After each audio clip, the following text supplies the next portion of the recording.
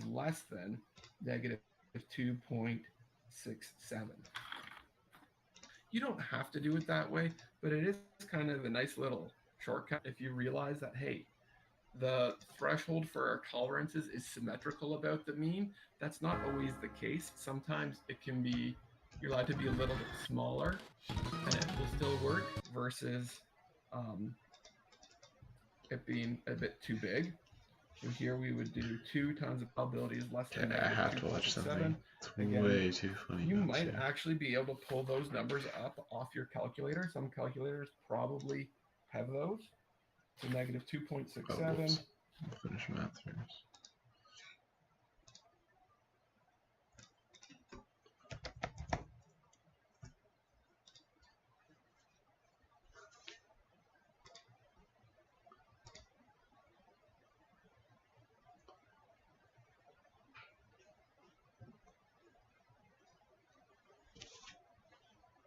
Half an hour long. Steve, no. No, Steve, no.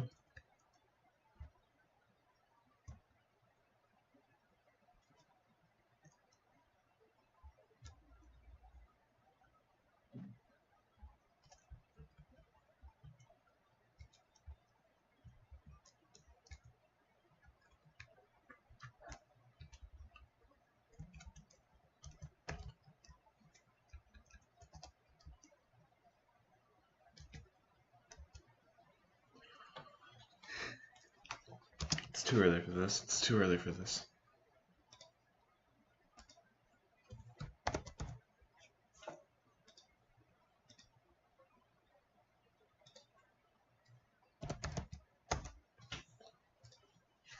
Wait, it's not a priority, right?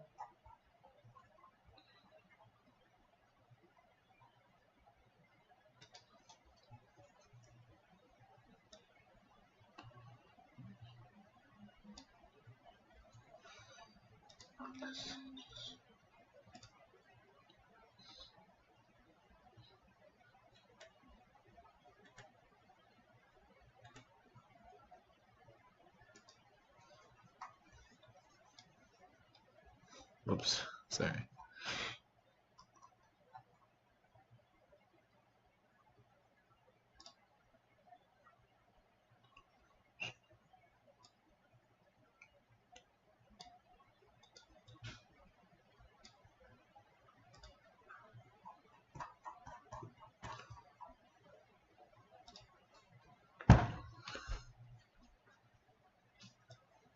She's got pursuit as well.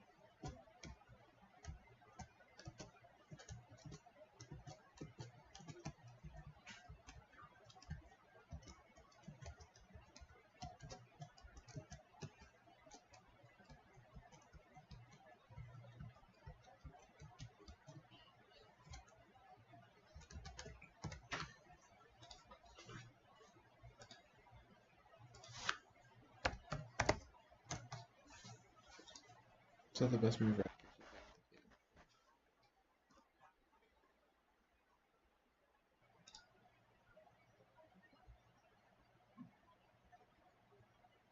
Go.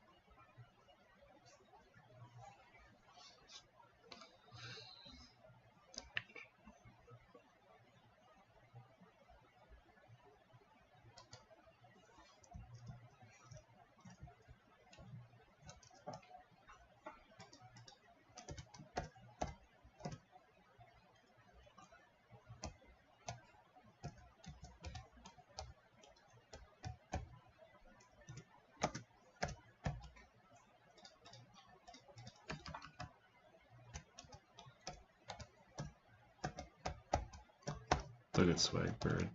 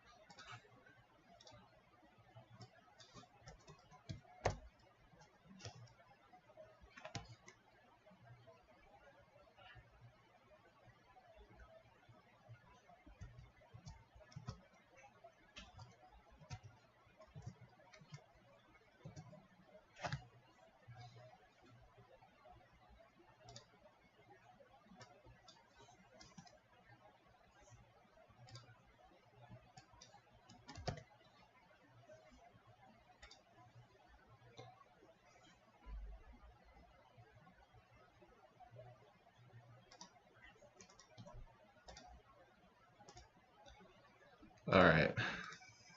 Sorry, this is... We got a banger alert. It's on this now. Detrimentally funny. Insanely funny. Video inbound. Super Okay, funny. listen, I know you're mad, but at least let the intro play this time. Why not? It'd be the first thing I saw play tonight. Let's go! Why not? The Toronto Maple Leafs! I guess my brand is a yell and scream. I don't script these. Are the Leafs all right? So what you get is from the heart. Welcome to LFR. Iggy, come. Good boy. Give me a paw. Oh, good boy, Iggy. Leafs Nation, this is your sign to get a dog. They're loyal, they're loving, they're lots of fun, and wait, watch this. It's amazing how easy it is to watch them enjoy something 4 times. Imagine enjoying something 4 times. Can you imagine? All right, how we doing? We on? We focused? All right. Hey everyone, Steve Dangle here, and welcome to my YouTube channel. It's called Steve Dangle. Very creative, I know. I began this YouTube channel 14 years ago. This was my 14th full season of LFR.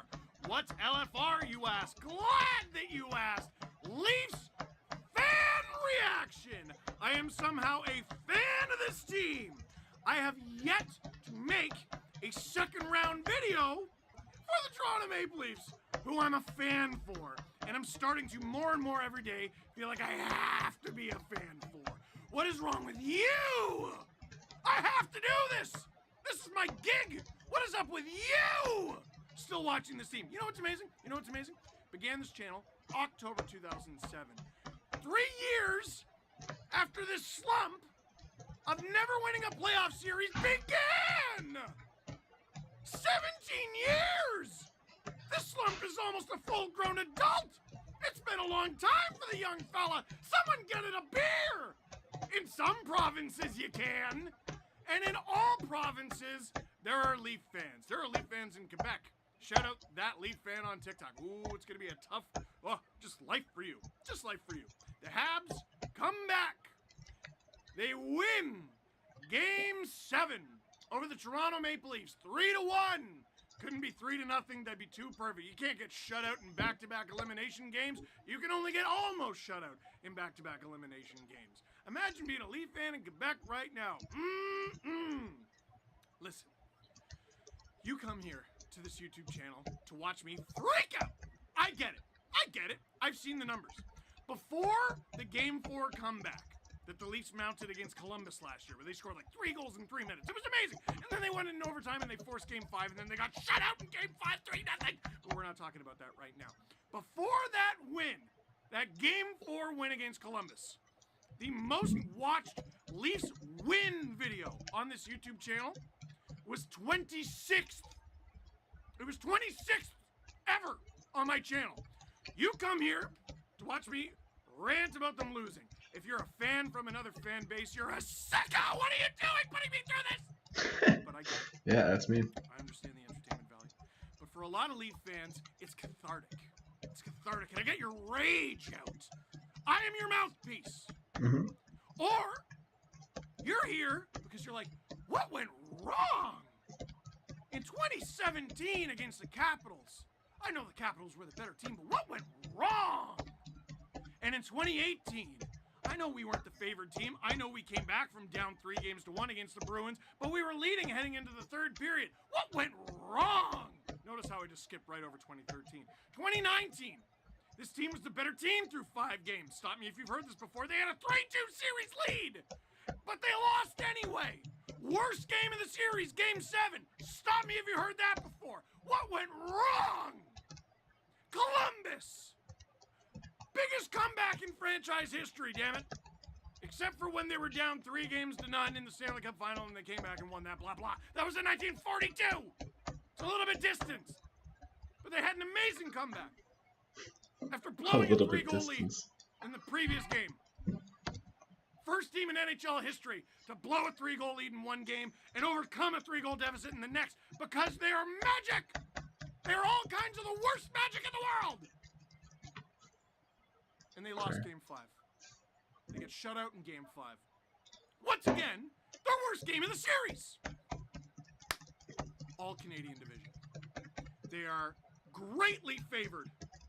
Greatly favored. Why are they greatly favored? Everyone's just a Leafs homer now. And then they take the ice. They take the ice with a fast team, with a team with top-end skill, with role players who know their role, with guys who will hit you, guys who will punch you in the face, a little bit of pushback for once. One of the best defensive signings they've had in decades. One of the best defensive groups, 1 through 6, they've had in decades.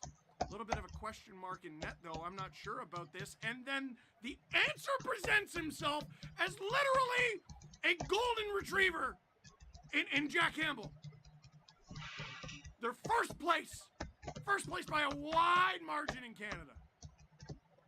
Habs, play them 10 times, win 7, mop the floor with them. They're going to play them in the Stanley Cup playoffs for the first time in since 1979. Game 1. Unbelievable injury to John Tavares. Like how do you predict that's going to happen?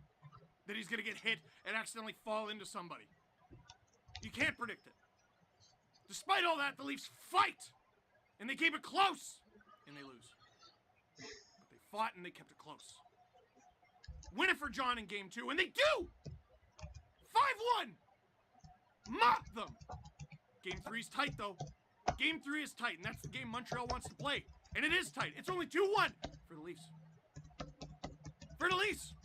They actually win! Game 4?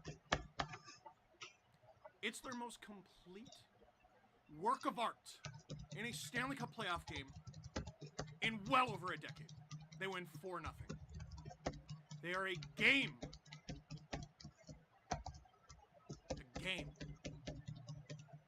Away from the second round for the first time since 2004, since I was in the 10th grade, over half my life ago!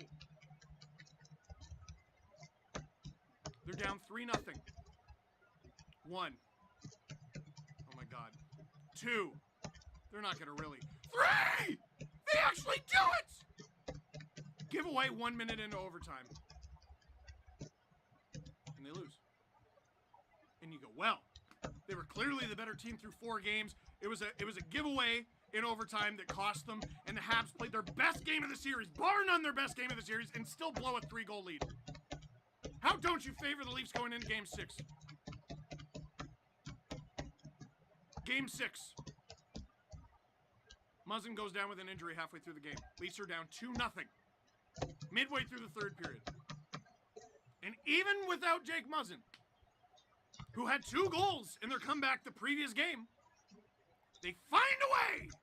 And they come back and they force overtime! And there are 15 shots in that overtime, and folks, let me tell you something, the Leafs had 13 of them! And with one of the 2, off of another giveaway, the Habs score in front of fans for the first time in almost 15 months! And they force a Game 7. And in Game 7, in Toronto, with it all on the line, they play their worst game of the series easily. Easily, indisputably. Undisputably. Whatever. Words don't matter. This team is nothing but words. No action. They lose Game 7.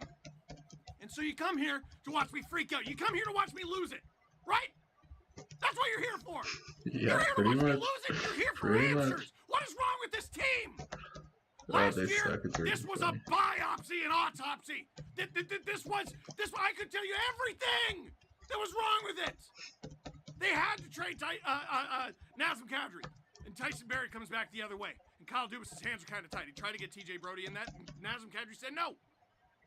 So he goes out and he gets Tyson Barrie, and he's not exactly what the team needs. Cody Ceci, that trade. Oh yeah, just giving a divisional rival, Connor Brown, trying to get up from under a contract though with Nikita Zaitsev. I get it. You didn't have to play him on the top pair. The Stars weren't scoring. They were getting goalied. That's what we called it last year. They relied on a teenager to spark them in Nick Robertson in the playoffs. The defense was shocking. The goaltending actually wasn't that bad, but it was the second best again. I could give you everything. This year, what was the matter? They blew a 3-1 series lead to the Montreal Canadiens. What was the matter? I don't know what to tell you. There is no answer, Steve. I'm sorry. Team's just bad. I don't know. I mean, what do you want? They had a guy win the Rocket Richard Trophy. He scored over 40 goals in a shortened season in which he missed games with a wrist injury. And his special move, Mortal Kombat, finish him, is a wrist shot. Won it anyway. The mettle of this team. Surely this is the year. And surely they're stronger. Mitch Marner. Everyone doubting him. He's making a lot of money. He wants to be paid like a superstar. It's about time he played like a superstar. Top 5 in NHL scoring. All the games with Matthews out of the lineup, he steps up. TJ Brody. I mean, what a signing. What a signing. Morgan Riley, though. Uh-oh. He's getting a lot of criticism down the stretch. Wasn't playing well defensively down the stretch. He was fantastic in this series. He was so good. Jack Gamble's numbers were better than Price's heading into this game. True. What do you change? What do you change? Except the jersey.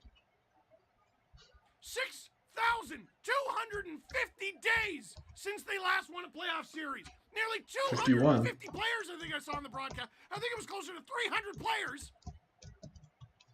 Nearly 30 of them goalies played for this team since they last won a playoff series. Make a trade, sign a guy, draft a guy. What? They've been doing that this whole time. No combination of skill and grit and youth and experience. Everything he's saying is absolutely true. There's nothing they can do. That team is just cursed, man.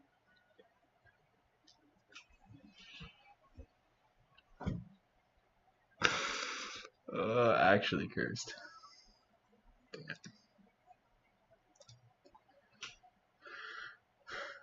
It's really funny. I already did this today. Oh. Nice surprise.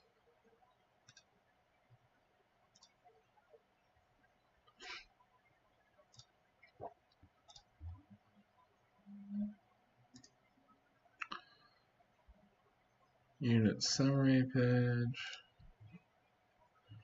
Review. Okay, we can just start on the assignment then. No way, dude.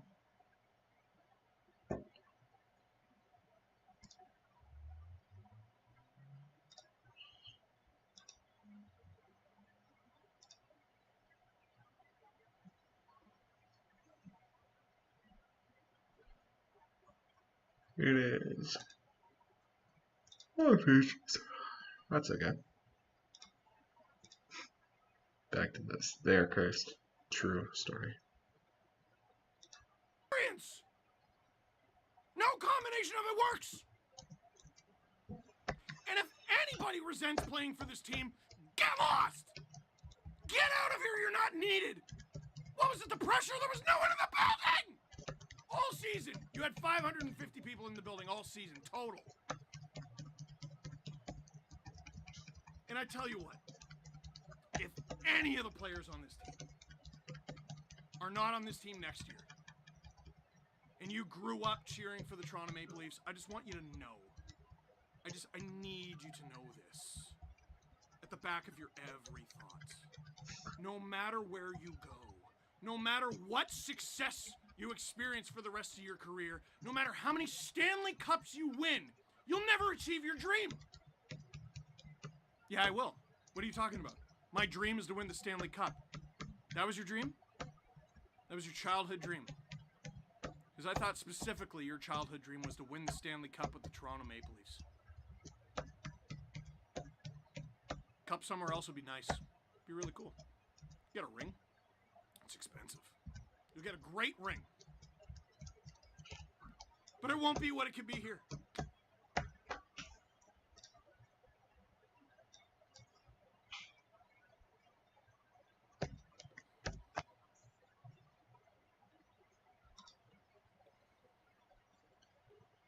All or Nothing. Oshawa Brewery. They were making hand sanitizer during the pandemic. They still are, I believe, last I checked. Support them. Support local. I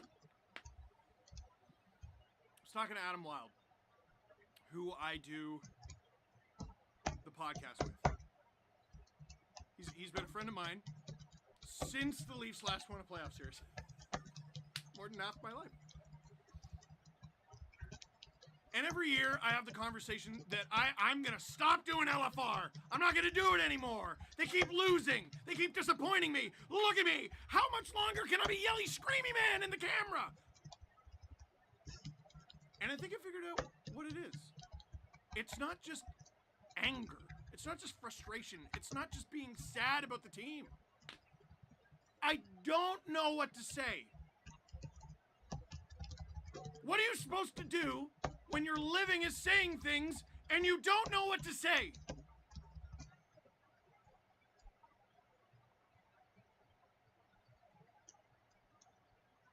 There's no sports team on earth like this one.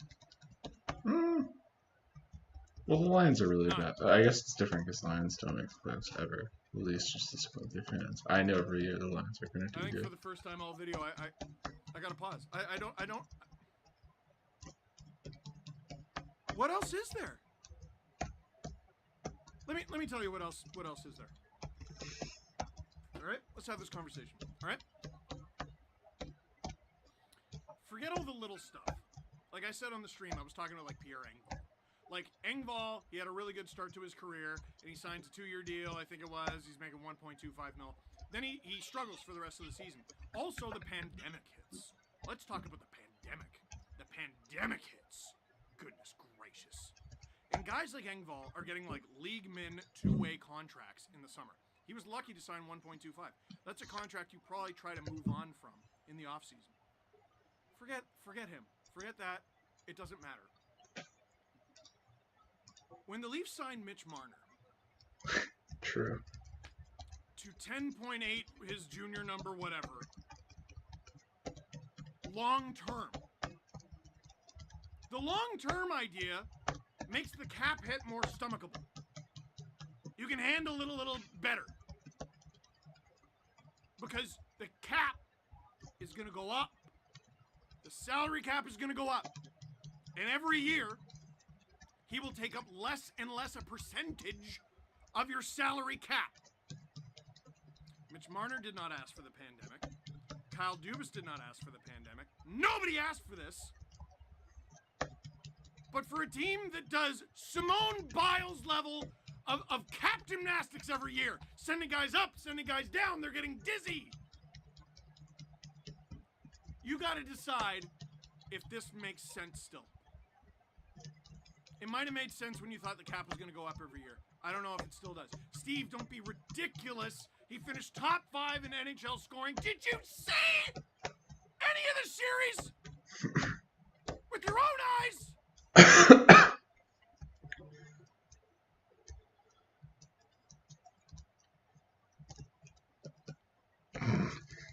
Drink more. You know, I got a lot of messages today. What have I got? What have I got? I got 36 texts. 5 emails. Keep it chill there. 3 Facebook messages. Who uses Facebook? 36 texts. A bunch of tweets. Sweet, heartfelt tweets from you. Steve, you deserve better. I hope you're all right.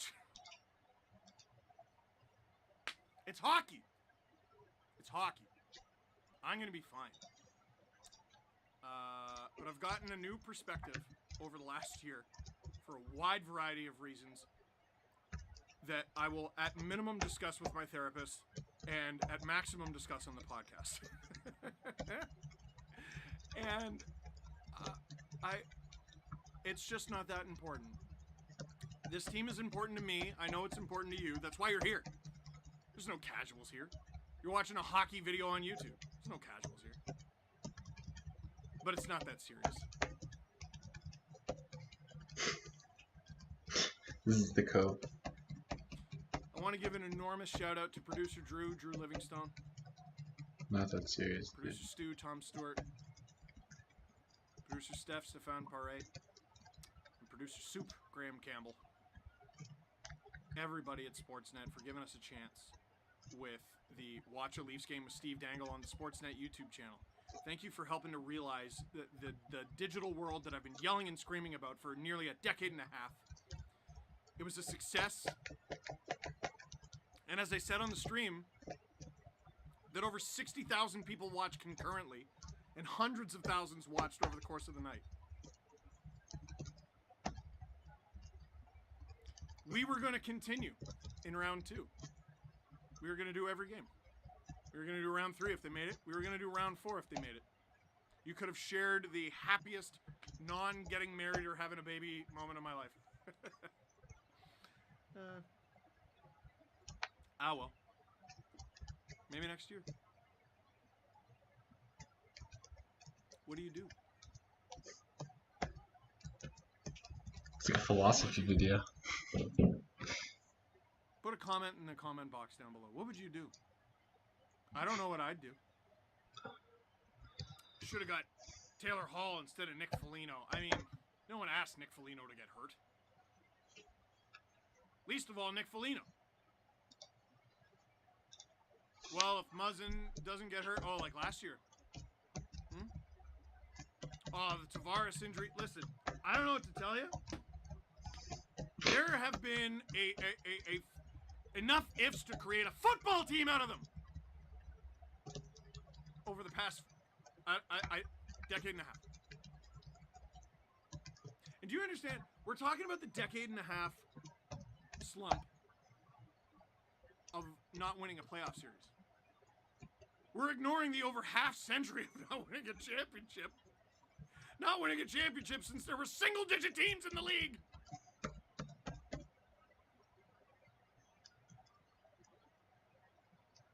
Habs fans, you probably want me to talk about the Habs a little bit. I mean, they really didn't change the game plan like all series. They were going to be bang and crash. They were going to be dump and chase. Rely on press. They were going to crash the front of the net and hope something good happened. And they did. And they won. Carey Price was good, like we knew he would be. He was not superhuman. He was very good. He wasn't superhuman. Brendan Gallagher didn't even have a great series. Nope, sure didn't. The worst goal of the series goes in. And I can't even blame Jack Campbell, because until Nylander scored with like a minute 36 to go, that was the game-winning goal!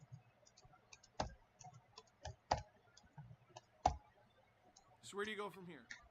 You have an expansion draft. You got a bunch of young players. I'd like to see Spezza back.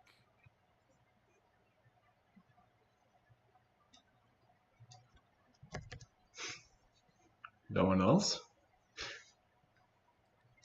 I don't know what to say. I don't know what to say. Before this gets any more depressing, I think I'm just going to cut it off. At least when talking about hockey. I've talked about ending the LFRs. I don't know. I don't think I'm going to do it. I think the percentage chance is pretty low. I would like to evolve what I do. Because talking about this team sucks! You're really I'm never going to know what it's like to grow a beard. Put this guy into retirement. Oh, God. I'm just never going to know. I'm just never going to know. I will. But you guys are special.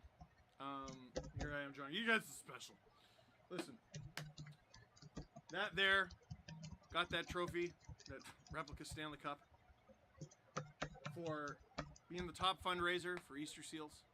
It's a charity that helps out kids with physical disabilities. It's something that means a lot to me. You're great. You're great. And I would hate to disappoint you. So I'm not going to do that. And again, it's hockey. It's not that serious. And I would like to call out a charity that I'll put a link in the description. This thing that happened in Kamloops with the residential schools, finding all those bodies, 215 of them. It's repulsive. And gestures and, orange ribbons and changing your profile pic. I mean, it's all well and good, but like we need some action here, and that's what I was talking about earlier today. So I reached out to a friend, and I asked him, what is an Indigenous charity that you value and trust? And so it's specifically for survivors of residential schools. Link in the description down below. Listen, if you're going to be watching, nice. we might as well do something with it, right? It's terrible.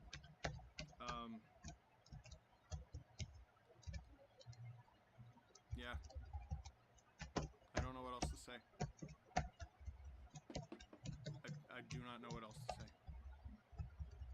And I tell you what, I haven't watched the post-game press conferences, and I don't care. I don't care what any of them have to say. And you might go, God, this is so unfair. Like, think of everything they went through this season. And like, God, I have sympathy for that. Past year hasn't been nice for anybody. But like, what do the Habs go through? Like, at the end of the day, it's even playing field for everybody. And they lost again.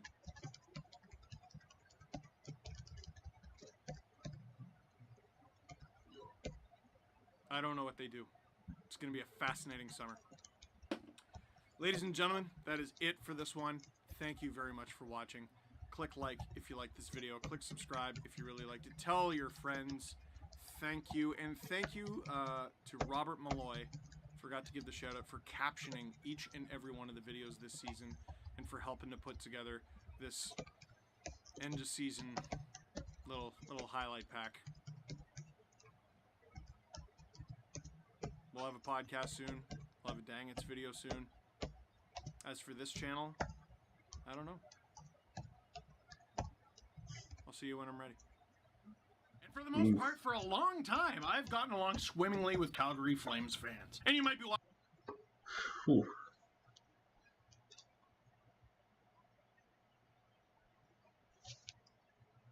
That is, man. It feels like bullying.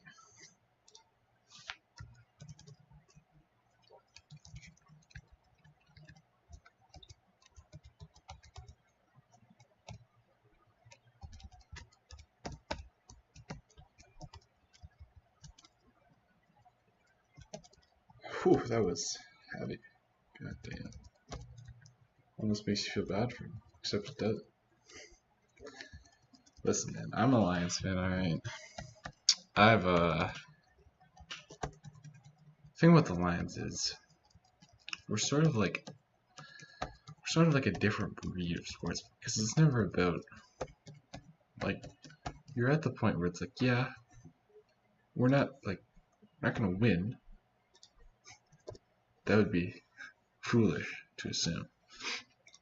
But every year we're gonna truck out a team. We're gonna get some solid wins and we're gonna go home and be happy about it. That's all. You just watch them. Just watch them for fun. You don't watch them because they're gonna win. You watch them because it's funny. Team's not very good most of the time. Always suspect coaching. It's funny to watch. Maybe you get a good draft pick. The Leafs. They make the playoffs and consistently throw. We haven't even been to that level to understand the pain. That's the difference between these two sports teams. Pretty much. Well, I don't know. I guess there's a different vibe. When the Leafs make it, it feels like every single year the entire fan base is like, this is the year. When the Lions make it, it's like, extra game to watch, maybe we win it, but fun extra game to watch, something more to do. This is just gravy. Cool story. But when we move on, Super Bowl not in the question, never in the question. You give us the All-Star team, not in the question. So that's the difference. watching this right now and going, I'm a Calgary Flames fan and I don't like you at all. I didn't mean you, did I? And then the Wall Street Bets forum on Reddit went bananas. Dangles anxiety to the moon. Because even though it was 5-2, Hey, that's kind of funny. 3 goals heading into the third period, I'm like, why don't I feel good? And my anxiety said, that's because every Sens goal counts for 2. I said, what? No, they don't. Yep, anxiety boosters, let's go. But they're literally up 3 goals. Nope, it's 5-4. This is irrational. Everyone's mad at you. Oh no, are they? Remember that thing you said in grade 7? I don't know. Here's everything you said in grade 7. But none of this, but just remember what we talked about in therapy. Anyone who's been, say it with me, irrational fears. Well, you can't make IKEA jokes about him. I'd watch that show, just John Tavares calmly building IKEA furniture. Hey guys, welcome back to Building IKEA Furniture with JT. Last week we built the Doxton table. This week it's going to be the Calyx shelving units. Shelves are good for holding things. So the first thing you're going to need is your tools. And the number one tool you need for these is a good attitude. And in the third, who's it gonna be, huh? Who is gonna step up? Who's gonna put on for their team? Who is gonna move some furniture around here? Hey guys, it's me again, John Tavares, captain of the Toronto Maple Leafs of the National Hockey League. Hockey is a sport that's played on ice. Today, we're going to be building IKEA furniture today, and today's piece of IKEA furniture is whatever comeback is in Swedish. Now, last time I told you the most important tool for you to have is a good attitude, and that's still true. The second most important tool for this piece of furniture is the hands of an angel. The third most important tool are 4 pylons, which the Winnipeg Jets were kind enough to provide. So the first thing you're going to want to put it over here. The first thing you're going to want to do is get the puck. The puck is the round thing that you play hockey with. Then what you're going to want to do once you have the hockey puck is you're going to want to dangle everyone out of every item of clothing that they've ever worn. Clothing is pieces of cloth that you put on your body, and if you don't, you get arrested. What this is going to do, apart from looking really funny, is it's going to make everyone forget that William Nylander exists. And then the final step, once you dangle around the fourth and final pylon, is you're going to want to give the puck to Willie, who's going to score it in styles. Did I do it, Joe? You hear what I called him? Yeah. How did the Leafs create their own bad luck on this goal? All right, kids, we're going to have to look for clues. Where should we start? Oh, I know. Whoever the camera pans to first after the other team scores. Oh, it's never fun being the camera pan guy. Oh, no. Morgan Riley, a defender for the Toronto Maple Leafs, was just trying to do his job, which is defend the Toronto Maple Leafs. He's on his knees. The puck is right in front of him. And he just kind of yeets it. Now, of course, there is a time and a place to yeet the puck, but on your knees in your own slot and tape to the other team is why? Leafs power play.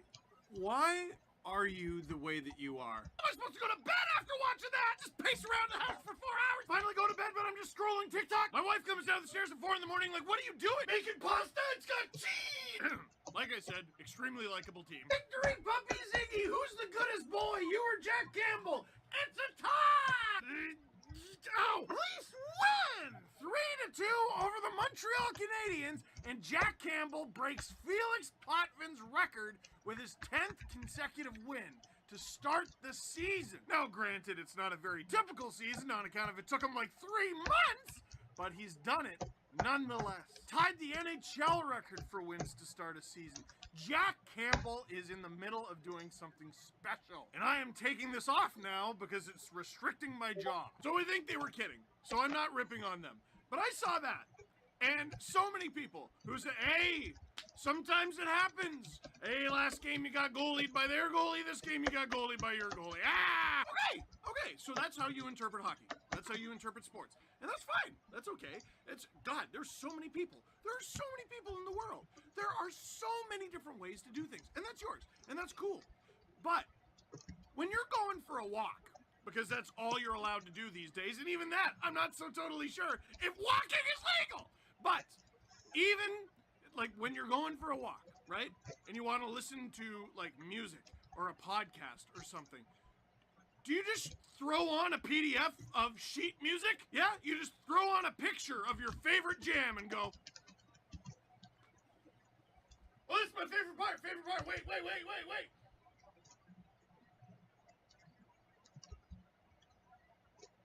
I know that's right. Then he remembered he was playing the Leafs and it was like Popeye crushing an entire tin of spinach. And boys and girls, God bless the Toronto Maple Leafs because they are a constant reminder to be what you are. Today they might call that sticking to your brand because we live in a dystopian hellscape, but the Leafs have a brand and they stick to it like Bopot Fountain. right? What's not right? Come on, man. I got a video to make. No, I got something to say. I want to call them out. Who, the Leafs? What do you think I'm about to do? No, not the stupid Leafs. You! Huh? No, I've had it. You show up every 3 months without even clicking subscribe to see the Leafs screaming, man. Go kaboom! And I'm sick of it!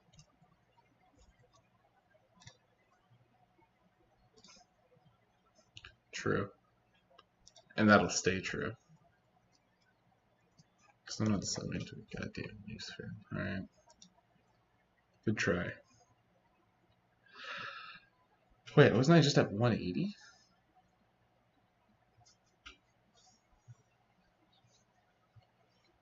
Well, I can't remember. Can we check the vid? Check the VOD.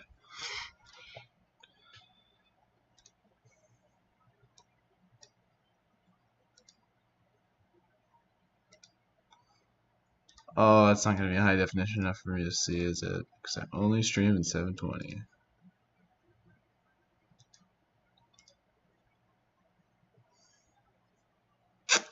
Unlucky, dude.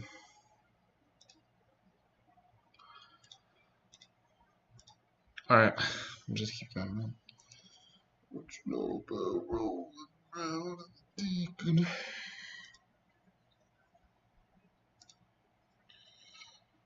Oh. What's next on the agenda for today? Great question.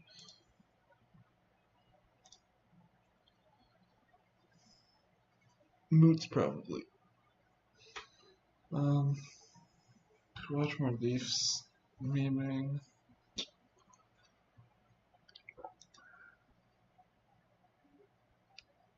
think there's a new Destiny video up.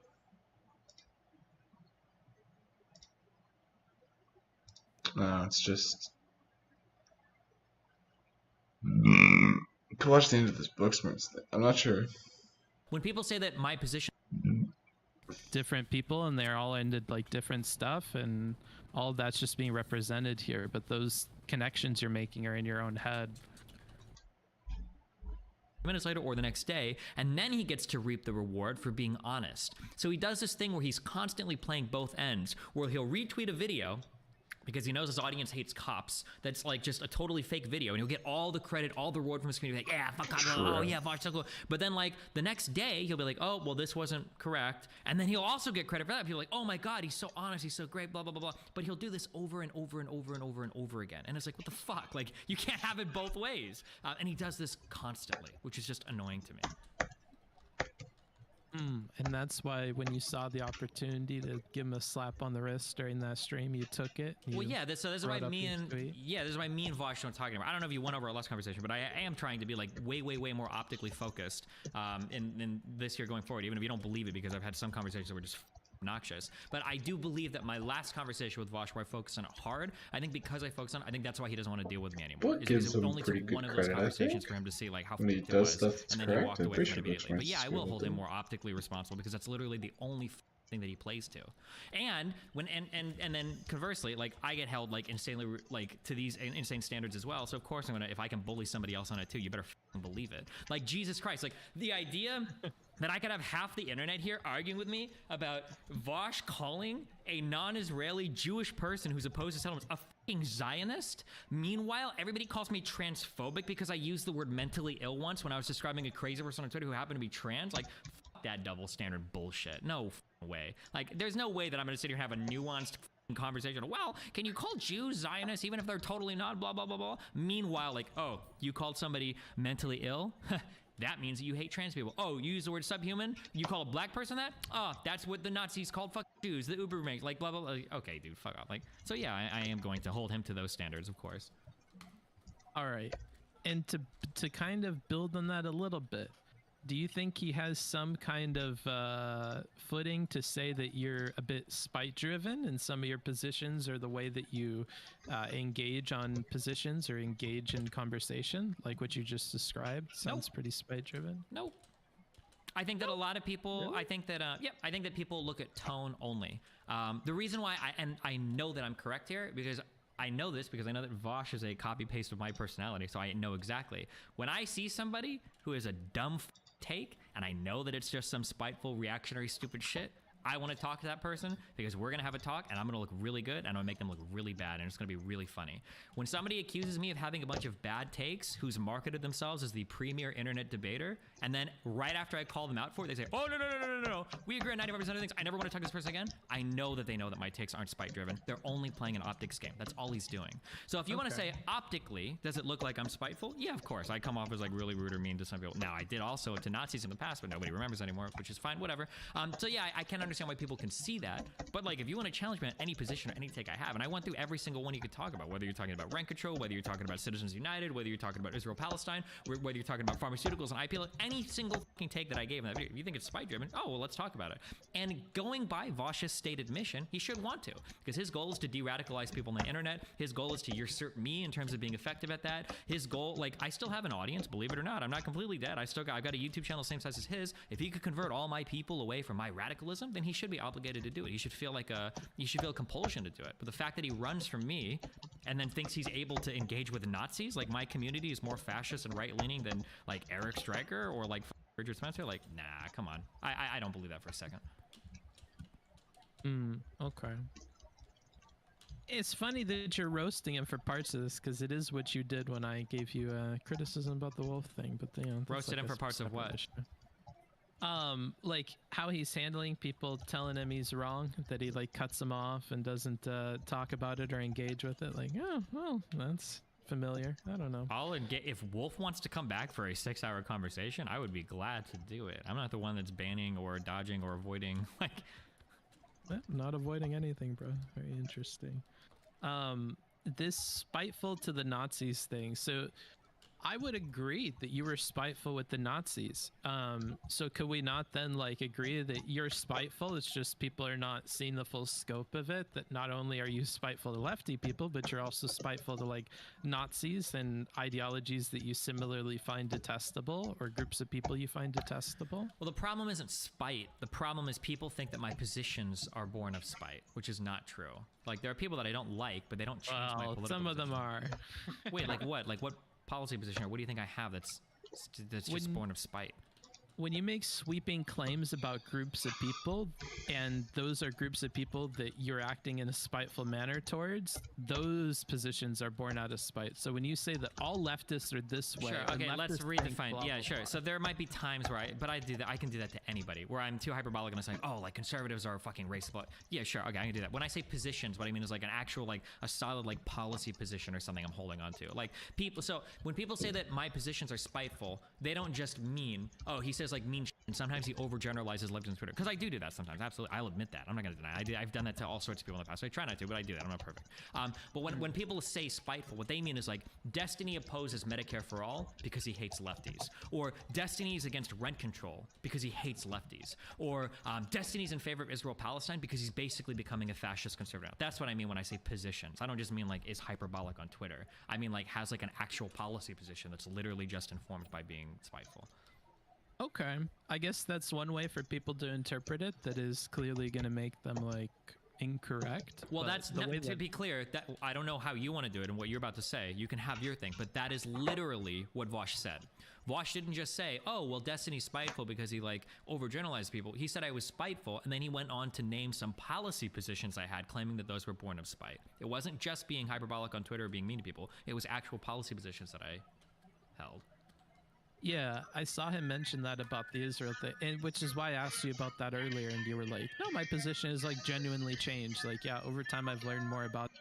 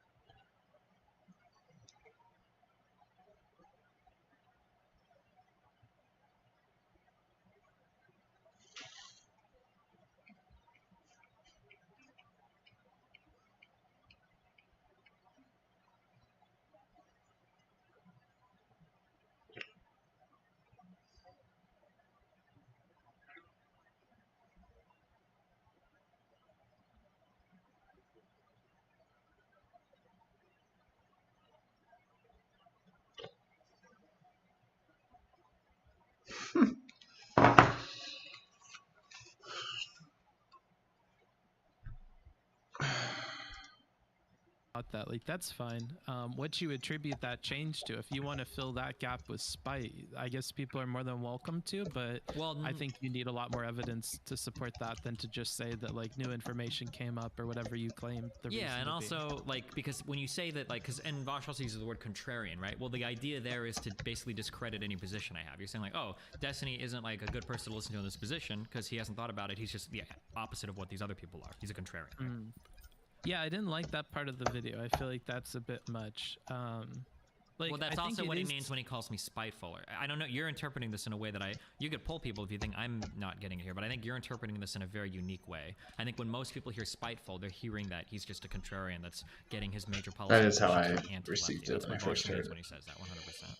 Yeah, I'll concede that that's probably the case. That's probably closer for most people in how they're watching it. And to be clear, I'm just asking questions that like I'm curious about while I have you here, just to like for my own thinking about it, because I'm gonna have to cover it again. Like I said, a little bit of a chill tomorrow. And he lied about my J.K. Rowling video too, which is also really annoying. I watched that J.K. Rowling thing way before I'm pretty sure he did, and like I very clearly said like, holy shit, like this lady is like hammering off like fucking or rattling off turf points like one after another. It's insane. And he said that I watched that video and I agreed with her. That was like really weird too. Like yeah.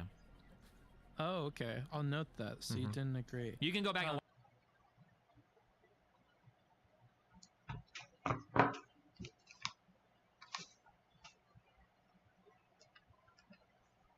Dude, I have watch that too, by the schizophrenia. way. That's just like a total like it's everybody remembers when I brought that up. Like I literally say like I think I say like, you know, when you read this from J.K. Rowling, the first like third of it is like, okay, yeah, I'm sympathetic. Maybe people are mischaracterizing her as a TERF, but then as soon as you hit like there's like a certain sentence you read where it's like trans people threaten real women in women's space, like holy shit, and then she just goes off on TERF talking about. But I literally say that like verbatim, like I say exactly that. So the idea that like you could come away thinking that like Destiny is like pro J.K. Rowling is like insane. It's just not an accurate reading. But yeah. And is that reaction video on your YouTube by chance? Yeah, somebody can find it. Okay. Or you can ask chat and they'll link you to the timestamp because I linked to mine. Because I asked my chat, I was like, wait, hold on, I remember going over this, right? And yeah, they linked me. Yeah, if anybody in DGG adds me with that, I'll open another tab and I'll watch that before the review for sure. And to be clear to anybody that might be wondering, like, I wish I could talk to Vosh in this same way and get answers before I cover it, but like... Oh, interesting. Didn't he say that he would never ever talk to you because you're just a Destiny dick rider simp? Yeah, he says I had DGG. I'm the one that bans everybody and won't take criticism though, by the way, but you know. Yeah, it was very not good. He says shit sometimes that is just like a knee-jerk reaction that's really bad, but like... I accept that with him the same way I accept a lot of your dickishness. Like, okay, that's just the kind of person that this is. That's how they talk. And as long as they're aware of that mistake and they're working around it, like, that's probably like the most I can expect from them. And that's why, like, when he corrects it 2 minutes later, because he was an asshole and he was talking out of his butt, I give him credit for that in a way that you don't want to, because you want to hold him to the fire the way you're held to the fire. You know. Sure. It's rough because, like, I don't know if you're totally justified in handling things that way. That seems really mean. Wait, to hold people to the same standards that I'm held to constantly by them and their communities? That's mean? I mean, it's kind of like Batman-y. Like, you're not letting it naturally happen that some dumb fuck on Twitter just, like, randomly... You're, like, creating that problem for that person. Nothing naturally happens. Yeah. There's, like... I don't want to fucking come off as, like, a victim Andy, dude, but there's, like, whole communities of these people that are, like, dedicated to, like, constantly riling and stirring shit We go to up about reviews. this. What do you mean by let it naturally happen? These people literally guide the fucking discourse. I'm not going to sit there and, like, sit back and hope that people call them out on shit or whatever. If they're going to contribute and calling me out on shit, of course I'm going to contribute calling them out on shit. 100%. Sure, but sometimes you take the bait on opportunities that I feel like they don't look the best. Like when he retracts that statement almost immediately, and then you go into this whole long rant about how, like, when the alt-right is anti-Semitic, they say things like this. So I'm not saying he's anti-Semitic, just to be clear, but that is sounding a lot like some alt-right people. And if he was an alt-right person, we wouldn't let him get away with it. Like, I stand by all of that. I mean, what the fuck? Yeah, of course. I'm not saying you wouldn't stand by it. Remember, when I'm in here, I'm not like these other dumb fucks that expect you to be some logic machine and always produce the same results. I'm not interested in that. What I'm saying is, like, if you're saying things like this, like, that's the way that people could interpret it. That's just my main thing. I don't care about the nuts and bolts stuff, dude. Okay, I mean, like, we are so many levels of like responsibility removed from how people deal with me, because like here, so your issue with me is like you're saying that like, okay, Destiny, when you say that his comments, if they were said by anti-Semitic people, would be instantly seen as anti-Semitic, you might lead some people into believing that he is anti-Semitic. So maybe like there might be like, that's like your criticism towards me, which is true. Or when you tweet that this is the left beginning to move towards anti-Semitism, and then you include a clip of him that's out of context. Like, yeah. I don't agree that it's out of context. I mean, you can go watch the full context of it, but like, holy fuck, there was. Why didn't you include the part where he retracts his statement? You probably still could have fitted in a similarly sized clip. Like, sure. That's what I mean. Okay, sure. Maybe, yeah. So if you want to talk to me about this level of responsibility when dealing with people, sure. But meanwhile, on the other side, people will just blatantly fucking lie about me being like transphobic or a fucking fascist or a fucking conservative or like harboring Nazis. So like, why would I painstakingly go through so much effort to be so kind and courteous and respectful of these people that will malign me at such higher degrees? Like, what the fuck? It's just like revenge. It's not revenge. It's like you want me to run a race that nobody else is giving me credit for and that nobody else is running. Why would I put myself through that? If somebody's gonna constantly say really dumb shit, and it is, I'm gonna call them out for it. Now, if this was somebody that I'd had conversations with, like for instance, if I was watching your video and you mentioned something and you said like a word that was like a huge like alt-right dog whistle or whatever, I'm not gonna be like, man, Booksmart said this thing and it's horrible, blah blah blah blah blah blah blah blah blah, because you've never done anything like that to me. You've never done anything like that. Why the fuck would I? Why would I go on you like that? Like, it doesn't make any sense. I could probably talk about it with you or talk about it like in a way more gentler way. But if I'm dealing with communities that constantly fucking lie about me and hold me to these insane fucking standards that have convinced like large swaths of the internet that I'm literally like a fucking fascist, then yeah, of course I'm gonna be like as hard as I possibly could be on this particular type of Reddit. I haven't changed anything in terms of like, well, I'm saying something that's just wrong. I'm just being like a little bit more like brutal, I guess, than I would be if it was somebody that it, like at least addresses me a little bit more charitably. Is that like a spite-driven strategy? Would it be fair to label that?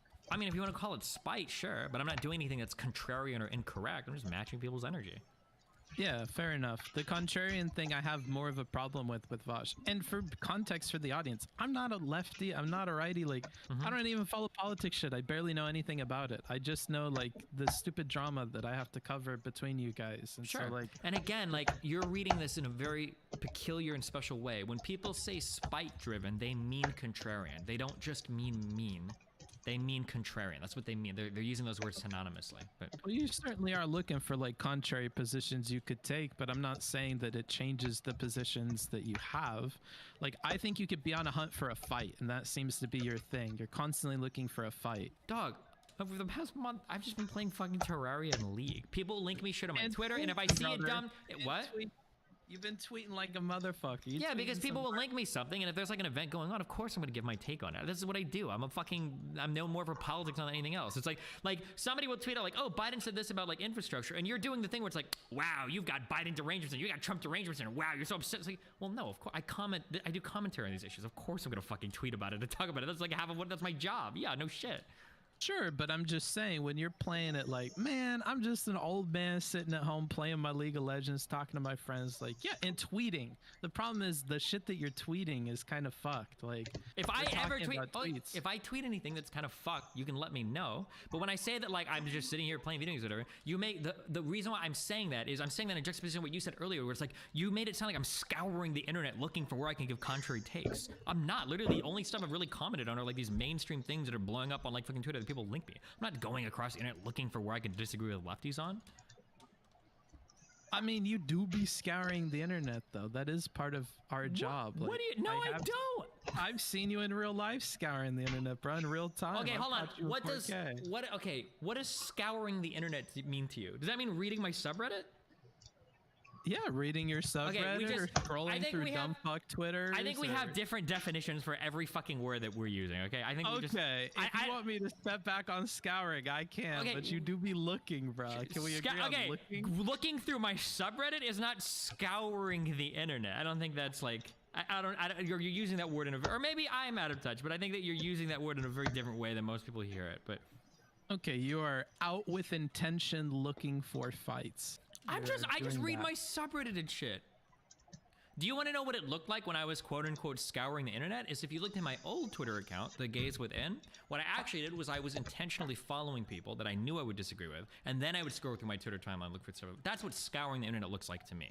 Because because I think on Gaze Within, I started following a bunch of like really far left people and really far right people, and I was looking and I was starting to like quote tweet a bunch of like Steven Crowder or Dave Rubin or like these people. That was quote unquote scouring the internet, like looking for fights. But no, I don't really do that at all. My community brings me shit, I'll react to it, but I don't like go looking for shit that I disagree with right now. Okay. You just happen to stumble across it. Well, I don't happen to stumble across it. I've got a community full of people that are like really invested in like linking me shit that I'll get mad at.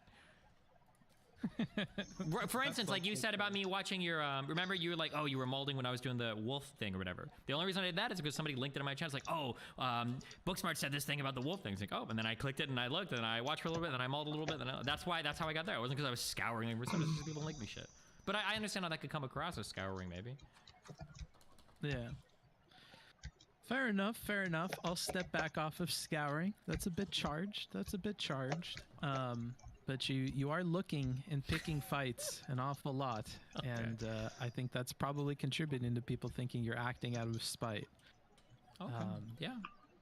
You're a man with many positions, but if the ones that are most popular and being done all the time are the ones against lefty people, I think that's what people start thinking.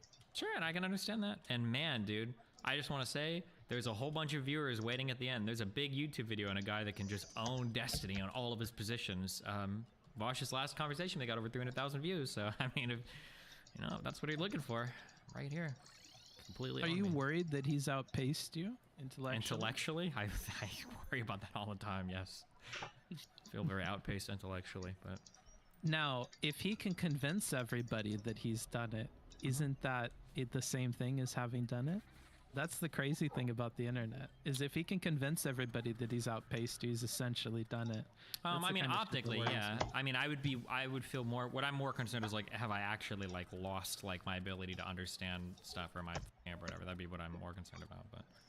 I'm just like checking my notes to see if there's anything else from this Vosh video. Oh, did you accuse the serfs of funneling money into Hamas? Oh, I saw there was like a right-wing, or not a right-wing, or it might be a right-wing side, I don't know, they accused of being right-wing, but apparently like the charity they donated to, the people that they work with, like their whole boards have like stepped down and shit for being like every single member being anti-Semitic and stuff. And there were some accusations that a lot of the money that they raised, or some of the money that they raised, have been funneled to Hamas in the past and shit. Okay.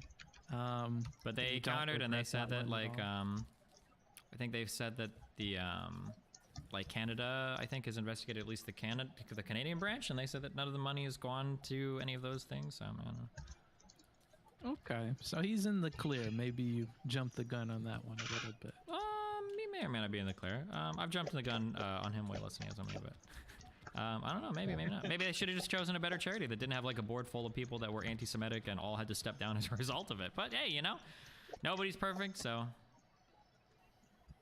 Every time you accept criticism, I love like the 4 other like pieces of shit you throw out as you're doing it. I think the hardest thing for most people to understand, and I wouldn't expect them to, or maybe you will at some point as you keep doing this, is that it feels really horrible to be held to different standards than other people, and then when you get criticized for not living up to standards that nobody else is expected to, it's like a very mindful thing to deal with. It's one of the worst things in dealing with criticism from people on the internet that are anonymous, not criticism, but like haters, is because people on the internet that hate you can say whatever crazy shit they want. They can call you slurs, they can call you all sorts of horrible shit, they can dox you, swat you, blah, blah, blah. But if you were to like lose it with a hater and you were to go too hard, people would hold you massively accountable. And there's this really weird imbalance where you're held ultimately accountable for every single thing you say forever and ever and ever, because that's how the internet is. From the haters that you get, I shouldn't say what's happening like the hate that you get, I'm those playing a people little have zero bit accountability. Overwatch And it feels that way when I deal with a lot of the content creators, that they have zero accountability, and it's really annoying. Yeah, so you have like a group like what Lance raised money for, their entire board stepped down for anti-Semitism, but that's fine. But then if you look at like Destiny supporting like Rittenhouse, like, well, Kyle Rittenhouse, that guy is a Nazi, and the reason why I know it is because one person that was also at the Kenosha event was in a Facebook group where he tweeted like a Nazi meme one time, right? Like that's the standard that they need to meet to prove that. But like my standard is like so much higher, and that's just like a really irritating thing to deal with. But so much so that you feel like you need to like represent the kind of justice that you want and like exact tolls on these people. Yeah, right? sure, hold them to the same standards. Yeah, why not? Why the fuck isn't this shit spawning? Sorry. No problem.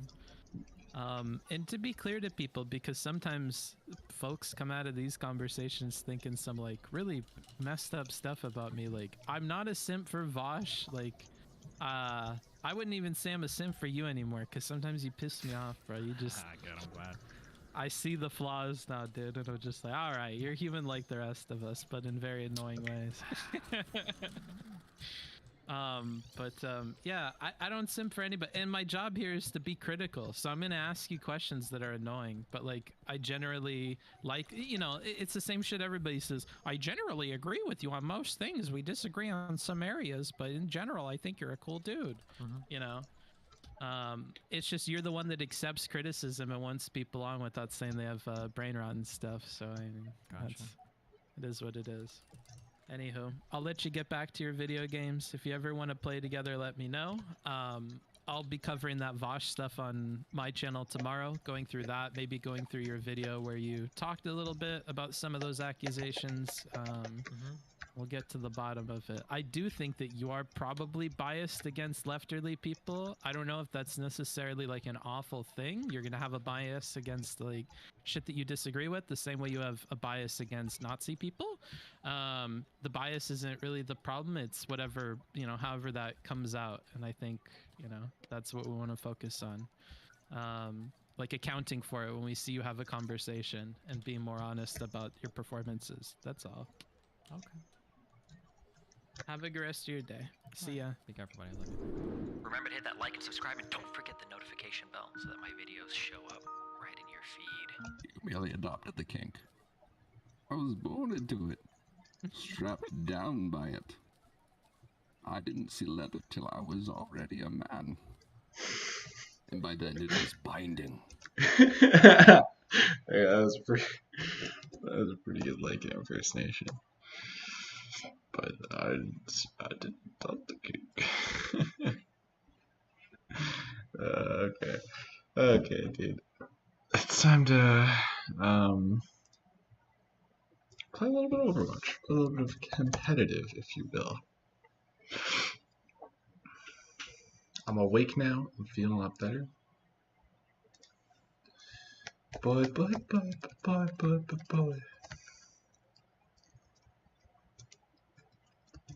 Man, Montreal winning this series has boosted me so hard. Oh my god, I'm so happy.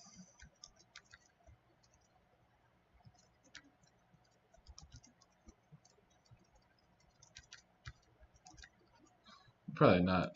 Probably not need to have stream stuff up. It's probably okay to not. Overwatch?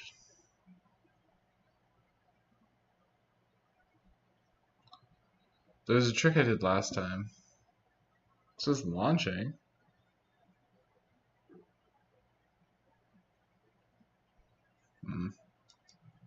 Like uninstall BattleNet.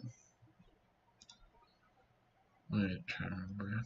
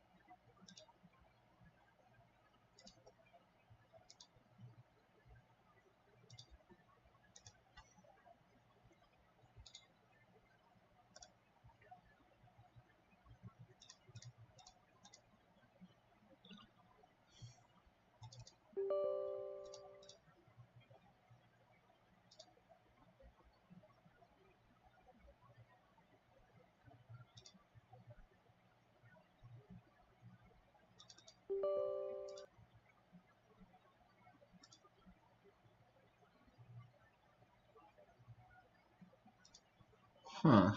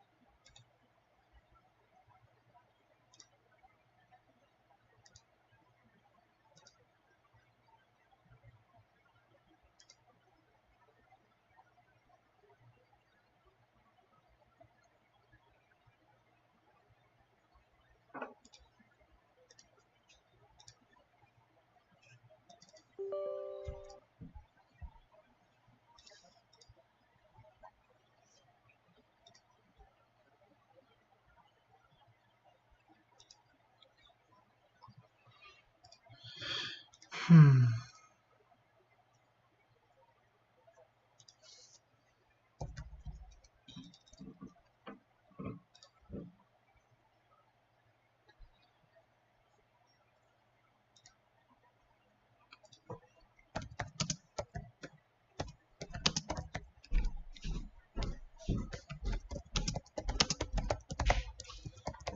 I gotta fix this problem.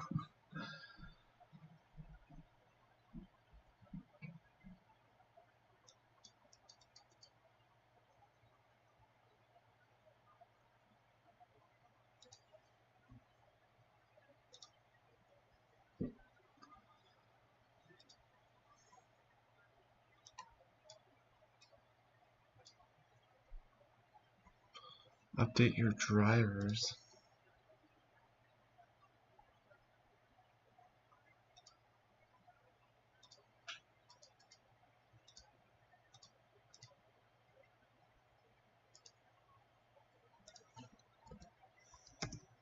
I'll log out and then log back in.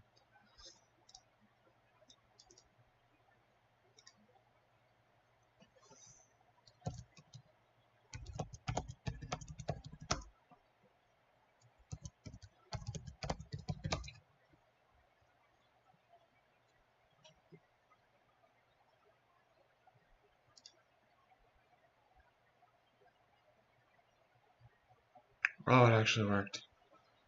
Okay. I actually got battling to work for one time. One more time.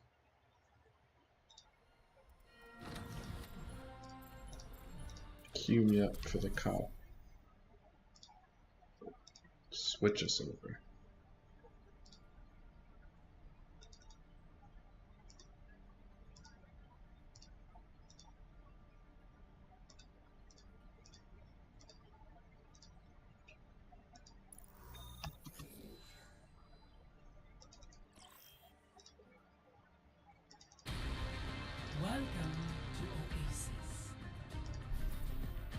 Oh, I had such also whoops.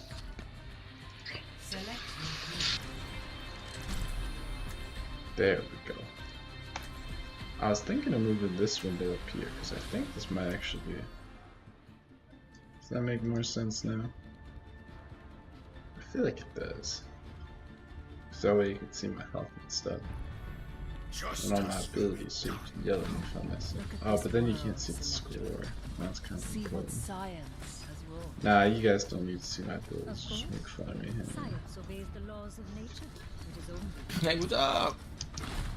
Alright, dudes, you ready to win some competitive Overwatch? Competitive as fuck, yo. Yeah.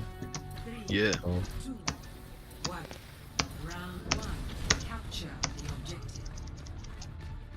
Okay, looks like we got some. My teleporter is online.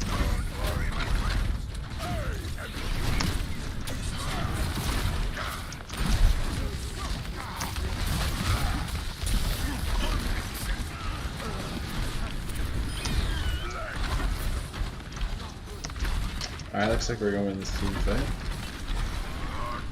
Yeah, we got him to back up.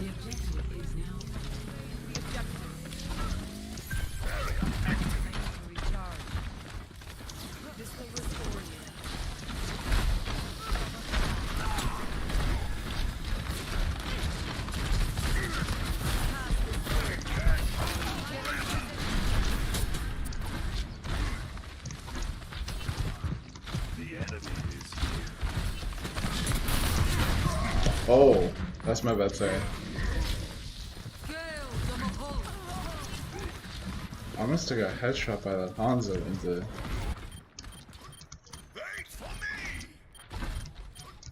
Because I literally just like barely peeked that corner to get the fire strike off.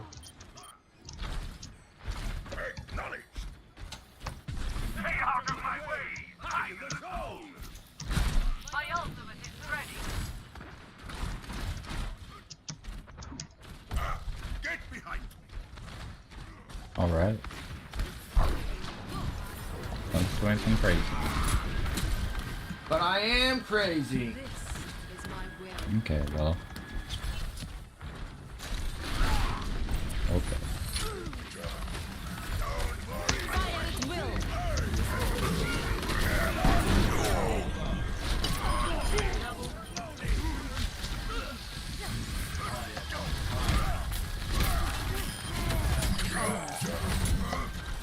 Someone's coming around right. Someone's coming around forward. Well, they probably shouldn't be. Both their tanks are close.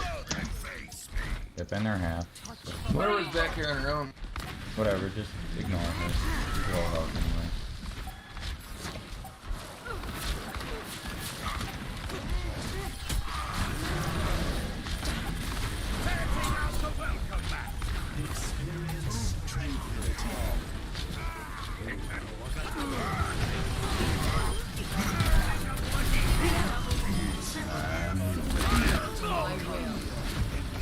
Alright, good round. Easy. Yeah.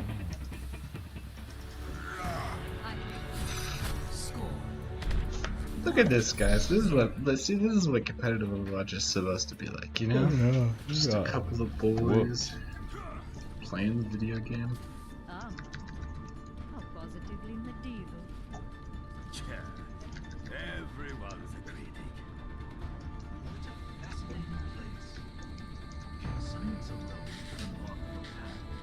Ah, that's fine. I'll start.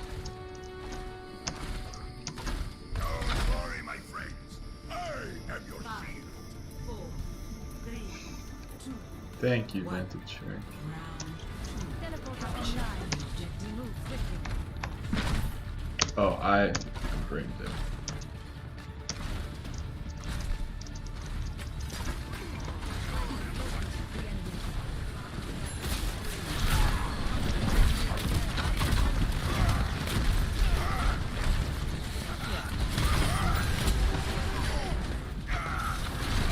Rank 1 behind you. Yep, we go. Get on point, get on point. Get on point, please. I need heals.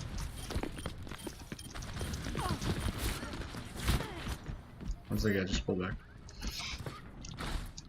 Back and ready for more. Greetings. I cast this forward.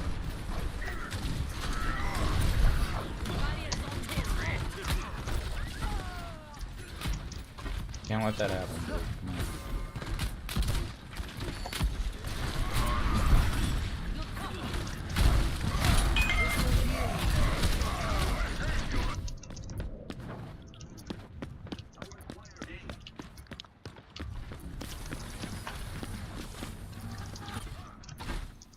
This is not over. Need heal on boat. What?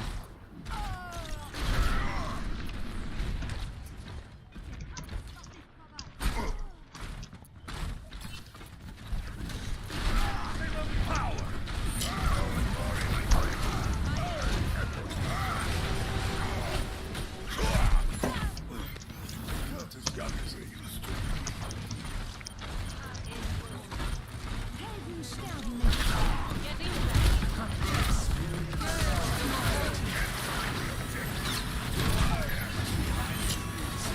Right?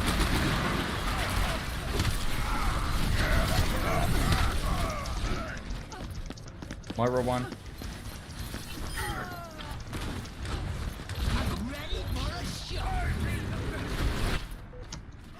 Wait for me.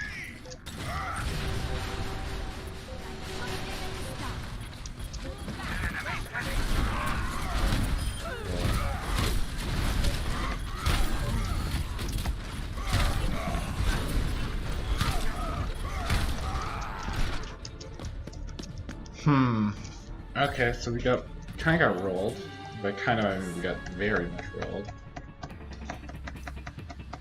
Enemy contact. Score 1-1.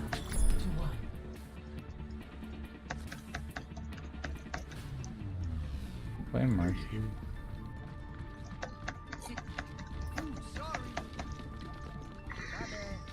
Sorry. Look at this team. Hmm. We're gonna do great. We should be. We should be.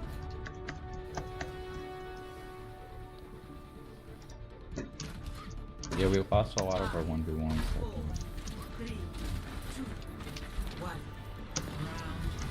Teleporter online.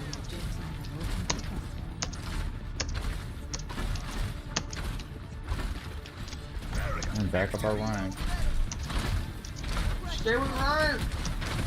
Come man. I got you. You guys just gotta chill with me, you know?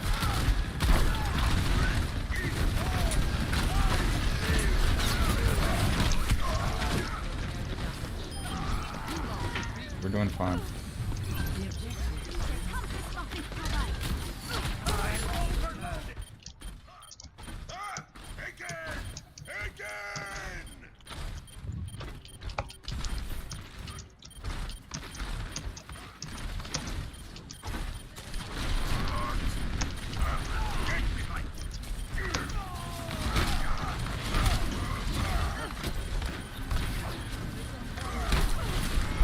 Sorry behind.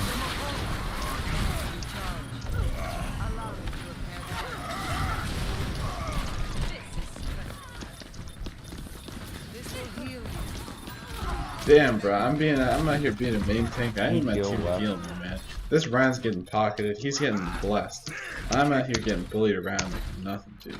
This is some bad. Yeah, go Mercy. We're running out. Help me.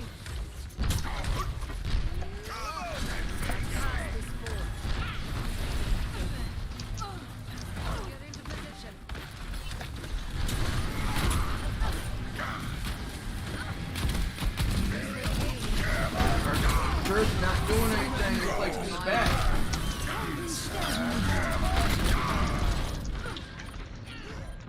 Okay, let's go.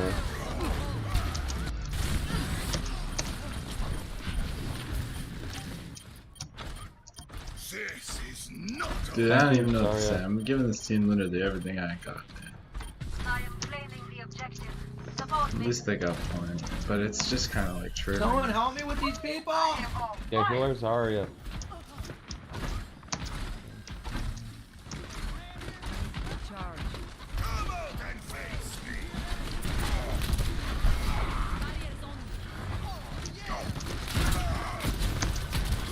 Man, they're really good whenever I drop shit. Birds up there.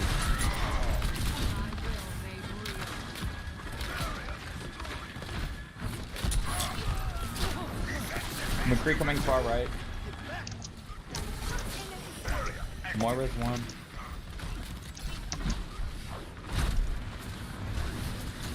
They're coming main. Yep, we're good, we're good. Ah, stun. My shield's super low, I'm sorry.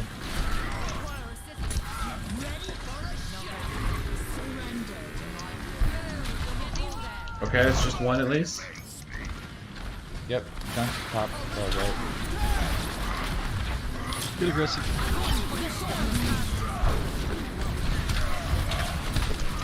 Jump middle top. Okay, I need to stop using fire strikes so much. I need to chill on some of the strikes. Because it gets a little crazy, I think.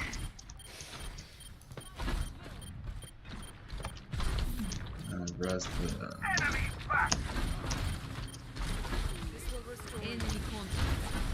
Thank you.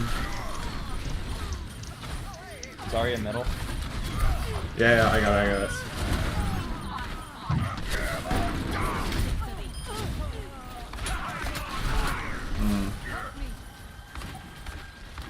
Damn.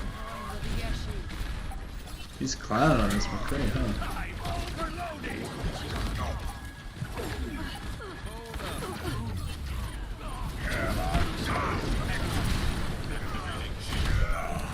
Ryan one. Yep, nice, nice, nice. I'm so proud of myself for that Ryan beat. Getting the healers, Yep, we're good. That should be a game. Whew, okay, that was close, but pull that. I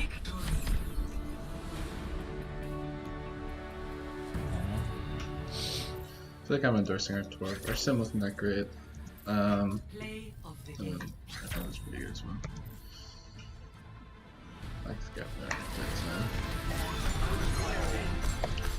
I mean, I'm mad at him because he played this year, but realistically, he was probably pretty good this game. So that's whatever. Damn, it's straight. What's the vote? No vote here. 9 deaths, not great. 19, I'm just good.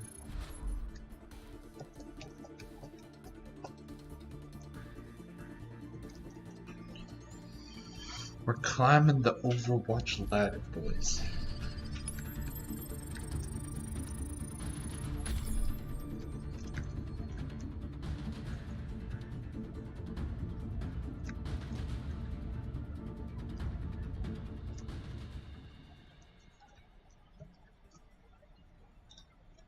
Oh, it doesn't just auto-queue you. Look at that. A few more wins would be at silver. Wait, is silver 1600?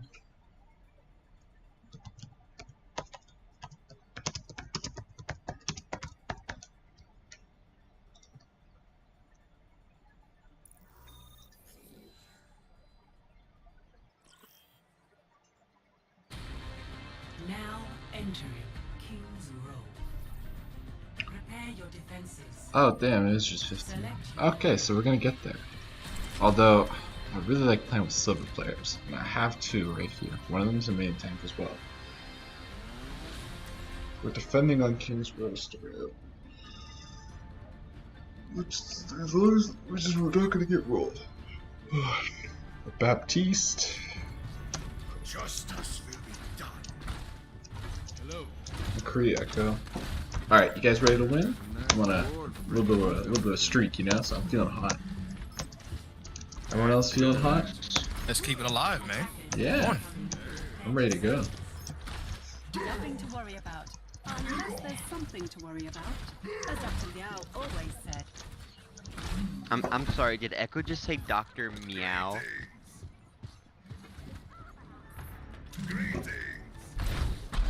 Echo's a furry, confirmed.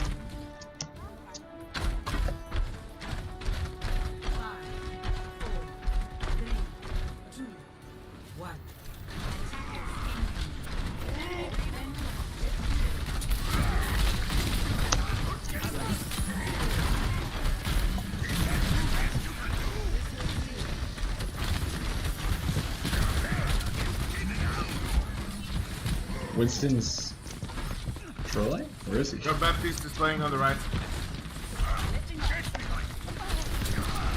Watch that Winston back line.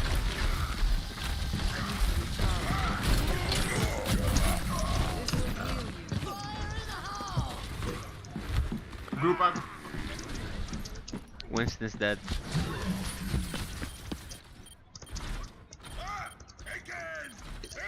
We need to hold this to at least like a minute, dog. Cause the rest of this map is just like, okay, they got it.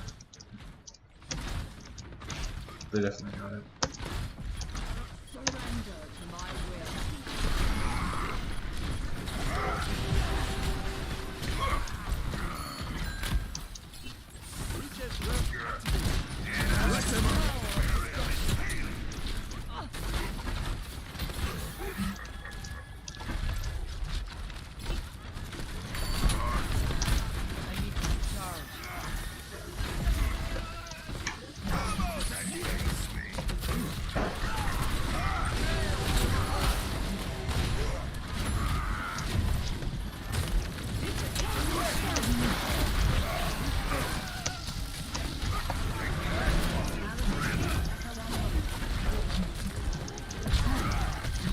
Go target.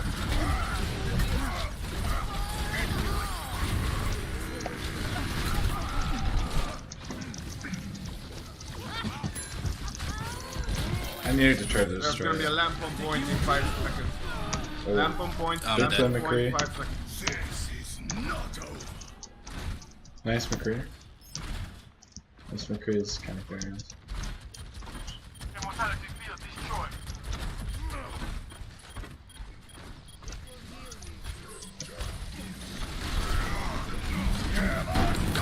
I'm coming.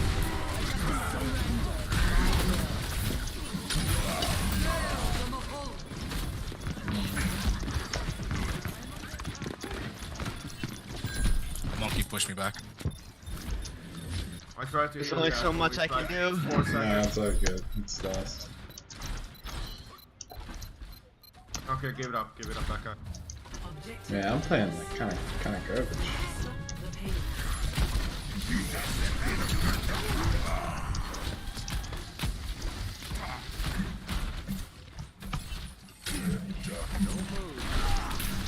Ah, he's low.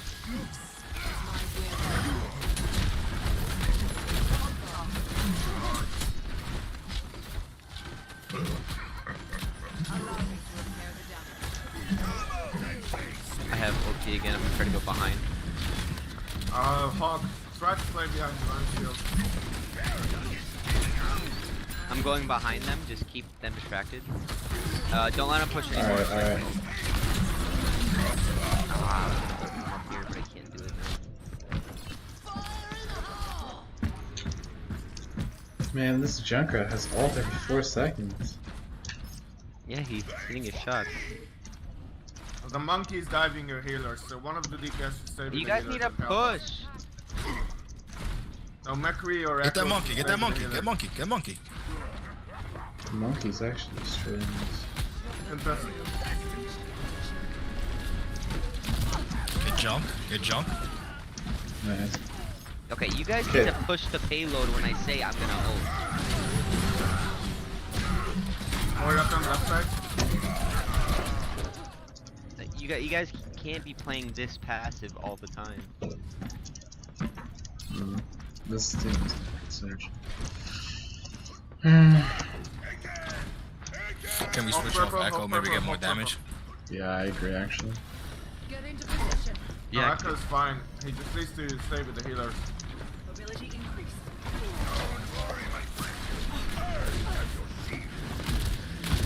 Try to steal the rhino. Duplicating mouse. Fine, just back up. That was terrible. No, push that. We have 3 healers. Come on, guys. Yeah, I have a big play up front if you guys are here.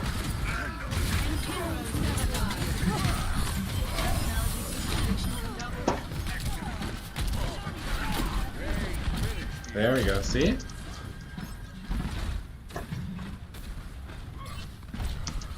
I reckon it was an accident to hit the mercy, but when we have 3 healers, just fucking push. Nice. Oh, this is gonna destroy me. Yeah, I can. Dude, they always solo me, man. I don't understand these Junkrats. It's literally just no skill into solo up. So brilliant. Thank you, McCree. Push Ryan. Okay, no more ults.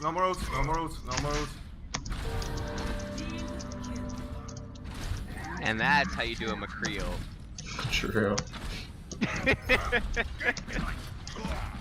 We shouldn't give them that much space. Just push a bit.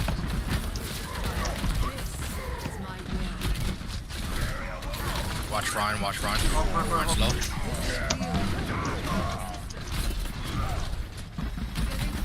Thanks, Echo.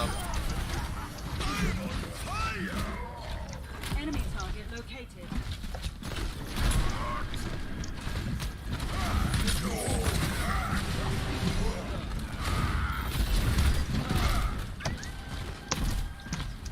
Watch ball back low.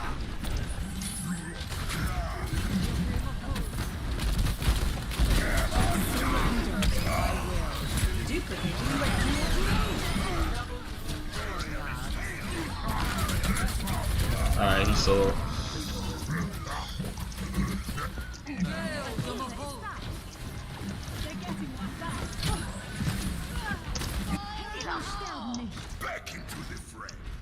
Alright, they're all pressing Q, that's okay.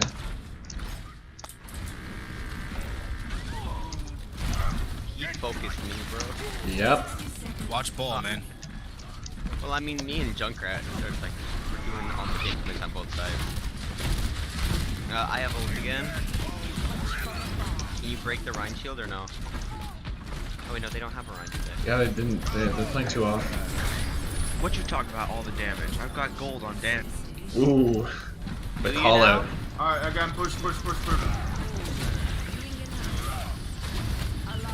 Yeah, get this hammer down here, dude. Goodbye, ball. Yep. Push him back.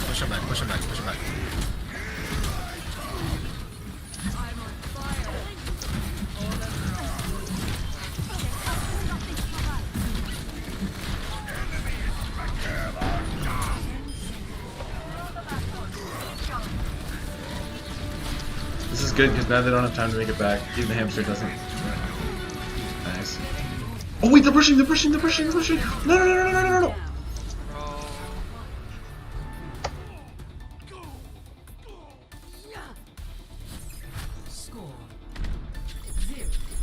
Damn, I got 13k healing first round.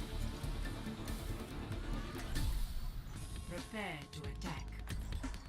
I'm gonna run somebody else. I can't believe he fucking got We that. can we can go dive if you guys want to.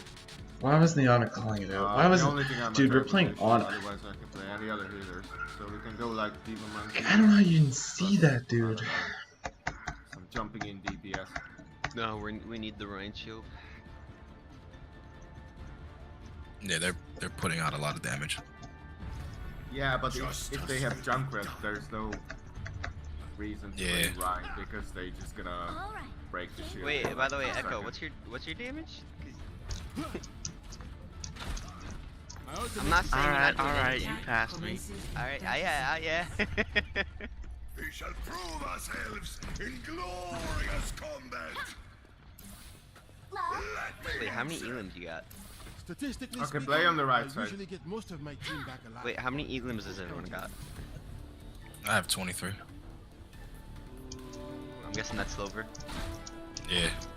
I'm damage boosting a fire strike, then we can fly up Echo. 3, 2, 1. Attack. They go back to monkey? I guess that makes sense.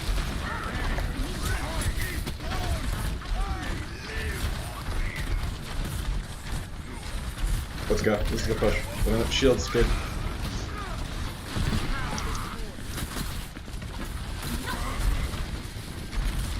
That monkey's one shot.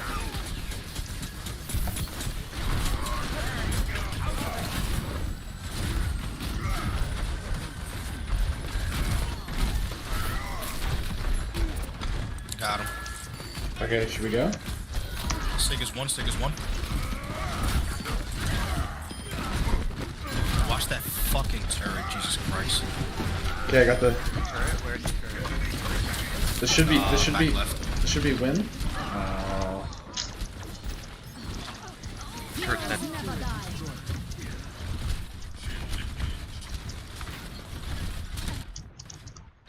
Back and ready for more. Let them up. Beginning objective capture. Watch out, Hammond's behind us.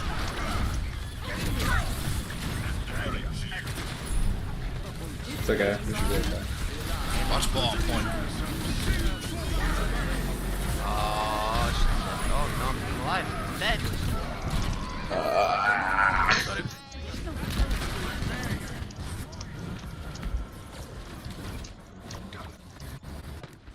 Yeah, that's why I said we go monkey instead of I Ryan. almost have ulti. After Shatter, if we don't cap it, just swap the monkey.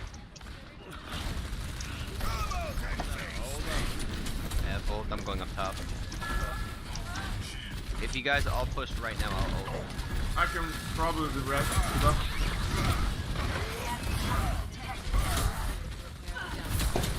Ball on me. I can't move to you, man. That turret's fucking me up. Healer and main damage healer gone. Yeah, Other Three healer or dead. Echo, you have. Take it. Other healer dead. Yeah, we should be good. Yeah, it should be 10. They're not gonna flip. Good shit.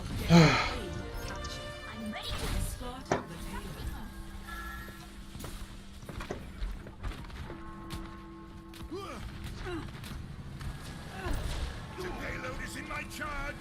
Let us move it. I'm going up top.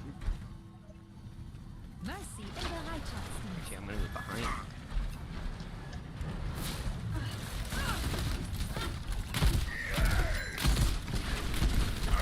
Get behind.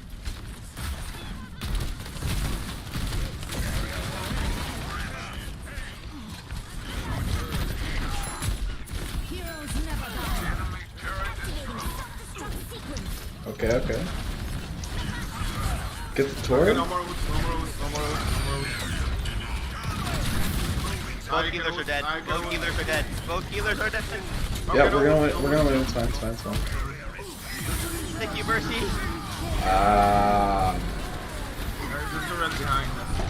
Yeah, that was just unfortunate. They had all ults on us.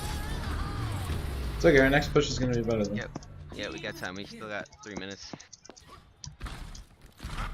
I almost had Hulky. We have 2 DPS ults and a Baptist ult. I couldn't get that ball. My bad. Try to steal the signal.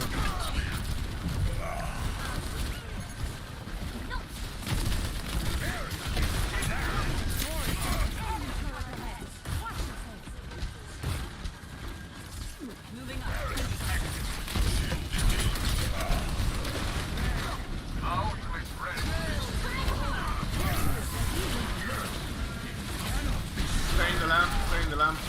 If you can push them forward, I can go from behind them.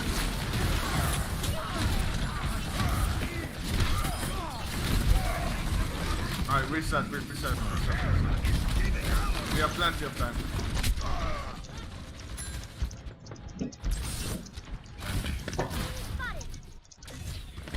Look at all the ults as well. We have everyone except people, so we're chilling. Yeah, but Diva's 97. Oh, true. Never mind. We Dude, we got a have big all play. ults. So yeah, we have all ults. Okay, let's go. Yeah, but don't use everything at the same time. Yeah. Just try to use Rhine Shatter first, and then I can ult.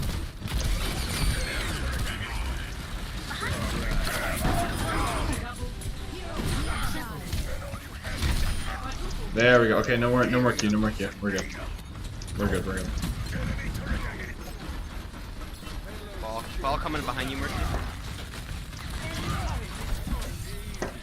Ball's real low. Yeah. Ball's dead.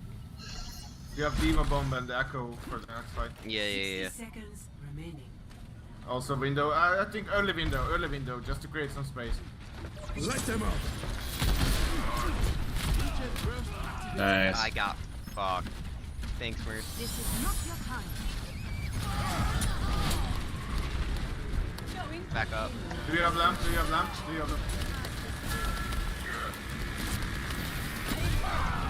What? Shit, they killed it. It's whatever. We have point. Yeah, they're just throwing ults.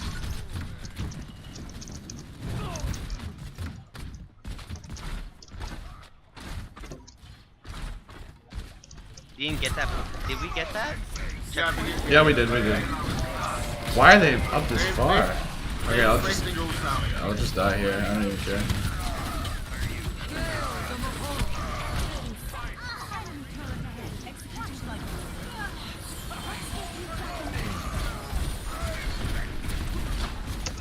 The turret, please get the turret.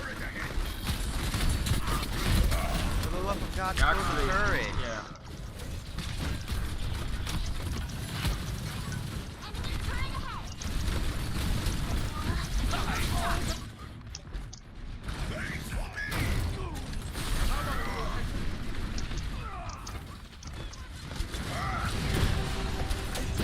I'm in the McCree.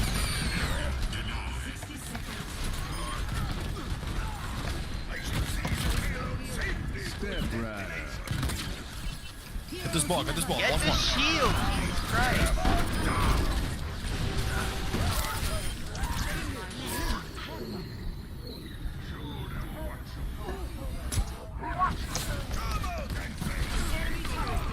Nice. Okay. Keep 3 on. And then Like, I ulted and no one was attacking the Rhine shield. Like, please. I was killing Diana. Sigma's Focus. 1. Rhine shield. Yep. Rhine shield. Break the Rhine shield. They're behind window. Ryan's nano.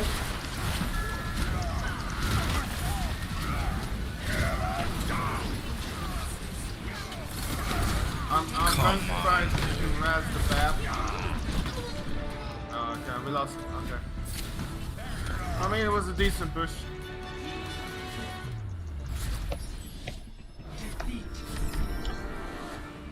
If they don't back up, we win the game.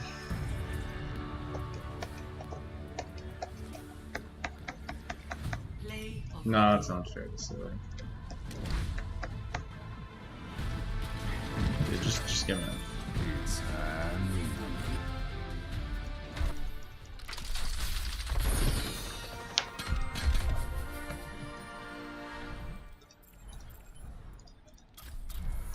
Alright.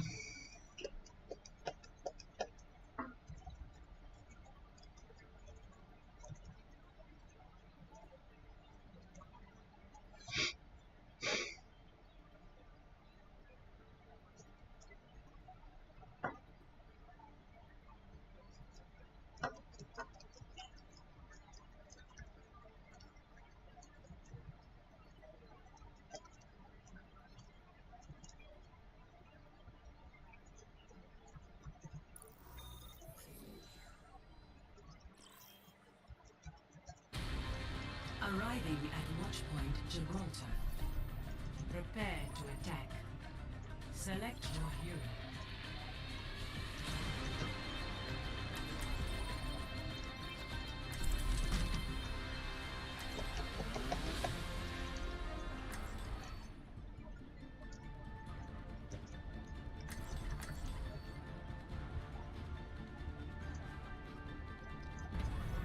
Justice will be done. Winston, I think one of these equations is wrong. Winston's like, shut up. Commences in 30 seconds. I heard there's a nice reward for bringing you fellas in. I remember being posted here. It was good for my tan.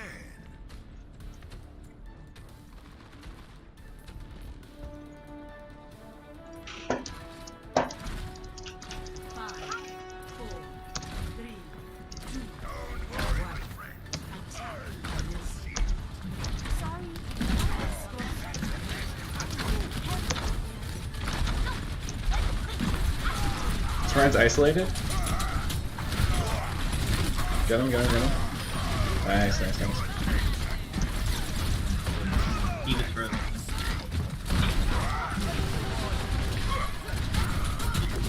Yeah, Diva shoot done as well.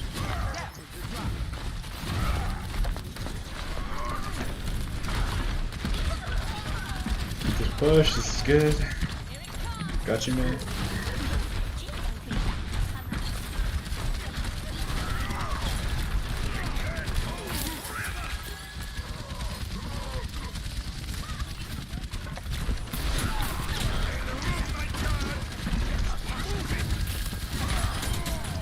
Monkey's done.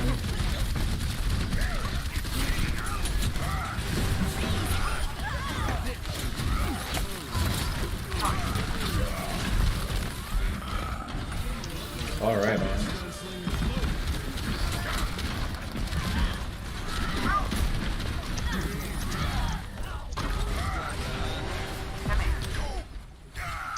I'll feel sad in the morning.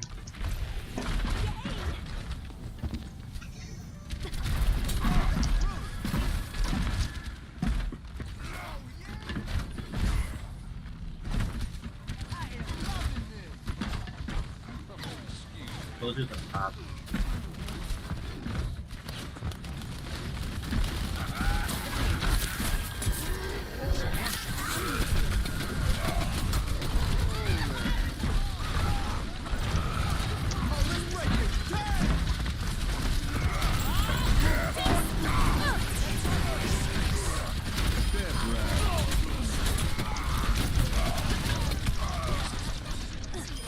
Soldier.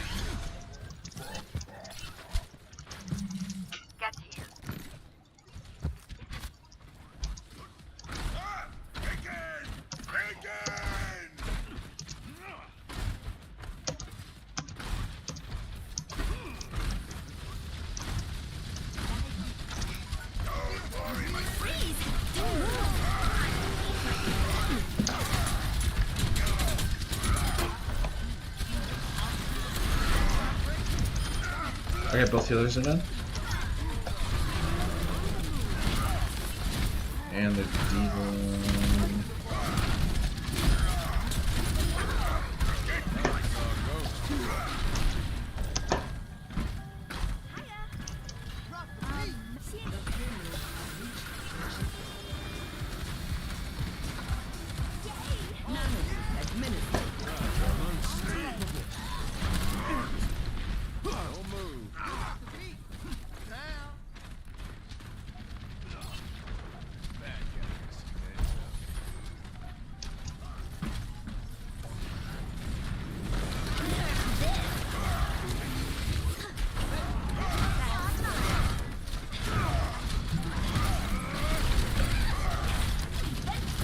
Signal's going down and I'm slamming.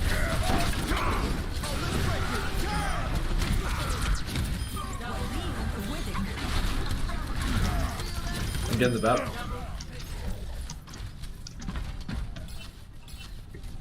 Enemy in my sight.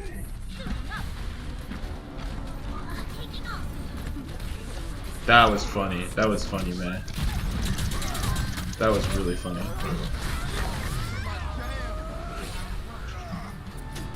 Step right up. I've got you. Score 3-0. Switching sides. Prepare your defenses. Select your hero.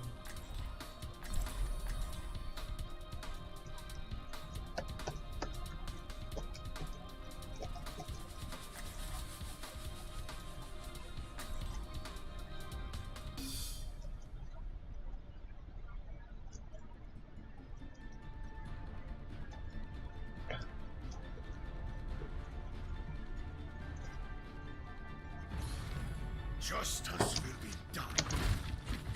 Check this out. Let's show them what we can do.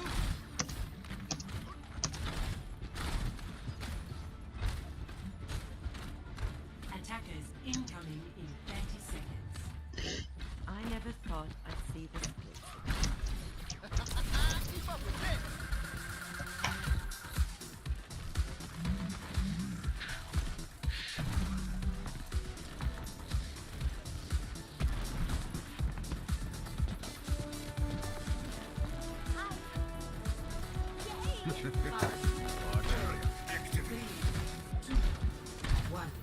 Attackers incoming. Stop the payload. Hold fast! Do not let them through!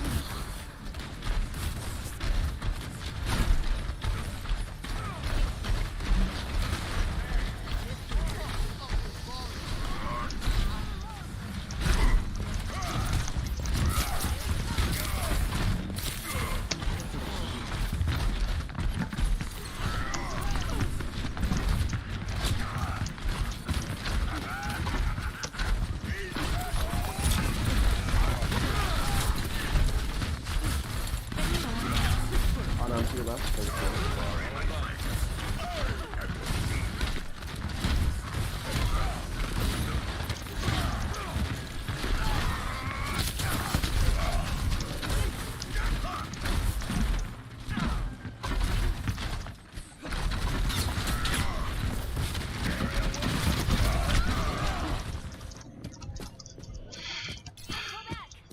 4 minutes on the clock, dude. We gotta hold this. If we don't hold this, I'm gonna lose. Got their honor.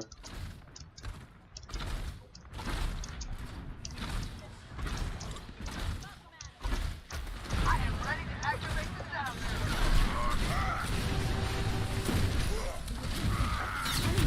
Yep.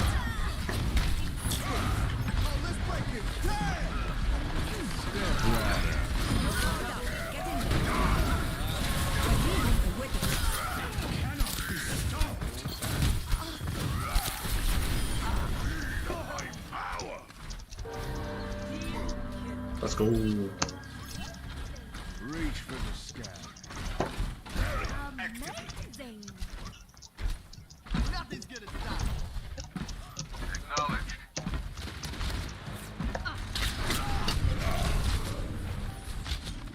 Огонь по готовности.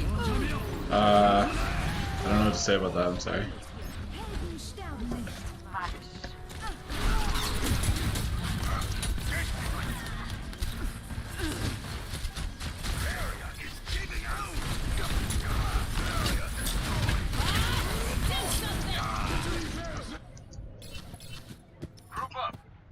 Walk it off.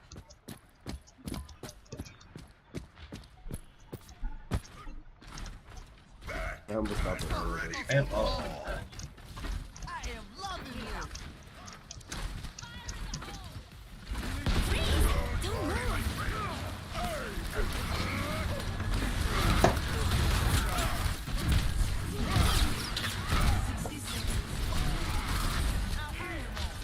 Nice.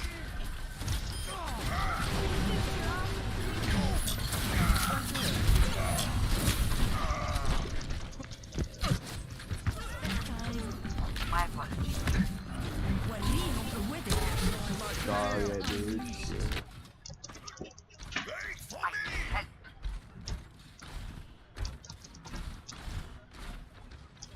Get here. 30 seconds remaining.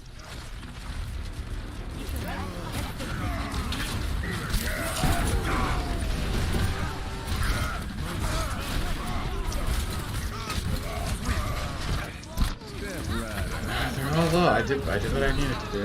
The team wasn't there for me to play. McCree has golds now.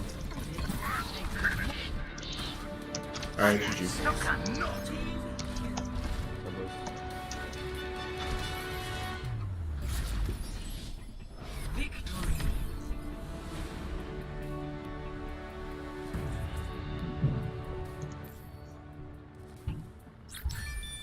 Play of the game.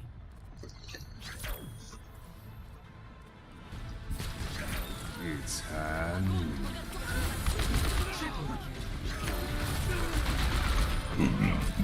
On 2 health, wow.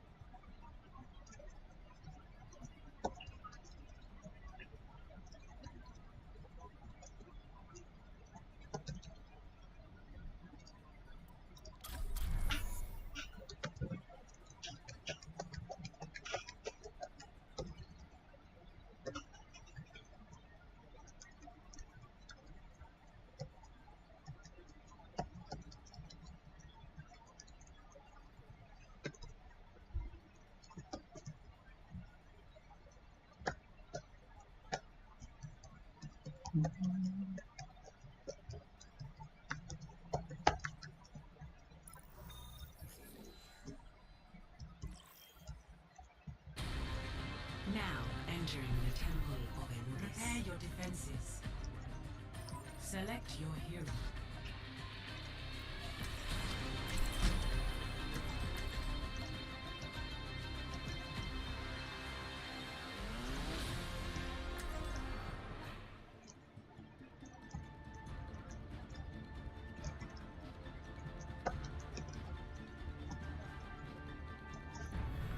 Justice will be done. Playing with golds now. Cool. You'd better not be filling my daughter's head with stories. She hardly listens to their advice.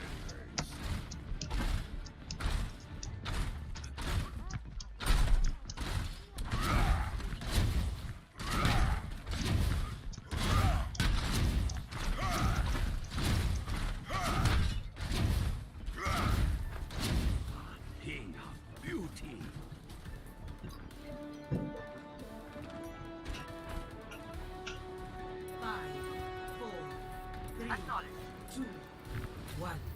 Attackers incoming. Defend objective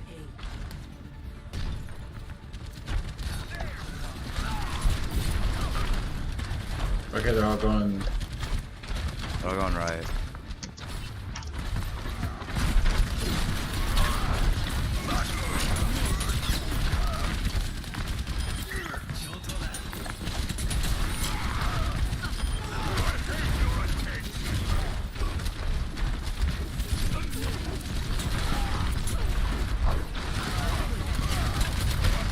Ah, my bad.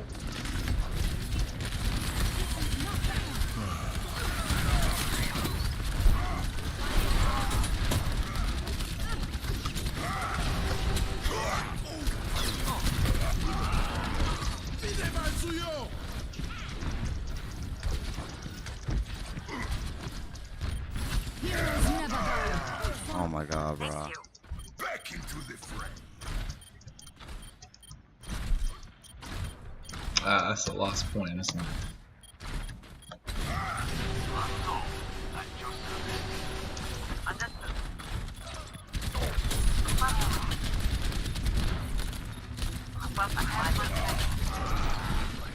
Don't feed, just regroup here. Objective lost. New defense point. Back into the fray.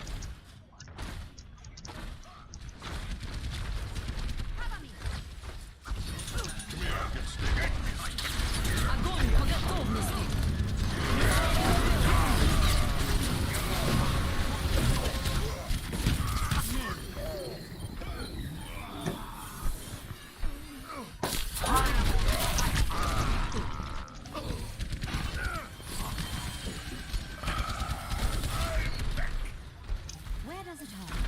You honor me.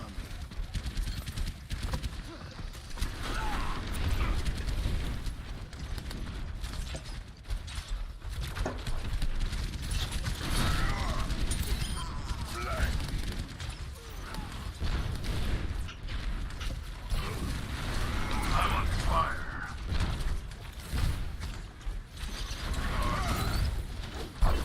Get in there.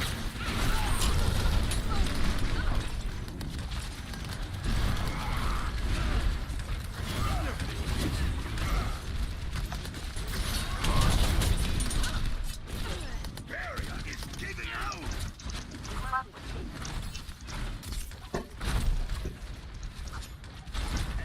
All going left? Where does it hurt? And All going right, right. sorry.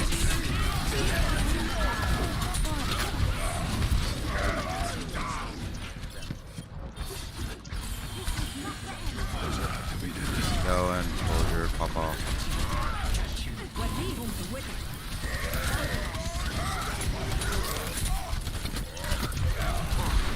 Oh my god. Soldier behind. He's one. Soldier's one.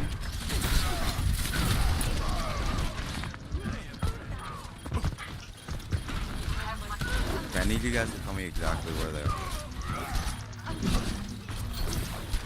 They're just dead on fire right now.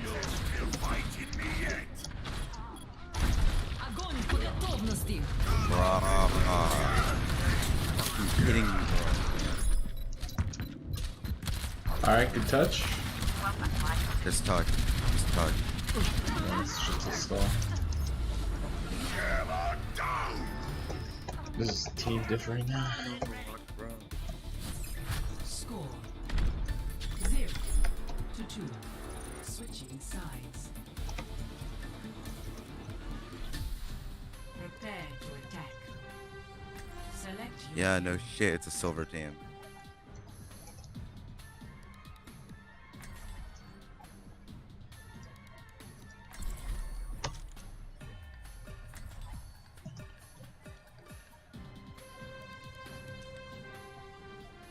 I mean, my whole team was silver except me, so I don't know.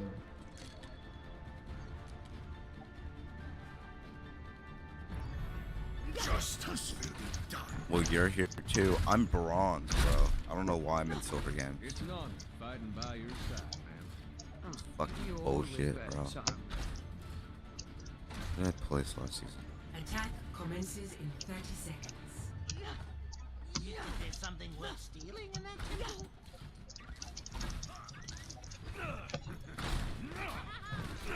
Reinhardt, I must say you're looking quite well.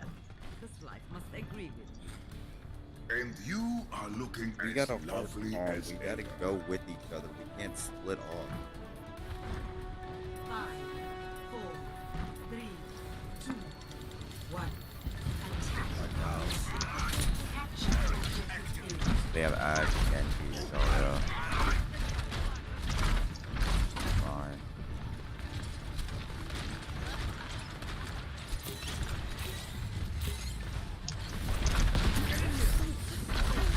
I wouldn't recommend you going in there, Diva. I would not recommend it.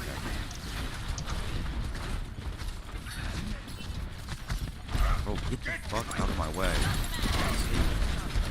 Oh, they're low. What? Let's go, let's push.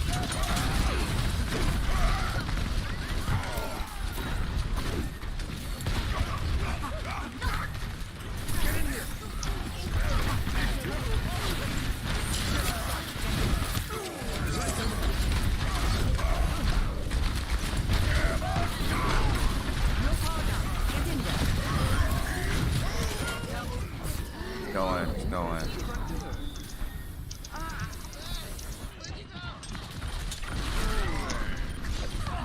Bro, how did that happen? Get on point. Bro. Genji escaped. Tap up top.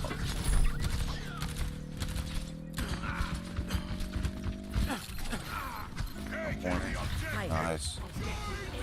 Lesson 3A and 3B, and then the next one's lesson 4. Yo, get you behind. Did a slightly different system when I uploaded it to well, so hopefully that's Don't go for him, Diva. This was the third normal distribution page.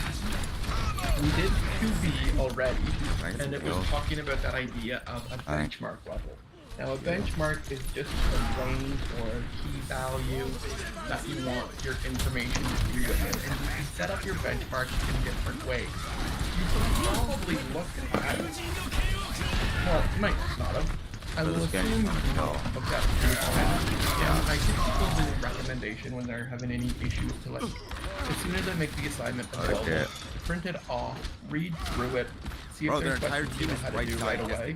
And then as you go through the content, the videos and the new lessons, if you see something that triggers something that you thought you saw on the assignment, go back to the assignment and then have a look at it. That's where you kind of do it ongoing until that's the end. So there was a benchmark question. It's the very last question of the assignment. Now, maybe I should tell you guys to promise not to say anything to people who aren't here, right? So we can have a look. I tried to make this a bit more obvious. I changed the question a bit faster, but the idea is still the same. So it's talking about manufacturing candy, and they advertise that each package contains 554 grams or a pound of candy. However, due to package size variations, they fill each bag with an average weight of 470 grams with a standard deviation of 8 grams. So they want to make sure they fill the containers enough.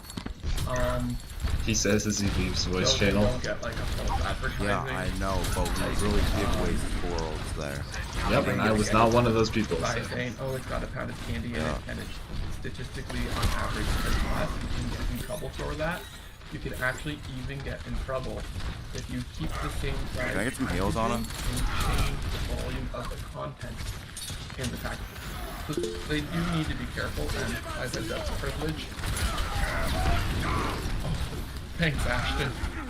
Okay, I did see him log on to the D2L, so I know he's been at least a week. Or he's, so yeah, I know he's been accessing it. Now, if you're really clever and this is just wanting to see access to D2L, you just need to somehow write a script so your computer signs on to D2L every morning and then... Bro, why do we have a Zen? Why do we have a Zen? There's only a limit. There's a bit of trust involved, but yeah, I've seen them, but thanks for the info, Ashton. So this is saying they want a benchmark so they know the two ways, the upper and the lower bound, that 80% of their team is going to be in. So for a question like this, it would be very important Zen will not do us any good here, so to why draw a diagram. Oh yeah, I forgot. This doesn't But I'm not really going to matter. give you the guys, values on the start diagram. I'm crawling just now. looking at 11 on the assignment. I don't want you guys to be all off on the wrong track. And here's my mean.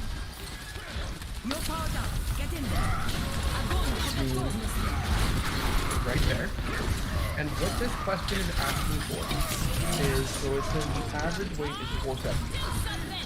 It's asking You couldn't for trans like 2 seconds earlier when we were on the tour. I get Zen. And one Zen, number I get your trying to be a little bitch about it, but you know, I get that healing orb next time. In math, sometimes maybe. you draw lines. I don't know.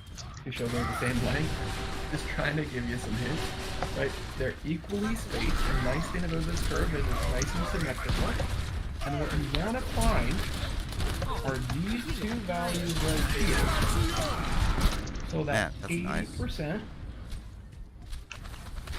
of all of the data is found in those two numbers. Okay? So it's symmetrical. So you know that this distance. Sure. Like if I Well, I'll go left. We'll go left. Y. Yeah, but will it work? Nope. I'll get to the Okay, same then why are we trying it? So if I can find Literally nothing else to do. one of those ranges, Yeah, either I one know of we these went left values, earlier and their I entire can use symmetry gang does. to find the other value. We can't win. This number and this number should be equal distance from the mean. Okay, because we want 70% of our data. Bro, I fucking hate centered about the mean. the game, bro. And what are the two weights? Alright? Is there any other questions? Wait, what'd you say about going left? left? We got this. Like Yeah, 480 and 500. That would make no sense. For some reason, I saw similar answers that were like close figures when I gave this question. It was a different question, but it was similar thinking. But then the numbers were different in many ways. So, is that helpful with the last question? Are you guys okay?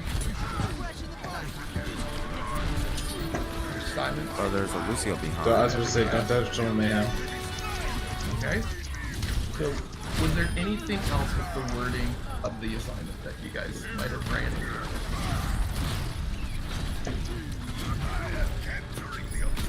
No, you guys feel.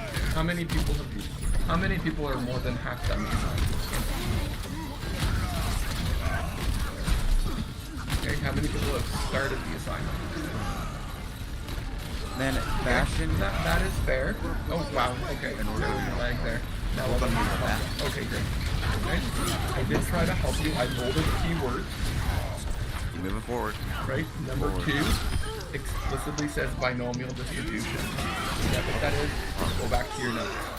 We actually managed to win. Okay, we actually got him. You forget what that is? Go back to your notes. Did we manage to? Simple I Z picked score that stuff. back. Pretty clear. That's where I We'll gave definitely you win some this game, diagrams. Copium. So for Z score questions and normal distribution questions where I don't give you the diagram, like an application problem, I would strongly suggest that you add the diagram so I can see your thinking. I was this close to switching You have to picture, just determine with these, right, if they are geometric or binomial, like a question like 6. I'm not going to say for the applications. It's often easy to see if it's a normal distribution question because I'll give you the mean and the standard deviation, like right away for number 8. Right away, I didn't even have to read the question. I said the mean mark is 70 and the standard deviation is 15. To me, that comes out as a normal distribution question. Deciding between geometric and binomial is the tricky one. Binomial, the hint is you have a set number of experiments run, like the event might happen 25 times. Most of the runs are the hint is you're looking for how many times in ours is 13 and 12. How many failures occur before you draw the purple ball? Like, what's the probability that you draw the first purple ball on your 10th trial?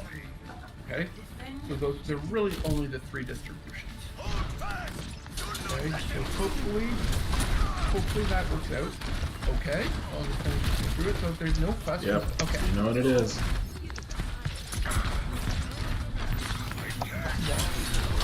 Mitchie, I need to fire it, okay, bud? Not right now, okay, bud? Okay, sorry, okay. Anyway, sorry. So after this assignment, I will give you another assignment that you can work on this week. The next unit will actually probably have it all wrapped up in the 3 days, starting tomorrow, like Wednesday, Thursday, Friday. It's pretty short. It's pretty So well fed. For the most part, straightforward. And then there's the 2 variable stats assignment. I hear they do this thing on TCP as well. Like if you hit overtime, you basically just lose. And the other team doesn't. So you basically just throw in. This week, it will be due. Yeah, like this is just a loss. At the beginning of our week back. I think a lot of people will get through it like, fairly easily. We just lose the game for no reason. And then we'll have the 2 variable stats assignment due in the latter part of the next week we're together. Probably the Thursday or Friday. Just to give you guys some time. And then after that, I think we just have the one day together at the very end of June, where I think we'll just, because your marks will be in, we can answer questions, we can do some course review per se, party on the last day. Yeah, right. I know, right? Yeah, I think it might be, it could kind of be, I can't say it, nobody record the video. It might be a self-directed party in your individual environments, because I don't know, I've got no explanation as to what I should be doing. If there's anything special, I'm here to help. So if there's questions you guys have, I'll be available to answer those questions the last day. Because my reports will already be in. So I don't know what to say. So anyways, did you need to see a question? Because this is similar. Number 4 from the worksheet, lesson 5 worksheet, the last day 3 of normal distributions. It reminds me a little bit of the benchmark question, simply because they're giving us a value for the probability, and we've got to find the Z-score. How many people would like to see a question again where we're given the probability or the percent, and we have to find the value for X? Would that help you for the last question on the assignment, maybe? Anybody want to see a question like that? Yeah? Okay. So thank you, Peyton. You got at least one person. So let's look at that question. Okay. So this would be number 4 from day 3. Look it up on the Google Classroom. I'll post it. So you can have a look at it later. The first thing I do when I read this question is I write those values down, right? First, I answer the top box.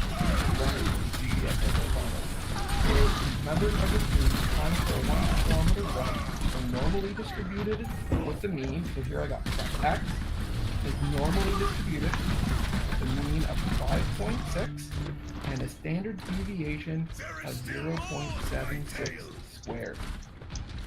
Again, I said it at 8 o'clock. Don't forget the squares. Okay? And you should at least include this statement. In reality, you probably should be saying let X represent a random variable for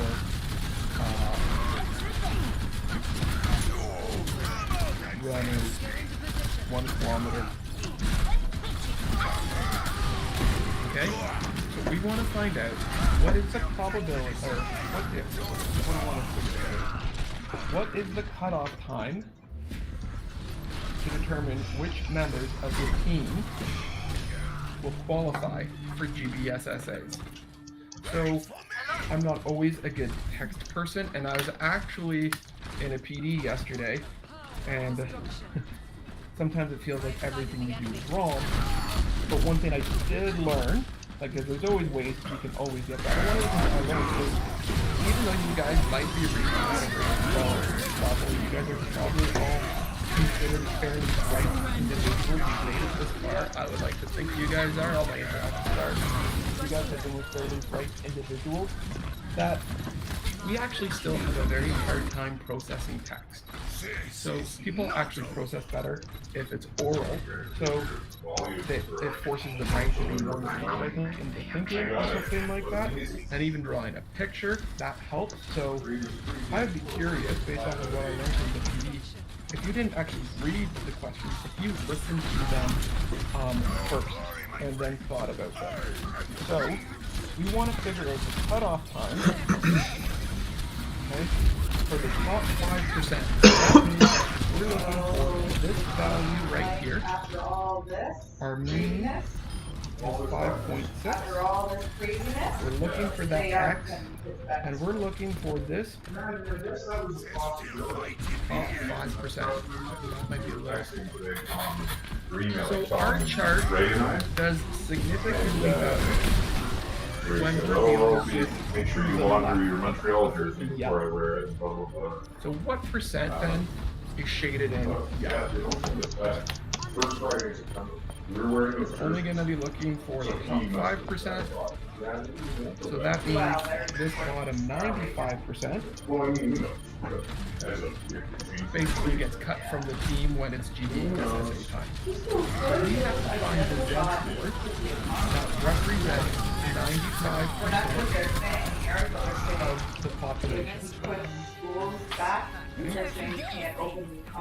So we need to find out probability of X less than X. I mean, if we're honest, I guess if the numbers stayed out even. So that's basically what we're trying to find out. What value of X has 95% of the data beneath it? Well, that is a Z score. It always takes a little bit more work working backwards, right? So I've got to find 0.95 on the chart, and giving the percentage. Given the percentage, you got to use this part of the chart.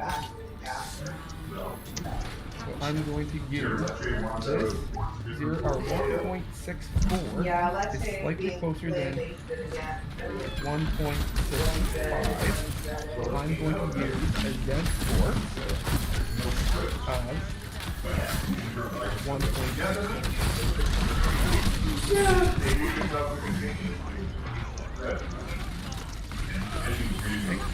So 95% of the population happens when the Z score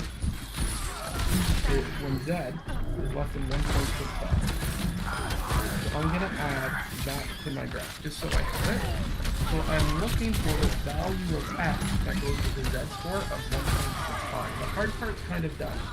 I know my Z score is given by the formula X minus Q over standard deviation. I know it's 1.64 this time, because that is 1.6. How come I went from 1.64 to 1.65? I think I meant to do 1.64 on there, yeah. Okay? 95% of the data is below 1.64 standard deviation above the mean.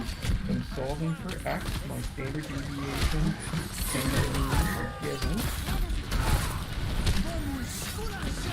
Whenever we don't include the square is only in the definition there. Now I'm going to cross multiply 0.76 times 1.64.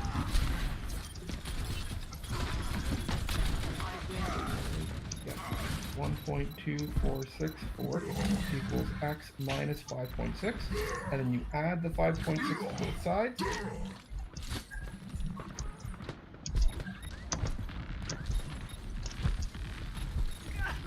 Okay, I am clearly not a runner.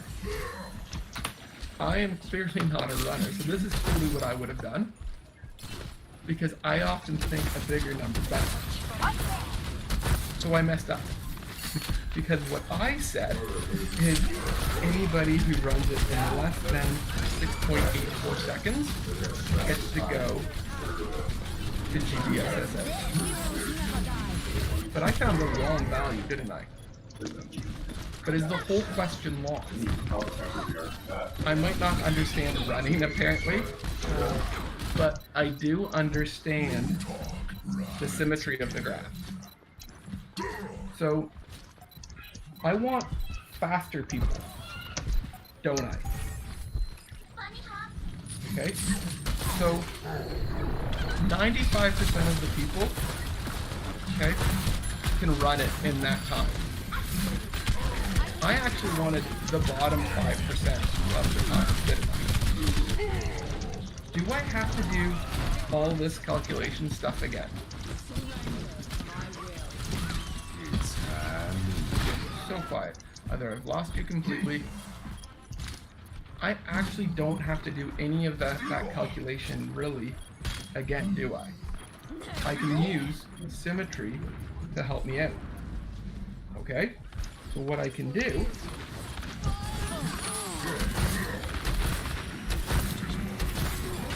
the difference between those two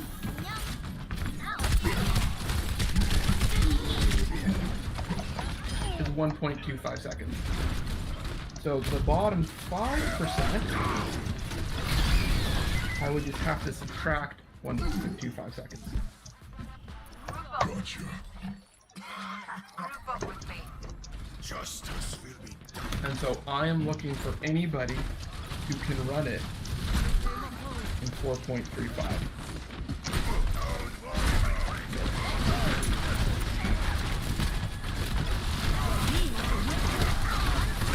Do you see how we can use the symmetry? That sometimes you check your work, and I wasn't thinking about runners needing to be, I was thinking about like larger is better, and on my graph the top is what I was after. Okay, this last part here, so this is why it's so important not to just do a question by rote and by like, not like sub the numbers and not be thinking about it. What I realized, the average was 5.6 seconds. Where am I? The average was 5.6 minutes per round. I saw that the top 5% is anything above 6.85 minutes. But then I stopped and thought actually about what the question was asking. And this is where people often just say they're done the question because they're not thinking about what the question is asking. I thought, okay, 6.85, anybody above that is in the top 5. But if we're 5%. But if we're running a race, we actually don't want higher values, right? We want the smaller values. Smaller is better. We wanted the bottom 5%. That's actually what we wanted, not the top 5%. So I realized that. Okay. If we pull this then up, I thought, is all my hard work lost? Did not deserve this one. Because the bottom 5% and the top 5%, they start equal distance from the mean. Yeah, absolutely, Alex. I'll show how I got that 1.25. So the top 5% on the right 5% of the graph at the very far extreme off to the right, that happened at 6.85 seconds. Anything after 6.85 minutes. Anything after 6.85 minutes, there is only 5% of the population that take longer than that. But these graphs are nice and symmetrical. So this part here had 45% of the population, right? Well, this part here, on the other side, also has 45% of the population. And I wanted the fastest part of the population, the one with the smallest time. So how did I get to 1.25? All I did was 6.85 minus 5.6 is 1.25. So that means the distance between these two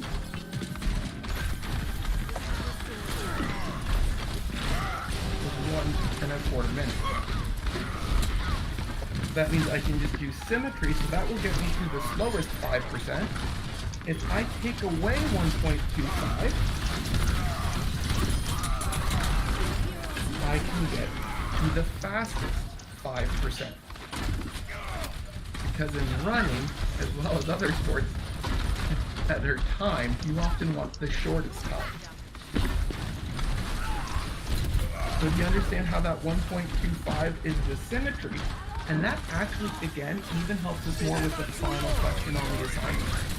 Because if you can find the bottom level of the benchmark and the distance it is from the mean, add it to the mean, and you get the top level for your benchmark. Okay? Do you understand, Alex and Peyton, where the 1.25 comes from? Cool. Okay?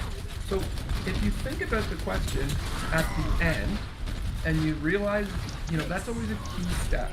And maybe that's why I was able to kind of slog my way through math, is because I didn't get up when I got to this stage and realize that, hey, I at least asked myself, is my answer reasonable? And when I thought about the runner's race and I realized it wasn't, then I go back and I can relate it to the question still, and I can use what I've done to finish my problem. Because of the symmetry, you can really do good stuff with it.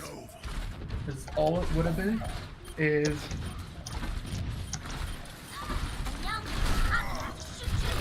the way I would have had to change my question is this would have been a negative. Because I was looking for that bottom 5%. My Z score that I pulled from the graph, if I had made that a negative, I would have been able to solve it without doing the extra thinking, but it doesn't matter because the symmetry of the graph helps me out. So, what did I end up finding? Heroes never die. Let's get to that outlet.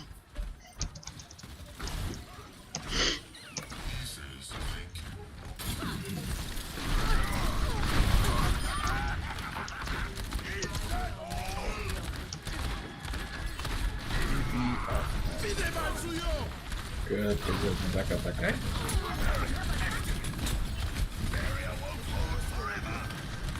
A lot of, when I went to high school, I think our teacher wasn't quite as nice, and they only gave us half of the graph, so we always had to use the symmetry to do all of the problems if it was bigger than the mean anyways, okay? That's what's so nice about this distribution.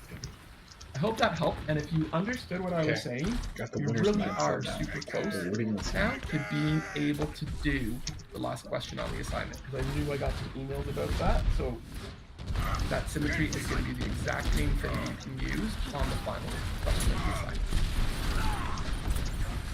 Okay? Is there anything else? Anything with the older work even? You can go. I'm okay at answering questions about older assignments to try and get caught up. Okay, so Peyton said she was good too. They're still fighting me yet. Okay. Anybody? Is anything else? You guys are super quiet today. A lot of comments say on your report card, encouraged to contribute more to group discussion. So that means the class go better, but I understand as well. If there's nothing else, I'm not gonna keep you here. Make sure you do some practice, make sure you do some review, make sure you get that assignment, work on that. If you have questions about older material, feel free to hang out as a few people sign off so you don't feel like you have to ask in front of so many people. If you don't want to, I can stick around and answer some questions. I know there's some people who are trying to get caught up. But otherwise, you're more than welcome to get back to work.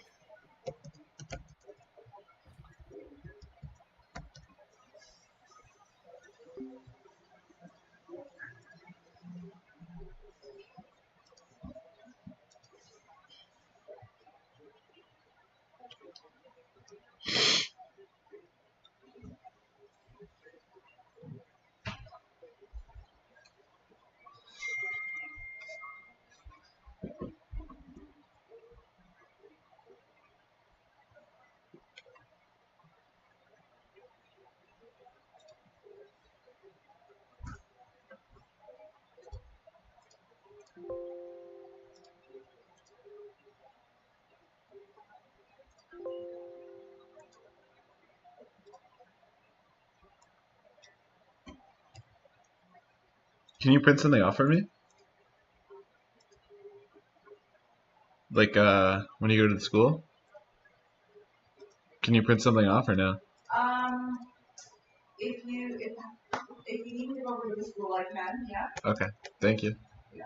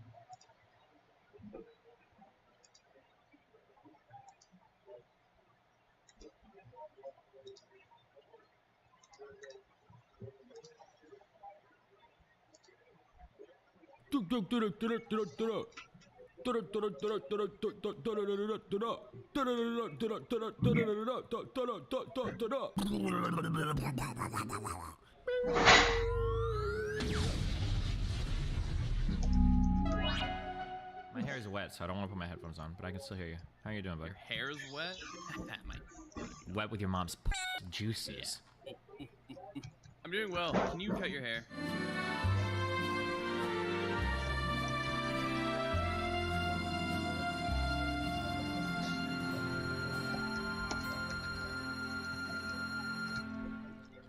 All the girls say they like it longer, though. What am I supposed to do? I don't care what the girls like. Yeah? You just want what you like, huh, baby? Yeah. You need to think about the boys. Scott Bradley. Hey Destiny, assuming all else equal, who do you think would win in a fight between a guy with a regulation baseball bat and a guy with a 6-inch knife? Who would win in a fight? A guy with a regulation baseball bat? Or a guy with a 6-inch knife? I don't know, that's a 50-50 toss-up. Guy with the bat. I mean, it depends, right? Well, he's got the range, right? But the guy with the knife could obviously, like, get in there, stab him. No, I think the knife guy. Really? Yeah. I feel like as long as the knife guy, and you're done. As long as the knife guy protects his head, it's over. Like, if the bad guy gets like direct hit to the head, then the bad guy wins. For sure, yeah. But I think if the bad guy has the guy in like the bad guy has ribs. one shot, one hit, and if he misses, the knife guy's on him and he's gone. I just wonder if like the average person can withstand like a full bat swing. You just run at him. You're adrenaline, ready to go. Why do Dude, I get emails every now and then from like 12-year-olds, I think, that play Destiny. So I got an email subject: Destiny corrupted NF from Carter. Could you bring the corrupted NF back so I and many other people can get the horrors leased for the Curse Breaker seal? I'm guessing this is Destiny, is it? Just tell them yes, fuck it. I got a guy. Yeah, I saw him doing it, but wait, why don't you have fun and actually respond to this? I've gotten passwords before from there, but then I usually talk, because they're actually literally like 12-year-olds old. And I had like a big email with this last guy. I was like, hey, listen, like, I'm not actually blah, blah, blah. Be careful giving me your password. Like, you shouldn't trust strangers. But yeah, it was like, because they're all like they're all like little Nathans to me, like just emailing somebody and thinking. Steven, that's so sweet, dude. Shut the fuck up. You know what? No, I'm gonna scam the next one. I'm gonna steal all this fucking money. You know what, Moot? What? We're gonna win this. You know why? Because I can smack the Zach away. I can smack. You're not gonna win it. Do you know why? Because you're not a good league player. Okay? You're not good. We all know it. You know it. Why do you keep playing the game? Move on. Why did we play COD with you then, Dan? Oh, because that's fun. You can be not good. You know what it is? I went to sleep. You're playing League. I get up. You're playing League. You get off because we're playing League. Yeah. No. I've discovered a new decent salad. What? Tequila salad? No. Okay. First off, you don't use lettuce. Lettuce is out. It took me a while to learn this. No lettuce. However. Wait. Can I ask you a question about the salad before I meme on you? Can I ask you a question? What? Do you prefer eating the salad when you're like wearing shoes or no? Because that one time when I tried to tell a story and you interrupted me every fucking 10 seconds. That was so funny when you did that. Mad. I have no shoes. I'm shooting. There's a storm, Steve. There's a storm? I'm in the middle of my story. Go ahead, Dan. Alright? No one cares about. I remember that. Wow, that was fucking legendary when you guys just interrupt me constantly. Man, you guys have the best humor. It is so good. You can tell Dan's not wearing shoes right now. He's super mad. I would never do this, but my wife accidentally locked our black and white cat in the closet for 24 hours. Jesus Christ, Jesus Christ. And it didn't say a word. Yeah, because it was probably dying. It had no oxygen. Oh my god, I got a meme or two. Why do you do this to me? Wait, what kind of meme? Like, was... Never mind, I don't know. Never mind. The thing... It didn't make any noise either. It didn't meow one time. It just fucking slept in there. It did nothing. However... It did take a shit in the closet, and then it knocked over some fucking, like... If I say anything, big trouble. Do it. Is it because the other people they was locked in the closet were busy playing with it? That's why it didn't make any noise? No, that's not where I was going. No? Where else were you No, going? Mr. Moon, you've alluded to it. You've alluded. Pardon? Go ahead. Yes. What is it that you want to say? Go ahead. Because Mr. Milton is a real... That's 1 day of work. That's a full 1 day workload, alright? Yes, I did. And actually, I was wrong, because I did this morning's work as well by accident. Unknowingly did extra work. But that's what one normal day looks like. Now you... Yeah. Now you don't get to make fun of me. Now you understand. Oh yeah? What is it? About your heritage. Quick. What about his heritage? What? Is better for you? Celestial 20. Shut up! I'm laning. Love you, Steven. God damn, guys. Did you see that I discovered? Did you see what I found last night, guys? What'd you find? I found the Among Us blade. No, you didn't. Yes, I did. Okay, well, it probably sucks, and I have war blades in the house for you now. No. I'm talking about in real life. What are you talking about? How did you find an Among Us blade in real life? Look at my Among Us blade. Oh my god, look at it. Ching. No one's going to look at it. It's awesome. Oh my god. Among Us, Among Us, Among Us, Among Us, Among Us. Okay, easy. I can't run anymore. I'm slow now. Oh, look at that. See, Moody Cakes? We got this one, bud. If I speak, big trouble. Let's go get that Drake too. I know how much you like. Oh, Corgi's coming. Look, that was a good hook.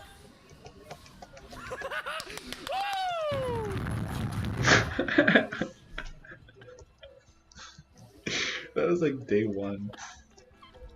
That was day one back from League. He's pretty fed. Hold on, let's go back. We got this one, bud. Oh, look at that. See, Moody Cakes? We got this one, bud. If I speak, big trouble. Let's go get that Drake too. I know how much you like. Oh, Corgi's coming. Look at him go. Look at him go. Look at him go. Look, that was a good hook.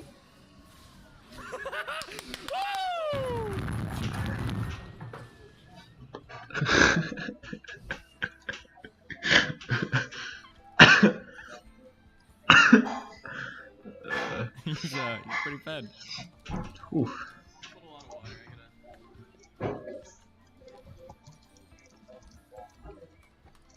We'll get the next one, okay? We'll get the next gank, alright?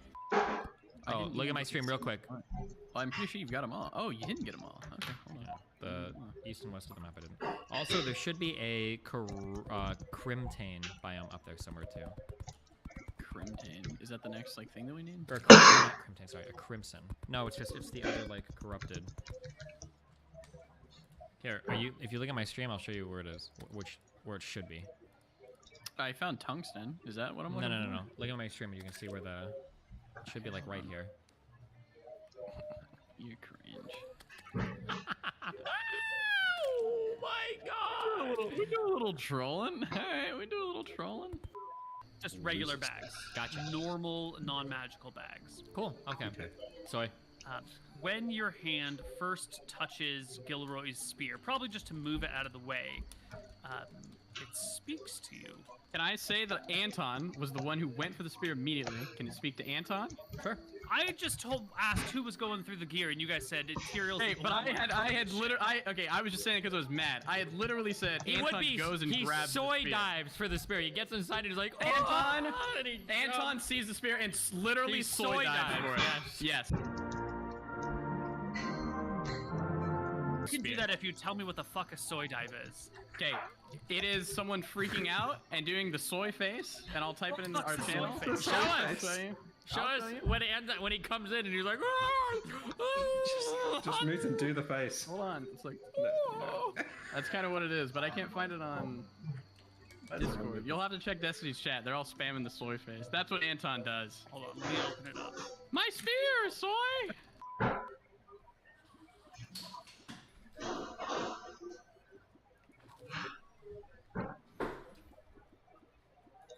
You're acting like a cat. Mel. The real test is Africa? I'd probably get like 4 of these. I don't even know half of the countries in Africa are real things. I would miss a lot of Asia too. Huh? I would miss a lot of Asia too. The only region I know a lot of is the Middle East. Do it. No. Oh, it's Afghanistan's the top one. Fuck! Hold on. Wait, I'm actually miss. Hold on, I'm gonna get triggered if I miss too many of these. Okay, hold on. Okay, yes, Iraq. You know where Iraq is. Sri Lanka, No. India. I don't know where Bangladesh Yeah, you're is. so close. This? No. There. This one? You know? No. It's one of these. No. Oh, it's this one. No. This one. Yeah. Fuck! I don't remember any of these. No, shut the fuck up. You're giving away everything. Stop. Close. I'm just gonna spam click. No. I got it. You don't go. Okay, I can't do this no, with you you here. go. I actually can't do this with you here. No, Okay, you're I'll shut way up, too I'll shut fucking up, annoying. I'll shut Nope, up. it's too late. I'll shut up. Go in the other room and I'll do it later, okay? Go I back. can't. See, You're see, actually the go most back. annoying person to have behind.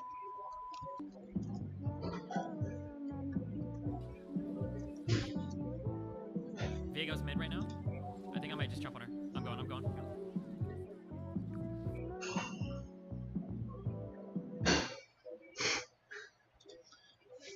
Playing leaves. I have with.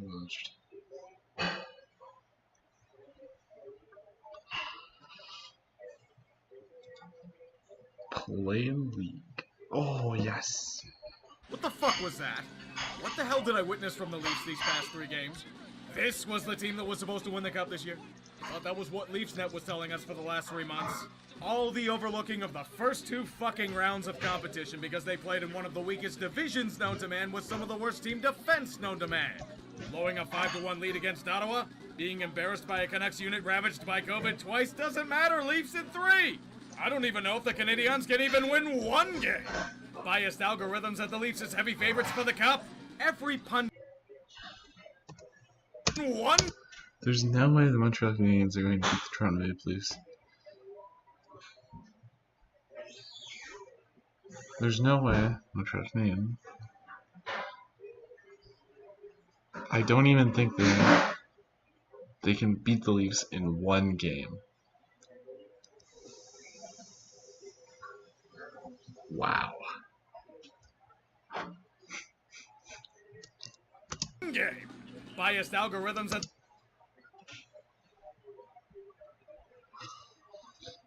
Ooh.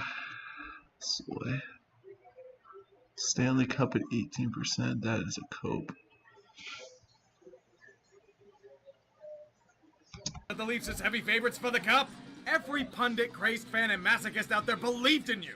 I thought you could win a fucking playoff series. This one's hilarious too. This one. Crazed. Season 6, Season 6, Season 6, Season 5. This is the funniest one by far. Fan and masochist out there believed in you. I thought you could win a fucking playoff. Leafs are the best team in the NHL. If someone put on the record, Have dominance and it's only building towards greatness for years and they're about to emerge the literal dynasty. Yes, the Habs. Overrated Habs suck.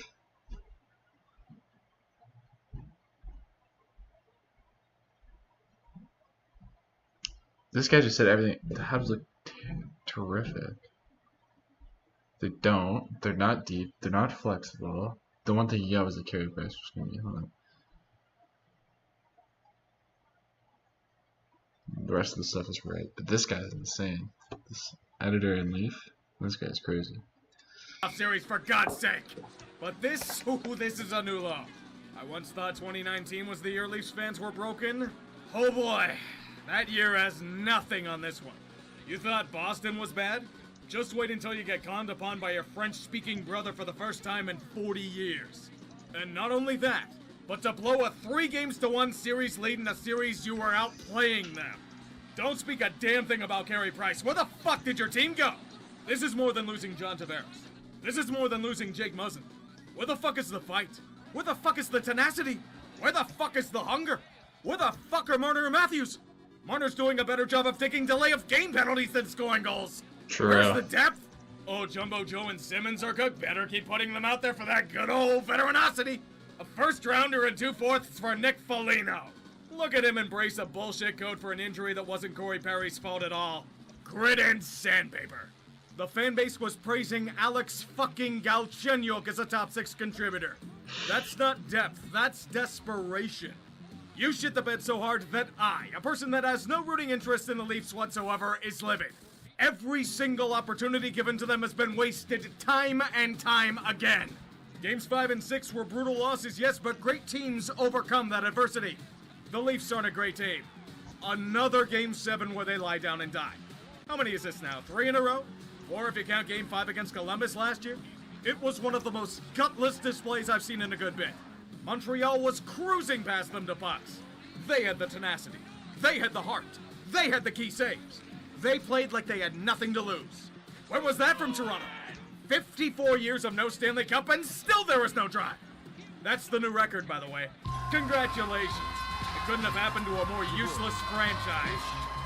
I'm going to be completely honest, I have no idea what the Leafs do from here. Boy Wonder has secured everything he has ever desired for the past few years.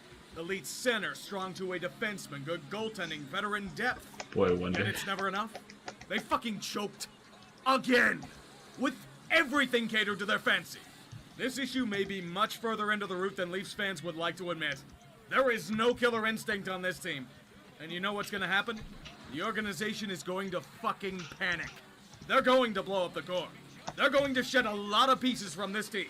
They're going to force-feed a new identity to a group reeling from perpetual failure. They shouldn't do it, but they probably will.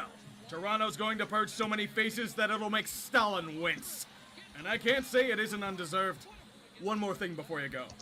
I never want to hear another word about how the Leafs are different, they have intangibles, and are surefire cup favorites in a given year ever again. You lost outright with this series. And now all the hockey world is relishing in your suffering. Somewhere in hell, Harold Ballard is dancing on top of a safe from the Carlton cash box. The Leafs and him deserve each other.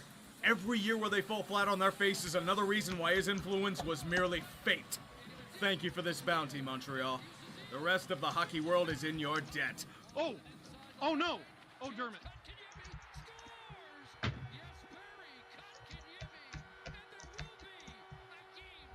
The Leafs gave them one thing. One bloody thing in that overtime. And we're going to Game 7. I honestly can't believe it.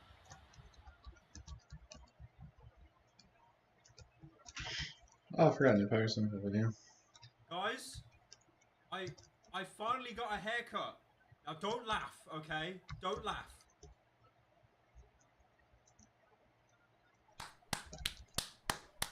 One thing I've noticed after getting a haircut, look how flat my head is. Look at what headphones have done to the top of my head. My skull is indented. Also, everyone making the joke, haha, he's going bald. I've always had a high widow's peak, alright? That's not a cope. Now, I do want to say, I know a lot of you have been complaining that, you know, the background's boring. There's not really a lot there. You got a little skeleton down there that I've been featuring on some streams. I've even got this potted plant that exclusively grows indoors, but you know what? It's been a while since a normal commentary video, so I'm going to treat you guys. I'm going to bring back the old pyrocynical bedroom. Look at that. We have returned to form. We are back in business. I am so happy. I'm finally in the pyrocynical bedroom again. I saw these memes on Reddit of people doing like memorials of it and stuff. Like, it has been a minute. Look, I will get a proper background in, I promise, all right? I don't want to stick up those like nano leaf things that every YouTuber has. Also, I want to say as well, only a small percentage of you are subscribed. That's a lie, but please subscribe anyway. It's free, and if you don't like it, I will emotionally manipulate you to stay subscribed. Why don't you fuck off? Now, everyone, I have an Look at this, boys. announcement. He's back. Probably Poison Sting is worse, right? And savior. I mean, eventually we're gonna get Leech Life anyway. But... No neckhead. He is back. So we'll get rid of Leech Life for I made a PP. video on this gentleman called Ed. This amazing specimen. And he first appeared on the show TLC. TLC, or the Learning Channel, is like the holy grail of commentary content. You had My Strange Addiction, where a woman would just eat sand. I covered that like 5 years ago, back when I was doing the funny deep fake voice. I just love the crunch. So you heard it right, kids. This woman here enjoys eating sand. I mean, it's a pretty weird pastime, I gotta be honest with you. You had My Crazy Obsession, which was the exact same show. I think in that one they followed like a stalker around for a day. Are you from One Direction? No, fuck off. This was 2013, by the way. This is before like stands were a mainstream thing. I think they had a spin-off as well called Freaky Eaters, where they just have like a guy eating cheeseburgers. Victor lives on cheeseburgers and cheeseburgers alone. Sometimes I dream about cheese. He's the reason Mr. Breast expanded his business to London. Long story short, if you have any kind of life problem, TLC will happily take that and exploit it for their own personal gain. I'm gonna be a one-man cheeseburger. They're basically like commentary channels, but with a much higher budget. Yeah, I see you uploading daily, Willany. I see that TLC shit on my timeline every day.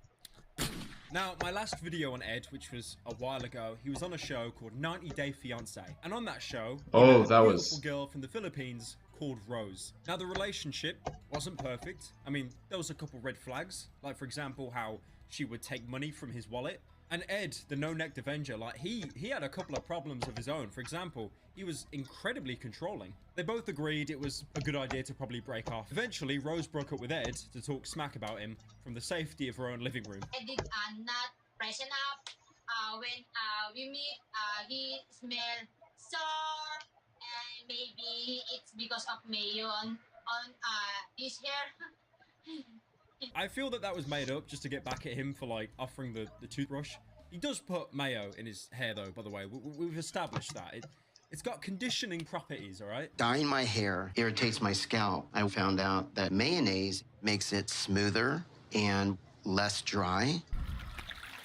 There was a bit in the show where Ed and Rose sat down, and Ed literally gave her a toothbrush, toothpaste, and said, "You stink. Clean yourself up." I've had enough of your snide insinuations. But, in her defense, he does put mayo in his hair. Religiously. I actually gave myself the name Big Ed because it makes me feel tall. I'm actually 4'11", not in heels. I'm kidding. No. He's not handsome, and 4'11" is different from 5'2", right? So by Ed, tell me 5'2". Okay, firstly, not handsome. Look at this guy. He is literally the Chad King Penguin. I did a video on Big Ed with Oompaville last week, and we were just both admiring the swagger that this man has. I also like how she complains about him being 4'11", not 5'2". Oh my God. Are you real? Oh my God, you're so real. Oh. I like how she's coping like a girl on Tinder, saying that, you know, I'll only date men 6 foot and above. Ed needs to take a test to find out where his neck went. Okay, first of all, my neck never went anywhere. It's always been there. It's been a little shorter. My inches are where it counts. That wink at the end, just like, it cements him as the hero of his own story. We are just NPCs on the same planet as Ed. It's very important for Ed. Give me 2 kids. That's my dream. Okay, wait a minute. We never talked about 2 kids. We had talked about you wanting a daughter. Hey, come on, Rose. Rose, you said 1 kid, not 2. Don't be twisting his words now. Recently, Ed went on a live talk show to talk about his current life choices and where he's at. And also, I want to say, I feel the producers of the show deliberately did him dirty here. Like, just look at the amount of sweat on his face. He looks absolutely terrified. Yeah. Okay. I went ahead with the operation. So, Rose, I got a vasectomy.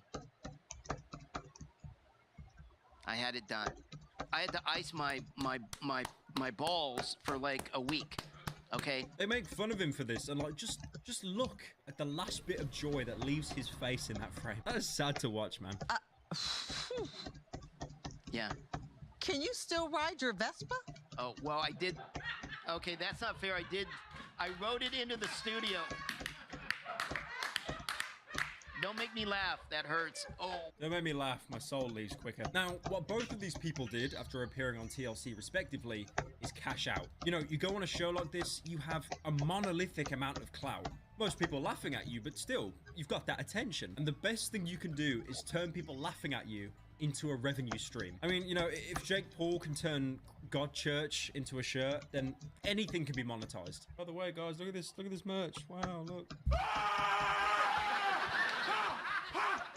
Firstly, Ed has a merch store where you can buy a sticker of him on a moped captioned "Love Yourself." Because when I think of self-care, I think of a middle-aged manlet on a moped. He also has his own YouTube channel with about 50,000 subscribers. He makes these videos that are like so bad, it's kind of bordering on that level of just irony. Like, for example, here where he clickbaits himself falling off a bridge. That's too close. No. Come on, don't.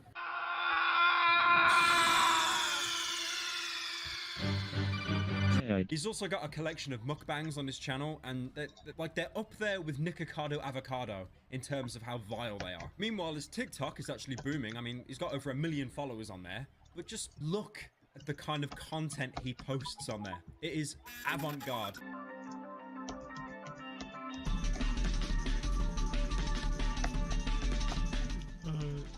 It's so like, if that doesn't scream middle-aged man, I have no idea what does. So adorable, man. Like, his dad energy is just through the roof. You know he's got a phone, and he's got one of those like leather cases on the phone that's bigger than the entire phone itself. Now, remember that I said Ed has 50,000 YouTube subscribers. Nothing phenomenal, but still fairly decent. Rose, his ex, also has a YouTube channel. 700,000 subscribers. That's like nearly a quarter of what I have. No, it's not. Wait, what's math again? Literally Malaysian Tommy in it. Like, Jesus, do not tell her about Minecraft, please. So for today, we're going to watch to my first YouTube video.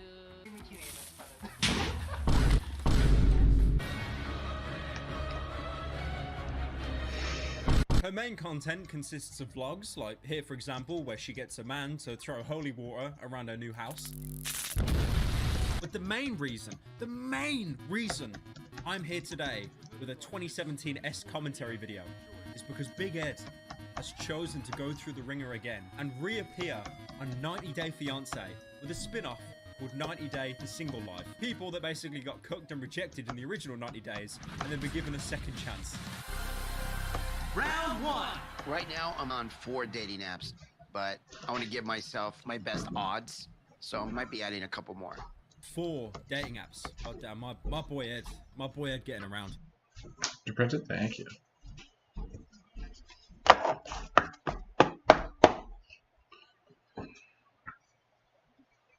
Like, how do you even manage 4 dating apps? Like, you got Tinder, maybe Discord on the side. Don't worry, kitten. Daddy's here. Emergency meeting. You need a haircut. No. Yes, you need a haircut. You need a haircut. The lack of self-awareness on this man is just admirable. I genuinely feel like nothing could offend Ed because he just can't process anything as an insult. He really doesn't look like a legend. He looks like a weird dude adjusting his glasses. Don't you know who Keanu Reeves is? Like, it's not Keanu Reeves. It's one of the crackheads in Cyberpunk that looks like 2% like Keanu Reeves. Can we appreciate, like, the small stature of this man compared to the moped? They are actually the same size. Like, they're perfect for each other. That man has his Batmobile. Big Ed has his moped. Oh my god, it rhymed! So Ed is meeting Lily. They're only friends, but she's the manager of a restaurant, and Ed has been eyeing up one of the employees. I don't want to be in the friend zone, so I want to get it right. Nice to meet you. I only hang out with girls where their first name starts with the letter L. Technically, mine starts with E. Wait, what's that? Imagine just walking up to a random woman like, I like women that begin with L. My name is Dees. Okay, so I think you're amazing. And I want to ask you out on a date. Yes. Yes. Yes. So we can get to know each other. So we can get to know each other. Doing it right. He's doing it right. Now, I gotta like defend Ed here again. Like I am on his payroll. The editing team are like, they're trying to do him so dirty here. Like, you can tell that they're lingering on downtime, or like they'll shoot someone when the other person is speaking to make it look like no one said anything for like 5 minutes. They even added like ambient traffic in the background. You know that Gordon Ramsay violin that they pulled from like Hell's Kitchen? Just play that over the top as well. And I want to ask you out on a date. Brunch? Brunch, I love it. Brunch. Okay. Okay. I'll take it. He got himself a date, lads. We did. High five.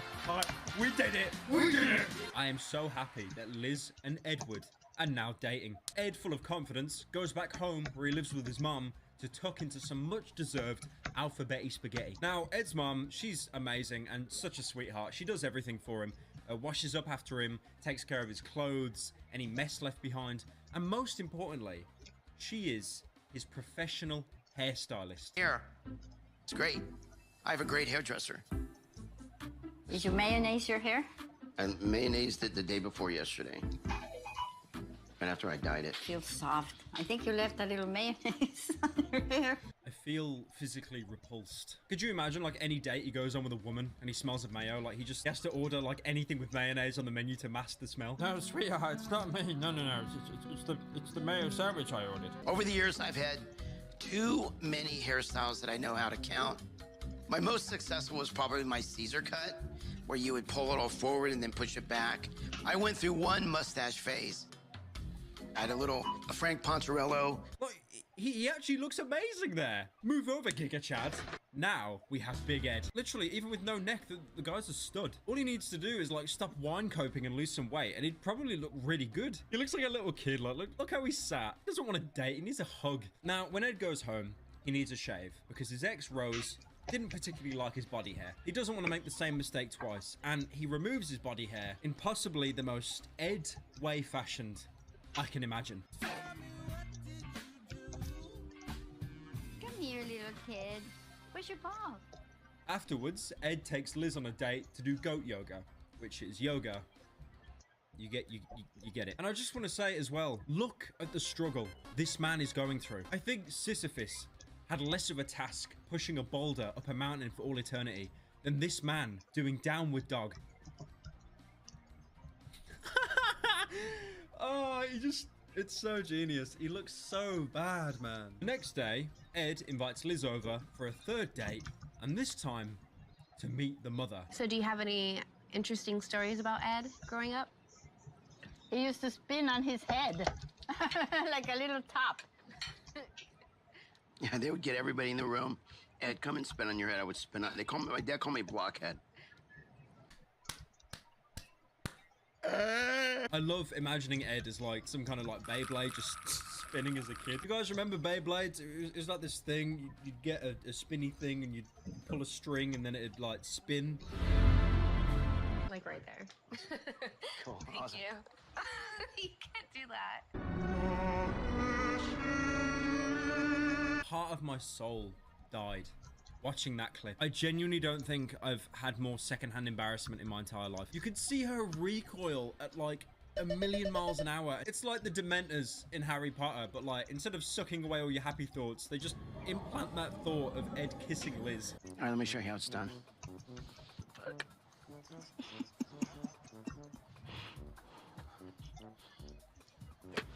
God damn it. Keep the head down. Don't look up. Fuck. Shit. Come on, man. I think I gotta just slow down. I need to slow down with Liz. I'm just kidding. Shit. I love like anything Ed does, no matter how menial, it just looks like a Herculean task for him. Like swinging that golf club, he looks like Michael Keaton playing Batman. Like, you get the golf club. I've got a golf club. I've never seen a man more uncomfortable with a golf club. Golf club, dusty. Have you kissed her? I tried to kiss her. She goes to leave, and at the door, I go in for the kiss, and she drops her head, and I kiss her right on the nose. This sounds like a train wreck, man. You should be dating someone who adores you. For you. When it's right, it's the easiest thing there is. I don't think I've heard more contradictory and simultaneously useless information in my entire life. Women should be easy, they cook and they clean, that's all there is. But then, something terrible happens. Something that would change the course of Ed's life forever. Last night, she was at her restaurant. I was there at the same time, and she was having a drink with a guy. I was shocked because I'd been there all night and she had never came over to say hi. It threw me off. You know what? Can we just get a compilation of people slamming their hands into tables, please? Like that is really needed right now. She talked to the opposite sex. She's forbidden. That's it. Yeah. What the fuck? None of you got the green screen anymore. Go home. Oh shit, no, I broke it. I made a severe and continuous lapse in my judgment. I don't expect it to be forgiven. I will bring the green screen back. Anyways, he apologizes for being so forward with the kiss. I mean, it was literally like the kiss was... And then to make up for it, they book a hotel room together. How wholesome. Thank you for this. I'm not gonna do nose kiss today. Now that I know she sees me as boyfriend material. There's this bit where he's doing like a debrief to the producers of the show, and like you could just see everything in the background is merch from his store. Like having that much merch, that is the YouTuber dream. I do not think there is a single YouTuber with a more varied merch selection. Like I know Dream has got these little like commemorative pins, but Ed has pillows of his own face, man. You can't beat that. I mean, you know, I can't hate on him. I respect it. Look at this merch. Wow, look at this. Wow, look at this merch. Wow, so cool. And literally, as soon as Ed solves a problem, he then creates another one, bringing him all the way back down to rock bottom again. This guy has more fallacies and sabotages himself more than Thanos. And she agreed to go to a wedding with me. But then last night, basically I fucked up. I have this insecurity with her that she might go back to her ex because I think she has in the past, and they only broke it off about 2 months ago. So I basically accused her of still being in contact with him, which was not the right thing to do. He just gets let out of the doghouse and then does like any % world record speed run to get put back in it again. I'm good boyfriend material, right? I really am. Why'd you still speak to him then? Why'd you still speak to him then? I can tell that she, you know, is upset. When somebody's mad at me, I run. I either crack a joke or I run away. I want you to picture this in your head, right? Imagine Ed running in any kind of physical capacity. Like a quick time event, like mash X to get Ed out of the awkward situation. Anyway, they finally managed to clear the air for like, Jesus, the third time now. And, you know, she says that she'll stay in the hotel with him. And then she goes to leave. All right. All right, so 11 o'clock, I will kiss you on the nose. Oh my gosh, I'm realizing how short you are gonna be with Hills. You're gonna be this. Now, correct me if I'm wrong.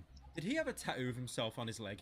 If you're gonna get a tattoo of yourself, you know, if you got like Big Ed in like italics or stylized, I'd get it, okay? But just like, this is like me getting my subscriber count tattooed on my leg or something. There's a lot that can go wrong, but I think there's a lot that can go right.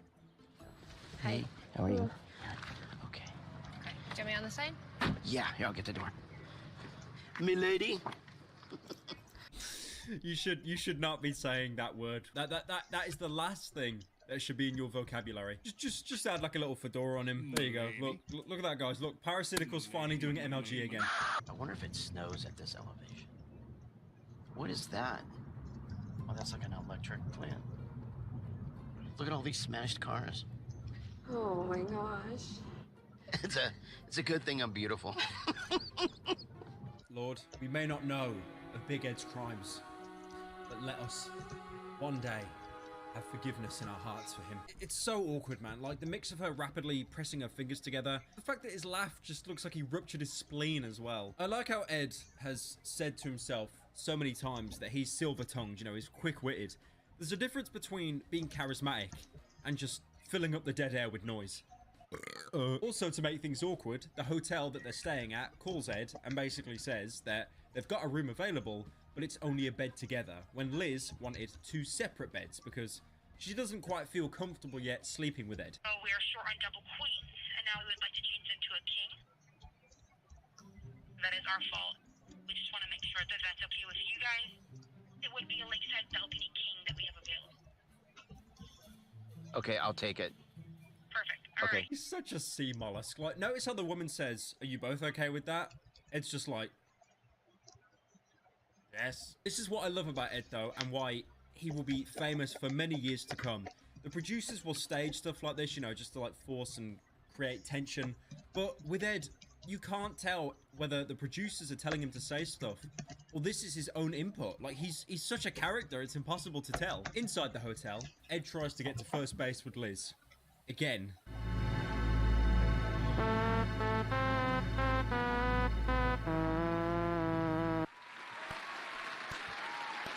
Congratulations. You did it. We're proud of you, man. Congratulations. Gratuleya. Big Ed did it, guys. He finally kissed a woman outside of Discord. Please, just give it up for this man. If he has a chance, then we all do as well. Hey, pumpkin, peach. Peaches. Peaches. Peaches. You tasted like a peach last night. Cheers. All right, whoa. Okay.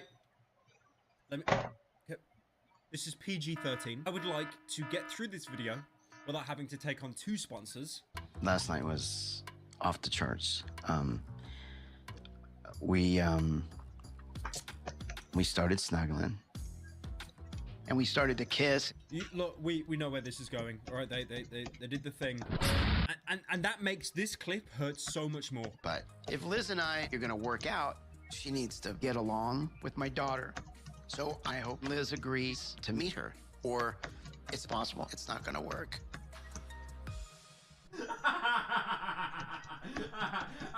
So now, Ed has one final mission. To introduce Liz to his daughter.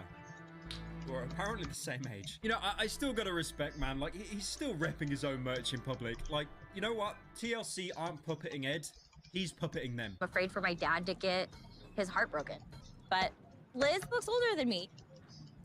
She looks rugged. Botox does wonders. What? Only the daughter of this man would roast the girl for looking older than what she is. Not all complaining that they're the same age. What is with this family?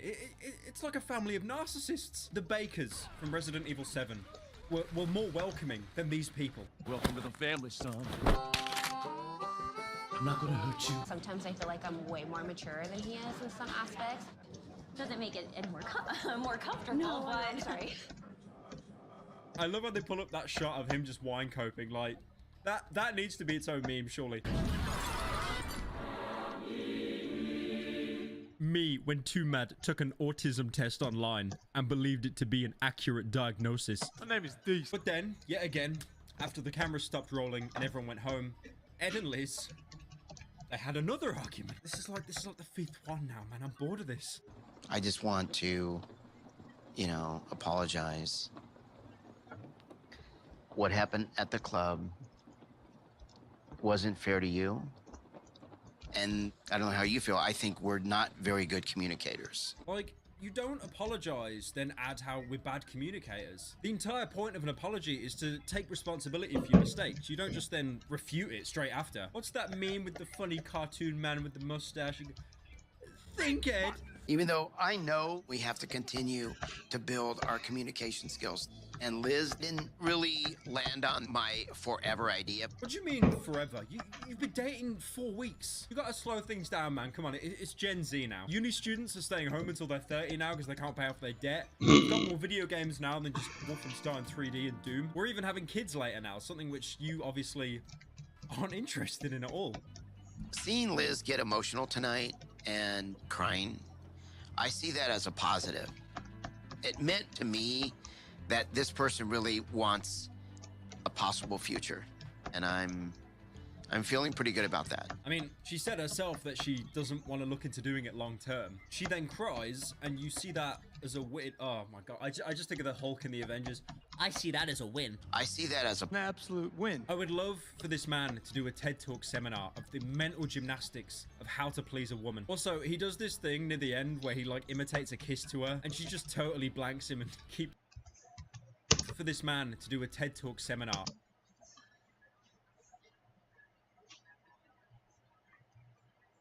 of the mental gymnastics of how to please a woman. Also, he does this thing near the end where he like imitates a kiss to her and she just totally blanks him and keeps walking. It's so awkward.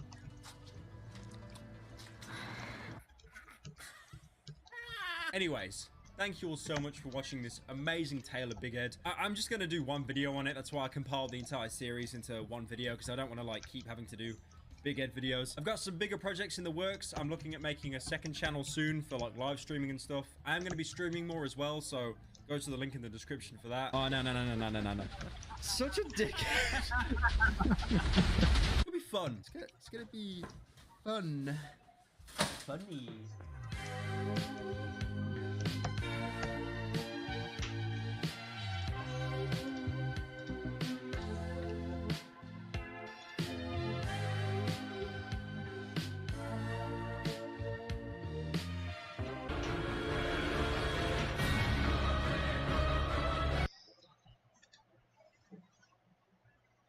So,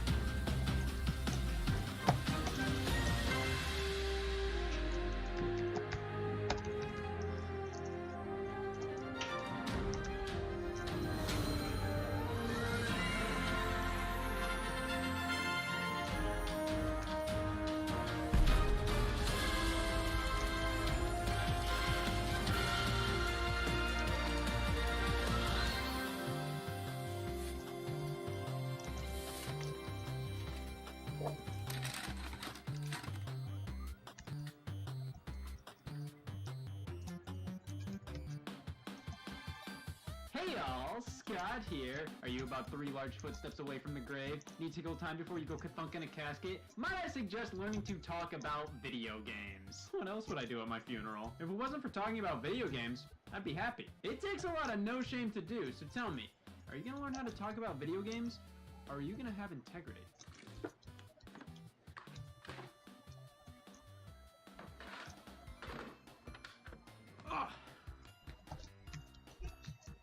Look at this. This is your life now. The first step to talking about video games is not playing video games, and I cannot stress that enough. Why be a video game player when you can make silly comments about them? It's the same sentiment I have towards the working class. So, put the controller down and repeat after me. This game is f***ing bullshit! Video games are art and have been one of the leading ways for artists to express themselves in recent memory. Discussing them is completely warranted, but if you're worried about losing the listener's attention during, make sure to spice things up by making funny random noises. While discussing said video games, don't be afraid to not talk about video games while talking about video games for roughly 5 to 10 minutes before you whacked out some things. Make sure it isn't funny. Some people call this a waste of time. I call it a filibuster. You gotta have your arch nemesis game, one you just can't escape from. Sure, you could just not play it, but then what would I have to do tomorrow? Hey, it's been a while since that random noise. Still there? Stand in front of your game collection to announce your resignation from society. It's a good thing to yell a lot. People won't take you seriously if you aren't screaming. I call this the Thanksgiving dinner approach. Now, it's really important to act like you're better than the game you're talking about. This can be achieved with a few, "Who made this?" and "What is this game?" But if you don't know what to say, you can always just start acting awkward and give yourself a double chin. So on to the next one, which is the one after that one. The next one is this, it's the one. Swearing. Yes! Swearing is a genetic staple of the video game player. You truly play video games if you can say f*** about them. And if you aren't willing to say f*** uncensored, get the f*** out of here. Duly noted. You have to have an opinion on every game. The right opinion. You have to play every game too, and like every game, except for the bad ones. If you mess up one of these, play it off as a joke. Maybe make a funny quip about it and shake some yellow text around you to prove you're serious about being funny. Funny moment! And you can't just talk about video games, you gotta be funny, especially if you're not funny. That way you can deflect criticisms by stating you shouldn't be taken seriously. If you need to be seen playing video games, hold the controller as close to your chin as possible and frown. Can you tell the controller's not even plugged in? Are you better than the person listening? No, but you have more Wii U games than them, so always remind them of that. React accordingly to anything happening on screen, i.e. screen. And when you start talking games with people, make sure to not see them there. Oh, hi, I didn't see you there. You have to do your research and get everything right about Mega Man 4. If you don't... you look like an idiot. If someone pays you to talk about a video game, don't act like you already have integrity. Maybe you could gather various like-minded people together and pose a threat. Hey, watch yourself, or I'll start a podcast. Feel free to really express some emotions here. You're talking about video games, for God's sake. I'd cry too if I were talking about Mario Party. If you're having a hard time crafting your own things to say about these games, never count out plagiarism. It's a myth anyways. The alphabet's not copyrighted. Go. Of course, everybody has their own opinion, and that's the way it should be. There's never going to be a right or wrong one to have on a video game, and if someone disagrees with you, you can always call them a f*** over email. And that just about covers what you need to know to talk about video games. You always call them a f*** over email. And that just about covers what you need to know to talk about video games. You truly have what it takes to waste your time. Of course, you need to know when to stop talking, so mine is just a poignant stinger to end things before you get all blue. So grab a dictionary and find a random string of words that you think would work well together. I own more Wii U games than you. Wow, it's like fake.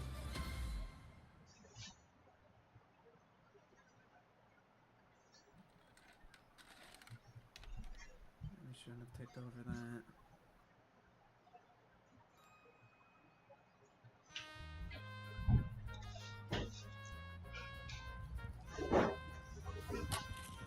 Morning.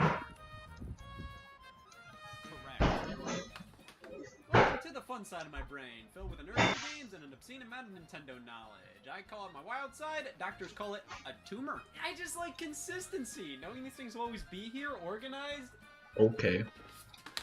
Alphabetically? This is my thing, thank you. It used to be abstinence, but this works more. Everybody should get into this kind of stuff. We'd all have the same hobby. That way it'll be even more confusing why nobody would talk to me. I didn't consider this a waste of time, so that I was saying, well, so was living. Things could be worse. Sure, stupid Nintendo games may be my only true hobby, but at least I'm not politically aware. I mean, there is no true end in sight here. I did the math, and there are a lot of stupid Nintendo games. There's no excuse now. Everybody should have no life. Over 15,000 games to try to discuss and later shelve. The consistency alphabetically, and player's choice can go to hell. The size and shape of discs and cards, for an hour or so I'll talk. I'd swipe right on them till both my thumbs are stems, as every day's Fat Tuesday in my eyes. This world doesn't get my passion. They all think we play motions a sin, but it's their loss, for they got no spare time to waste. This is something I know we should all embrace. I'm on a quest to address all the requests. Please understand this kind of stuff is virginetic cachet. Have been blessed, no time to rest. I've got a lot to undress. You don't need sex, this is better anyways. It's stupid Nintendo games. It may be hard to find a place to start, so might I suggest? Not bad. Might I suggest a Geist to start things out, then moving on to Pack and Roll. Lost in Blue and Tetris 2, or whatever's left at Kohl's. Nigel Mansell plus Clubhouse Games, name a better pair to taste. If you said Madden 09 and Skin, get the fuck out of my face. Tell me that you understand. As a vegan, this fits my diet plan. They make for great target practice. As long as I'm not having sex. You didn't tell me all these was fucking gex. I shouldn't dwell. I've got no sex to sell. Take them all and distribute them and then we play. It's a swell, these extra copies, extra ban you from hell. I've got a Blink Smash to play every single day. Stupid Nintendo games. I might be slightly obsessed. How could I not be? Have you seen these? I've got no shame to blame. If you're down and feeling blue when life drops in around you, there's a solution for all that pollution in your brain. Stupid Nintendo games.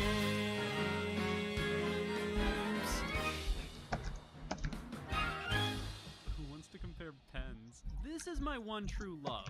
Never finding a mate. Look at all these things. The NES games. Oh man, Super Mario Bros. 2 is such a funny wet fart of a game. Why did it have to say Mario Madness on the cover? It almost looks like it's supposed to be the subtitle of the game, like Super Mario Bros. 2. Tell me something I don't know. Mario Madness. Take it. River City Ransom. I bought on the Wii Shop channel because I heard somebody say it was an 80s equivalent to Grand Theft Auto, and man, I wanted a game like that so bad. I mean, it's just like Grand Theft Auto. The characters have skin. I like this game because it taught me proper money management, and we all know that's stuck. I bought Donkey Kong Jr. Math. How do we know that? They're gonna break my legs. It was an investment. A fun investment. How fun is that 10 grand surgery you just had? Let me spend 200 in peace. You've gotta hand it to Nintendo. All the Donkey Kong Jr. fans are off the street now. Why do Coke when you can do math? You know, the NES is well known for all the horrible licensed games, but I gotta admit, Back to the Future could be worse. Don't get me wrong, it's bad and barely follows the movie, but I don't think it's as terrible as something like Ghostbusters or Where's Waldo. Look, my copy has a flick wound. I mean, that says it all right there. Last owner must have hated it. Man, f this game. Oh, damn it. Where is Waldo? Kung Fu Heroes! It's been too long. I used to play this at my grandma. Where is Waldo? Kung Fu Heroes! It's been too long. I used to play this at my grandma's house all the time.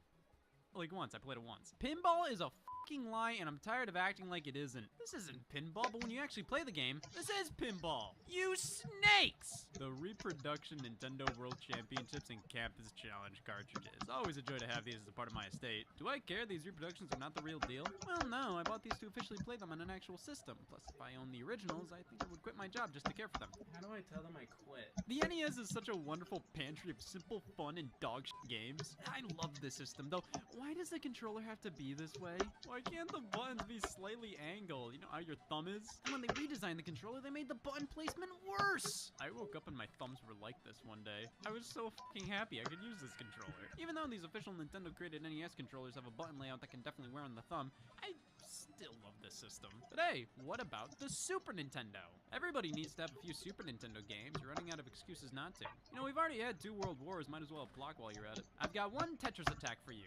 This one's Tetris Attack. Easily one of my top favorite Super Nintendo games, and it isn't even real! They took this Japanese puzzle game with dear god anything but reptiles, and when bringing it over here, they gave it a reskin with all kinds of Yoshi's Island characters. And while we're at it, Yoshi's Island! What a thing! The Super Nintendo has one of the greatest lineups of 2D When Yoshi's Island? But that won't stop me from considering Family Feud to be one of my favorite games on the system. What makes the soap moist? Name something kids use. Tonsils. Name something parents save from a first baby to use for a second. Food! Name something that's often located in the basement of the house. The basement. Name something people start but never finish. Me. War? Books of Faith. Doom's ass red cartridge. You know, the color of ass. Right? Oh my god, this version's so bad! It's impressive they got it on the Super Nintendo in general, but it's just not powerful enough for a game like this. Wolfenstein 3D works better, but it's heavily censored, which is kind of bizarre. Like, would you really be that surprised playing a game called Wolfenstein 3D? Hitler? At least Doom has a colored cartridge, like Killer Instinct. This is a fun way to annoy me. Super Punch-Out's weird. Like, the NES game is the most famous. It's one of my favorites on that console, but who the hell talks about the Super Nintendo one? Nothing wrong with it, it's just the controls and sound effects don't feel as good as the original on NES. To anybody who disagrees, I'll see you in court. Crucifixion's a bit harsh. Donkey Kong Country 3, the one I just can't own. I've never legally owned this game. If you don't believe me, look through my tax records. So you know Donkey. I did beat the original Donkey Kong Country. Great game. I did it with the rewind feature on the SNES Online app on Nintendo Switch. Do I deserve to have hands? Nah, I only felt the need to use it when this part came up, where differently colored ropes do differently colored things. I looked at my excuses for the day and considered this to be a rewind warranting event. The Super Nintendo is such a cozy corner of gaming. Games were still simple at their core back then, but they had so much more depth in it. A game like Super Mario World is pretty much in line with the Mario games on NES, but this one just goes so much deeper than that. It has a map screen that eventually tells you to go f*** yourself. A Link to the Past is a full realization of what the original Legend of Zelda on NES was doing. Super Metroid is the same. Super Castlevania 4, Mega Man X, Kirby Superstar. This is where many of gaming's greatest franchises of all time, to tons of fans, peaked. It doesn't get much better than this. But you ever wonder what the hell is up with these boxes? What is this design? It makes no sense! You know what'll get people to want Super Nintendo games? Geometry. And the fact these boxes are cardboard, please. I mean, it was excusable on the NES. Here, it's damn near inexcusable. The Nintendo 64 is a solid rebound. If by solid, you mean painful. Good thing I only see in 5 frames a second. Nah, it's a great system. It just isn't as slam dunkish as the other ones. Like, it obviously has its downsides. It doesn't age that well, for one. This generation of gaming as a whole doesn't really. Like, you consistently still see new games come out mimicking 8 and 16-bit style graphics. Nobody would be caught dead trying to resurrect this. At least we got Mario Party 1 out of it all. The greatest party game ever told. In reality, it may be a repetitive, unpolished go at the franchise that only started to get bad after it got good 9 entries in, but in my heart, it is the quickest lobotomy I've ever had. Super Smash Brothers. Look at that real cartridge. This ain't no holographic trick. If it was, could I do this? See, it's real. The start to one of holographic trick. If it was, could I do this? See, it's real. The start to one of the most fun gaming franchises to discuss, whether you're into the competitive scene or just like talking how different noses look between games. Smash Brothers just kind of brings everybody together, and the original Nintendo 64, while incredibly simple, still holds up to some extent. Mario Kart 64. Many consider it to be the greatest kart racer of all time. I consider it to be that game where Yoshi looks weird. 20 bones to whoever can tell me what this is. The new Tetris. Well, yeah, because this shit was old. Glover! Can you believe I have a room for a game I never played? What do you mean, yes? Yoshi's Story is this bizarre take on a Yoshi's Island successor. It's still pretty good, but it's so similar yet so different from any other Yoshi game. You gotta eat fruit. You don't just get to the end of the level, just do what my dietitian said and eat 30 fruit. So we gotta just find 30 pieces of fruit and then we move on to the next level. It's kind of an interesting direction. Hopefully the next Yoshi game does something just as unique. The same thing are good. My go-to game on this console will forever be Super Mario 64. Oh wow, Scott, next you're gonna tell us your lung's favorite food is air. I can't help it, my body knows what it likes. The Nintendo 64 is a console I've learned to love, though it's far from my favorite. That's definitely because of these damn cartridges. Nintendo, come on, no end labels? I need to know if this is Glover or not. Oh, thank God. Oh, thank God. Oh, thank God. Oh, thank God. There's something about that original Game Boy that's just so endearing. But guys, the first handheld game console, because who wants to admit the Microvision exists? I mean, this thing is perfection with a Tetris cartridge in it. But I have the new Tetris now, f*** you. Alleyway is a fun one. It launched with the system and is a direct clone of Breakout. But I think to this day, Nintendo avoids the question. They refuse to admit it. It's one of those older Nintendo titles where they threw Mario in it for no reason. See that stick? That's Mario. Well, now we gotta play it. These early Game Boy games are so cute. They're so simple, but they know what they are, and they don't try to bite off more than they can chew. That is a definite problem with a few titles for the handheld. They would just try to take some NES or SNES game and shrink it down and expect it to work. Donkey Kong Land. It's Donkey Kong Country on the go.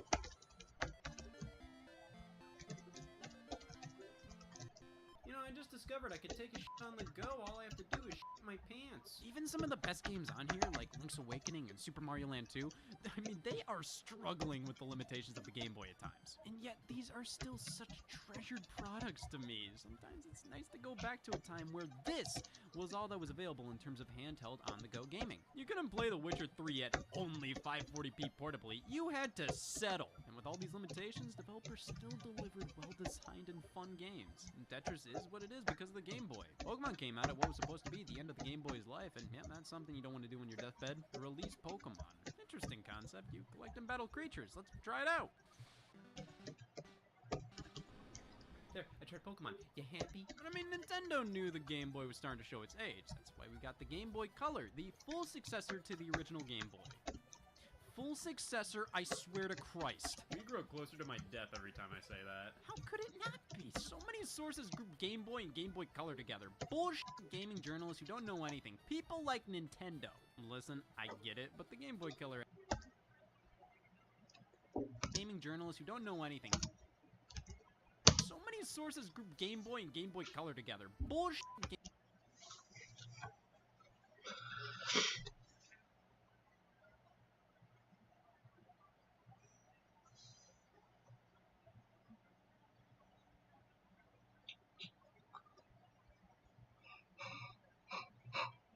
Gaming journalists who don't know anything. People like Nintendo.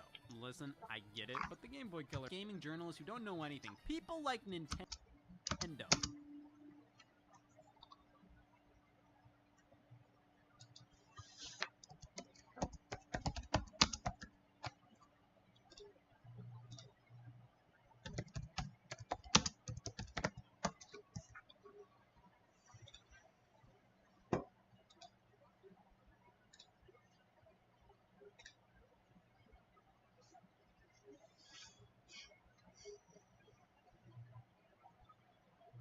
Jeez.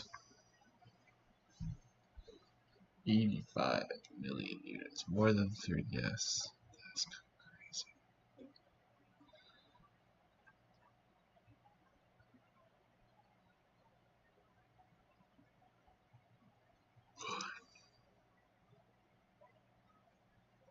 It's not on Wii levels yet, but it's damn close, dude. And it's not at DS levels. That's unbeatable.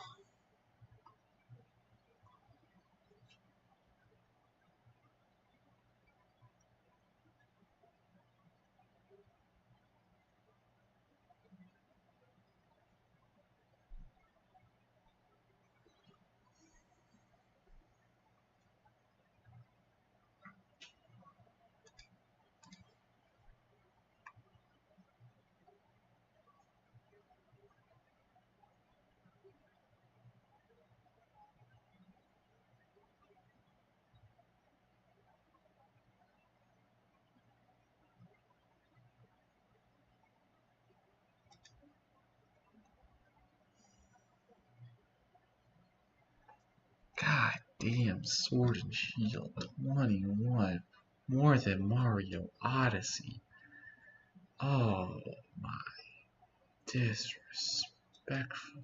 Mario Kart 8 Deluxe, the best selling game on the Switch. What's the best selling 3DS game? Mario Kart, then followed by 3 Pokemon games.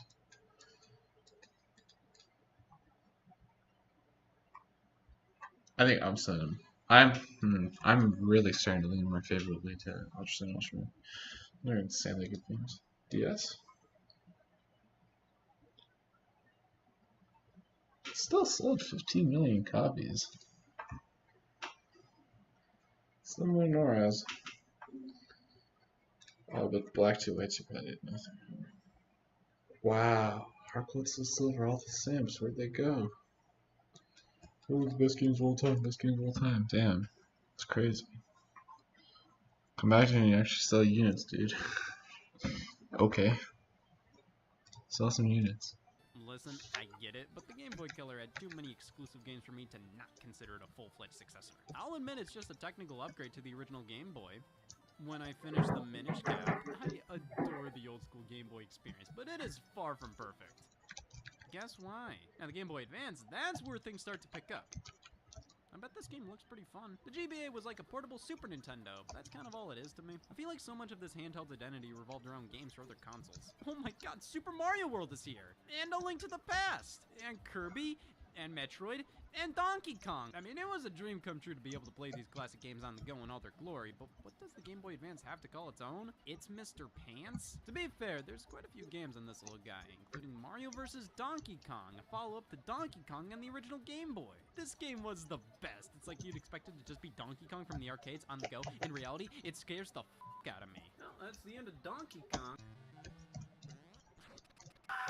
It keeps going after the original arcade game ends and is this meaty puzzle platformer. It's amazing. Plus it has this exclusive border on Super Game Boy for the Super Nintendo. And now I can play my Game Boy games on the big screen in a house while I'm right next to a ceiling. God works. The Super Game Boy is pretty rad. It has all these settings you can tweak. You can change the border, make your own border for all I care. But it can play Game Boy Color or Game Boy Advance games. For that you'll need the Super Game Boy 2, only released in Japan. Look, it's clear like a Game Boy Color cartridge. It's color. Like the Game Boy Color, it shows a Game Boy Color on the bottom. You know, I actually don't know if we'll need Ariados for the rest of this run. Why am I even leveling this thing up? Looks like we have to move up a generation or two to the GameCube with the Game Boy Player. Alright, so this is a bit more of a mess. Instead of a regular cartridge, we gotta screw this on the bottom, plus pop the startup disc in. The last thing the Game Boy Player Oh, by the way, I'm going for launch after this. Well, when we get in there, I mean, it's playing the Game Boy games and color. So and close to Poison This thing Job. reeks of Poison Job. functionality. Compared to the Super Game Boy, I was worried that thing was gonna f my wife. Look at how cool it is. Here, this is just the most convenient means of playing the entire Game Boy line. One more. But it's still a lifesaver of a device, and all more reason why. Goodbye, Caterpie. Oh my god, I made it. Favorite console. Poison Job. The Wii or Wii U. Forget a minute. They didn't have Odama. Nintendo was Goodbye, firing at Poison. all cylinders on this console. Pretty much every one of the franchises got major God, it's finally installments. set. Mario, Zelda, Metroid, Donkey Kong, Smash Brothers, F-Zero, Star Fox, Animal Crossing, Fire Emblem, Wario, Wave Race, 1080, Pikmin, Paper Mario, Mario Kart, Party, Golf, Tennis, Baseball Strikers, Odama. Geist is funny. Nintendo published a first-person shooter about ghosts. I was hoping they'd follow it up with an RPG about bees. Luigi's Mansion is such an interesting game. Like, you explore this haunted mansion and finish the game 3 hours later. I'd say the following games in the series took the general gameplay of Luigi with Vacuum and ran with it more. But they will never live up to the amount of ambiance this original game had. You can just feel how haunted this place is. It's such a fun experience. Dance Dance Revolution Mario Mix, because I only do what Mario tells me to. Why not? It sure is Dance Dance Revolution, and this is the only DDR game on the GameCube, and that's weird. Out of all platforms to put that game on during this generation, just the PS2 and Xbox. Not the system with customers willing to buy stupid plastic bullshit for it. The GameCube microphone, used for Mario Party 6, Odama, and eviction notices. The DK bongos, different game, same story. Okay. Okay. Whew. So much time. God damn it, dude. Can't believe we're almost there. I'm not leveling up Natu. I got Natu's IVs. I got the perfect whatever special attack IVs. We're out of here now. Okay, can't do this anymore. Next up is Peach Jam. That's gonna be a 25 level grant, but I think it'll be okay because we're just gonna be clicking Brick Break over and over and over and over and over and over again on that one route where there's a ton of normal types. It's actually all normal types. You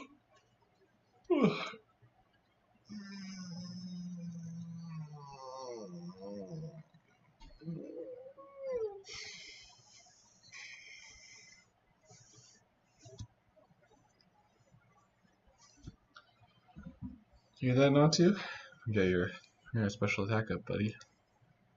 Get your money up, not your special. Get your special attack up, not your funny up. Wow. I'm the big Natu. Don't do that. Pound the chum, you baby. Heard? Get your money up. Get your special attack up, not your funny up. Wow. All right. I'll be back.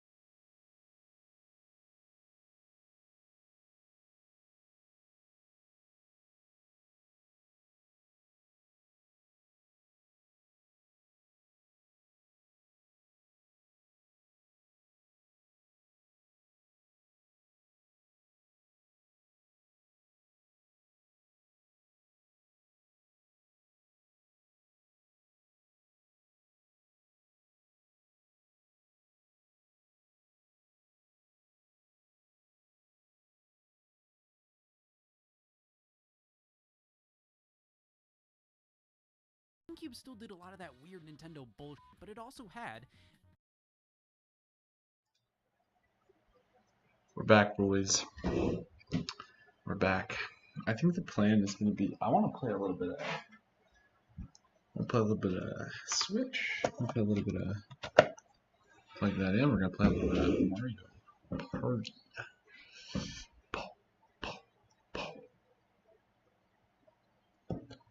But first we will finish this video and maybe not finish. Controller and amazing games. You got the best of both worlds. Of course, looking at it critically though, the third-party support was definitely one of its weaker elements. It was definitely better than something like the Nintendo 64, but those third-party games were for the kids. Sure, we got our Resident Evils and Sonic the Hedgehogs, Metal Gear Solid Twin Snakes, Super Monkey Ball, Beyond Good and Evil, Tales of Symphonia, the other consoles had Grand Theft Auto 3. Also, I love this controller, but why is the D-pad so small? Why is the C-stick so tiny? Why only one Z button? There's a region lacking. I can't easily play Japanese games on my console. I know that's a thing on multiple systems, but I just want to play Nintendo Puzzle Collection in peace. Have to use an action replay disc to even kind of play it, and bam, beautiful. This is one of my only cheat devices. I can use it to not play Mario Sunshine. I also have Dream Mix TV World Fighters, a Smash Bros. Clone featuring Bomberman, Simon Belmont, and Optimus Prime. It's just missing Master Higgins. I also have The Legend of the Quiz Tournament of Champions, a trivia game published by Nintendo. You can play as Jeff Fox. Well, I gotta appreciate and despise these Japanese game boxes. They're cute and cool, but the outer sleeve is so easily losable and damageable. That's about all I can say. I can only really go on for about 45 more minutes. There are only a few things in this world I could talk about for over 23 minutes. At least the Wii had the purest white game boxes known to man, a smoker's mortal enemy. God, I mean, the GameCube may be my favorite system, but the Wii is just so interesting. It had exactly what people wanted and none of what they wanted. Come on, games for your stupid fucking uncle like Wii Fit and Calvin Tucker? But then for the core audiences, you got Zelda, Metroid, Donkey Kong, Mario, Sin and Punishment? A sequel to a Japan-only cult classic shooter on the Nintendo 64? Who would have expected that? GoldenEye 007 on Wii is one of my favorites, a reimagining of the Nintendo 64 classic. A lot of diehards don't like this one because it's basically just Call of Duty, but some bundles came...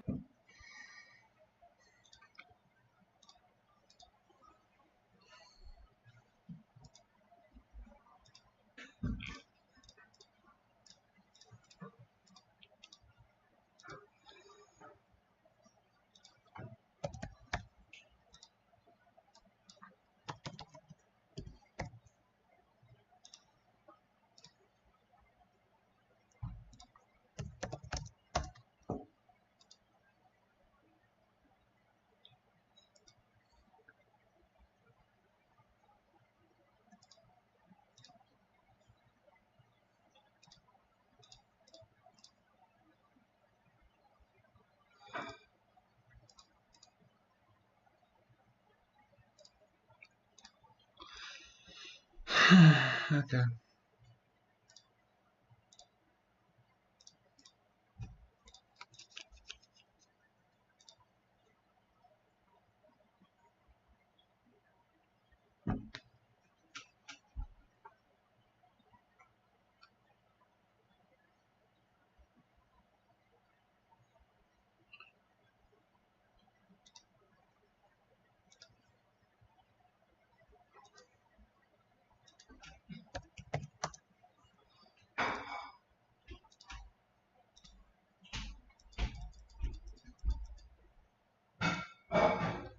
AD attack.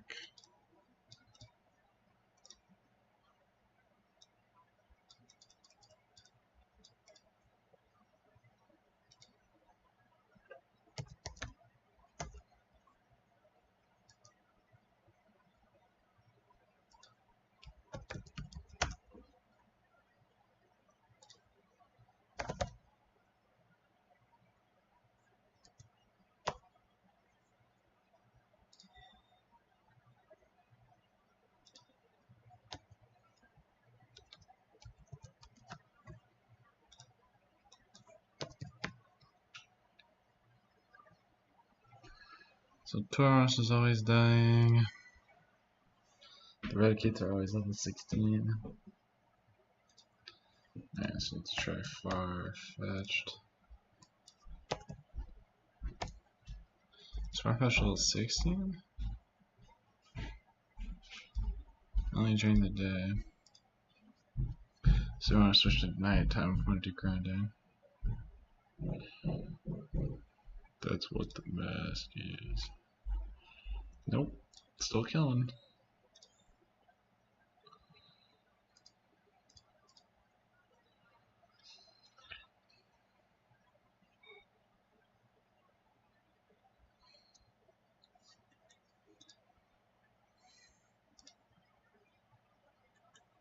I mean, we did discuss that both Rattata and Raticate don't have priority move, correct?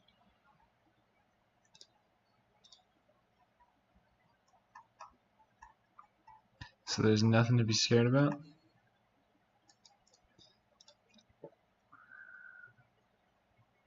Yeah, because if you're guaranteed level 16, which they are, correct? Guaranteed level 16s.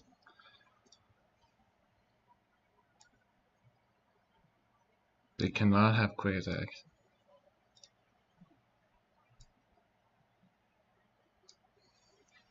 Because they're guaranteed level 16s. They only have Hyper Fang, Pursuit, and Bite. Just don't run from them. They're fine. Okay, optimal grinding route. Good to see, good to see. And I'm assuming Magnemite also goes down there. Wait, hold on. This is fine, right? No, yeah. Magnemite.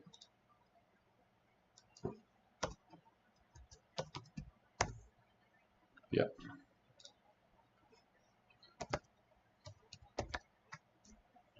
Oh wait, hold on. Mill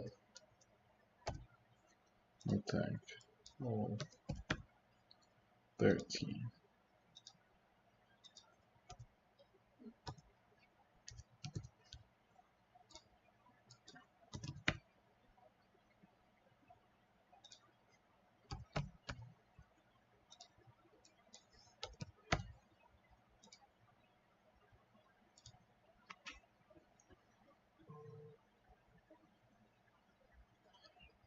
I just feel comfortable using Brick Break for now.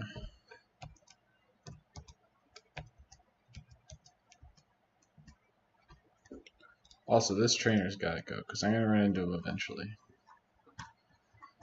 Stupid to like grind at this thing, because I know I'm gonna run into him eventually. He's got a single Looper at level 20.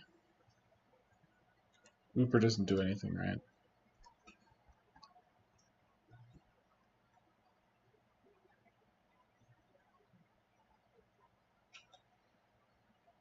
Much. No, Looper doesn't do anything. Okay, let's get him out of here then.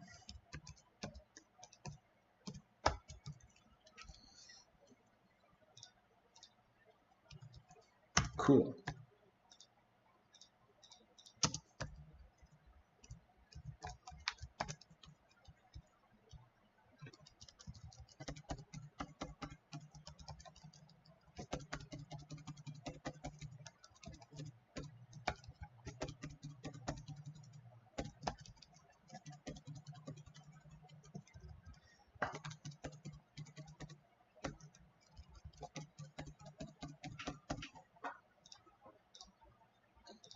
Now to get to level. Golden Classic Controller Pro, the original didn't do that. Super Mario Galaxy is my favorite game of all time, thank you very much. The pinnacle of Space Mario. It's just such a magical feeling playing this game, even over a decade later. I'm sure by the time it's 20 and I'm battling some kind of fun new disease, it'll still be. But the Wii was when anybody over the age of 40 started throwing a tantrum over using motion controls. I don't know, this ball segment of Mario Galaxy always gets brought up, and I never thought it was that bad. It'll come back to me in 17 years, I'll be bald and hate it. Even the casual experiences on Wii I love. Wii Sports, Play, Fit, Trauma. Big Brain Academy Wii Degree is an awesome multiplayer game. Smarty Pants is still one of my favorite generic trivia games. Family Feud Decades? Name one of baseball's great all-time sluggers. Only baseball team I know, Harlem Globetrotters. Is your answer there? Name a song made famous by Elvis Presley. Eek, it's Elvis. Name a game that all the kids in the neighborhood can play together. Polyamory? As much as I love the system, again, it's not perfect. Whenever a game asks me to shake the nunchuck, like, this thing was not meant as a shaking device. It has the weight of an empty pencil cup. The amount of shovelware I actually kind of like. Sure, these things may be filling a landfill somewhere, but I'm sure I can find some use for them someday. Let's not forget the Wii had such classics as Vince Young starring in Madden 08. Every story has a Christ figure. And then followed up by the most disappointing sequel to Christ I've ever seen, Brett Favre starring in Madden 09. Go f*** yourself. And Jesus Christ, games on this console can be hideous. This was the dropping off point for developers who kinda cared. They either did or they didn't on the Wii. There's no in between. The same can sort of be said about the Nintendo DS. Like, you were either playing one of the greatest games of all time or Chrono Trigger. The DS, man. So many stupid f***ing things came out here, but it has one of the best libraries as well. Though on the Nintendo first-party side of things, it was a little weak. 100 classic books. Come on, I want to read, not count. DS games look so chunky now, whether they're 3D or 2D.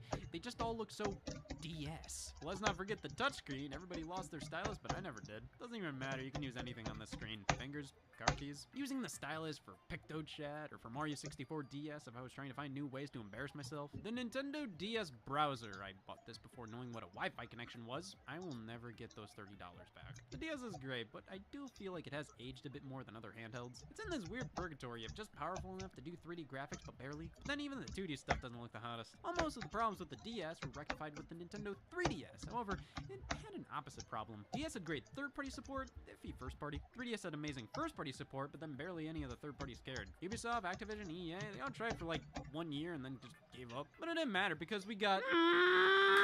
Christ, Metroid Prime Federation Force? Mario Party the Top 100? Triforce Heroes? Mario Sports Superstars? Pokemon Rumble Blast? Yoshi's New Island? Paper Mario Sticker Star? Hey, Pikmin! There's the Nintendo Switch, guys. Oh my god, isn't Super Mario and R so quirky and unique? Nintendo, who's running your eShop now? Oh, great, a controller for rats. Bravely opposite problem. DS had great third-party support. I missed that bit. Was that 3DS funny? had amazing first-party support, but then barely any of the third parties cared. Ubisoft, Activision, EA, they all tried for like 1 year and then just gave up. But it didn't matter because we got... Christ, Metroid Prime Federation Force? Mario Party the Top 100? Triforce Heroes? Mario Sports Superstars? Pokemon Rumble Blast? Yoshi's New Island? Paper Mario Sticker Star? Hey, Pikmin! I owned over half of those games. Oh my god, isn't Super Mario and R so quirky and unique? Nintendo, who's running your eShop now? Oh, great, a controller for rats. Bravely Default 2, is that a sentence? Demon Ex Machina, this is still medically the only game with a 60 or above on Metacritic to have given me pink eye. Paper Mario the Origami King? Oh, but we skipped over an important console here. The Sega Master System. It's so charmingly pathetic. What the f*** is this? Who asked for this? Why do I have to look between the TV and gamepad to change system settings? Nintendo TV, f*** you. Yeah, why not publish Devil's Third Nintendo? The Wii U microphone exists. There's a goddamn mic on the gamepad. Why are these two cases black? Why is this one cream colored? Why does this one not have the blue ridge? Why remake Wii Sports? Why swap between controllers so much? Why in Super Mario 3D World's multiplayer does this big blue border appear? Everything Nintendo's done, I have something to bitch about! Why is this wet? Why does this repel virginity? And again, in Mario 3D World, why in multiplayer does this big blue border appear? I get that it's supposed to tell you that the players are too far apart, but it comes out of nowhere. It sometimes doesn't leave, and it's just always there, mocking me, just like every shape I've ever met. Where does this blue border get off? Wait. It's like...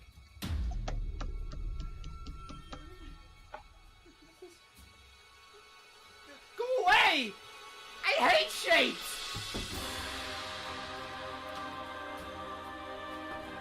Is this how it's always been?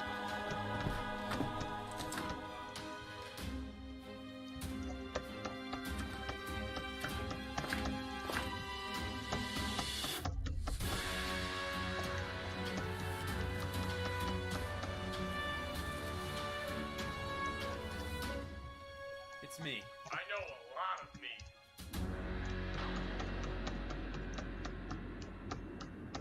Thanks for having me on such short notice. We offer express checkouts for a reason. I just really needed to talk to somebody with a PhD. I don't have a PhD. They forgot the U. You have FUD? I have FUD. Listen, man, I feel like I'm going crazy here.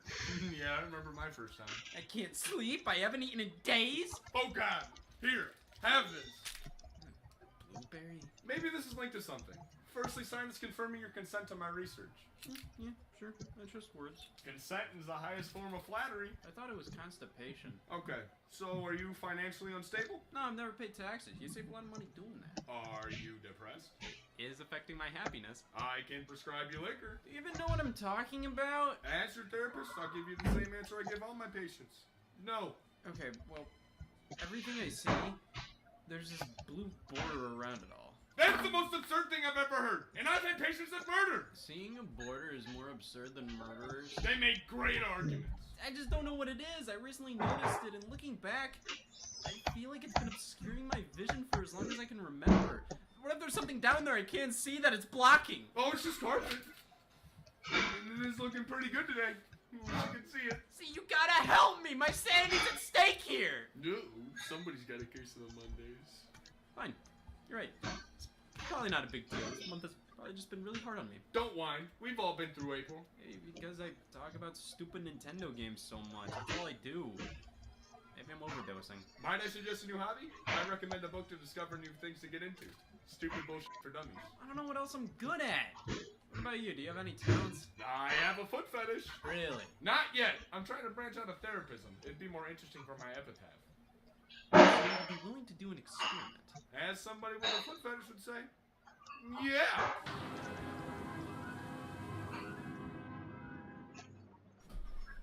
Nice bed. Those pillows real? Yeah. So, call me crazy here, but I think I'm in the head. Maybe my other patients can help you. My murder clients can turn you on to some new hobbies. Nope, I want you to knock me out. Oh, come on. I'm a therapist, not a doctor. Please, just analyze my brain when I'm out of it. We gotta figure out what's going on here. With what? That CAT scanner in the corner over there? Yes. Oh, no, I'm not doing it. You never walked over there to get me a box. Hey, here's a flashlight to look in my ear. Go oil. Huh, well, you're in good hands. I'm quite knowledgeable on head. What did you get in your essay too? Oh, a lot. Oh, that's good. I feel safer. Oh. Holy shit, I do have a head. Holy shit, he does have a head. So this is what a brain looks like. It looks fine. Hey, Jerry! One sec, I'm making sure I don't get confused here. Oh man, all my memories! That's when I saw a white guy. That's when I was a white guy. My favorite water! When I was horny, when I met anime, when all my friends died. Take me back. I have a blue border around them. You found a blue border? Kick its ass! I can't do that. I can never compete with a shape. They always win. Remember that gun that shot me? Shape. I know how you feel. My dad's killer was a shape. I just don't get it. Like, why is it here? Why has this border always been a part of my life? Why can't I escape it? Why doesn't anybody else see it? Maybe you need to relax. How about a nice pillow to the face? That's killing me. Oh, I'm sorry. Maybe a gun to your head will take your mind off things. I appreciate the help, but I think I'm just gonna wake up, go to the desk, and whine about... Brink. What's that? Words! No. I think the border just got bigger. That's impossible! That would require you to not be brain dead, and your pulse stopped 30 seconds ago. Well, resuscitate me! I think you're bleeding. Oh my god, I want to get out of here. I just want to talk about stupid Nintendo games. Oldie 3s? Guys?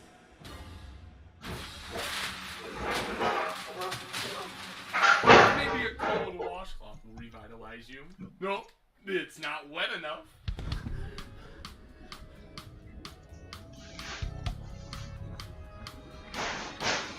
It starts off the same for every week and ends with a game on PS3. Pick something right out of the drawer and hold it up against the floor. Spew some junk about no sex, then a beacon comes just to say gex. At the desk look like a hoarder, surrounded by some big blue border. I just want to break the mold to not follow a path. But every week my life involves mentioning barrel blast. It's closing in. My screen is all burned in. It's closing in. I always have that stupid grin. It's closing in. And just like my virginity, I'm worried this 1080p outlines here for infinity. I'm on the board. Does my whole life need a giant watermark?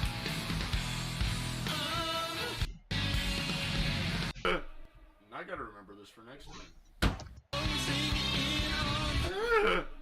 I gotta remember this for next time. When I heard you were in the hospital, I dropped everything and came straight here. Shh, there's a library across the street. Hey, how's our pre-corpse doing? Oh man, I've been trying to get this place for years. I called 911. I asked them how you were doing. Oh, I have some questions for them. What's your Snapchat? They blocked me. No, after a mental breakdown like that, you need to do something productive. Like join the army. Is that why you're in the hospital? No, I stubbed my toe afterwards, plus I had a coupon that was expiring. He said some square existed. A blue square at that.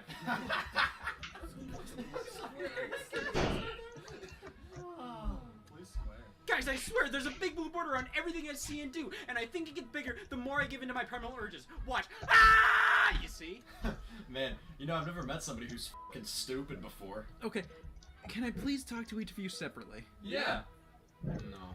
Derry, how's cheese pissing you off today? Pretty good. I'm seething. Does it ever become too much? I mean, vegan all day? I always got my vegan and crunch Jed. He's my not eggs to dear God anything but bacon. But I mean, that's just another license to renew every month. Don't you ever just want to mix things up and gut a fucking duck? No, I'm pretty content being miserable. Do you do anything other than be vegan? Well, I don't eat fruit for fun. But you're vegan. Yeah, my other passion is malnutrition. Target employee, how's it not working at Big Lots? Red. Do you ever get tired of working there and having a dead brother? If it wasn't for my dead brother, I would have never replaced him in your group. Having a dead brother is great. You should try it sometime. Jeb, vegan. I don't know about that. I want out. What are you talking about, you went out? You're a vegan, not married. I don't know. I tried a corn dog and realized part of it wasn't vegan. The batter had milk. What are you gonna do without veganism? And what about Terry? What's he gonna say? I don't know. I don't want to hurt his feelings. He stopped vegan in the county, you know? He gave up drinking water because cows drink it too. I can't do this. I have dreams, you know? Like what? I like Gex. You mean this? No, the lizard. Rex, you hate sex. More than most hate not sex. Guys, don't you see? You may not have a blue border around you, but you have the equivalent in the form of crippling restrictive tropes. I prefer the term silly running gags. Why do you even care? The border's not harming anyone. It just matters to me. It's been a part of my life this whole time, and I just want to feel normal. Is this still part of my therapy session? The meter's still running. You know what? I'm out of here. I got no milk to drink. Save some no milk for me. Yeah, Target does need an employee. And every chastity needs a moderator.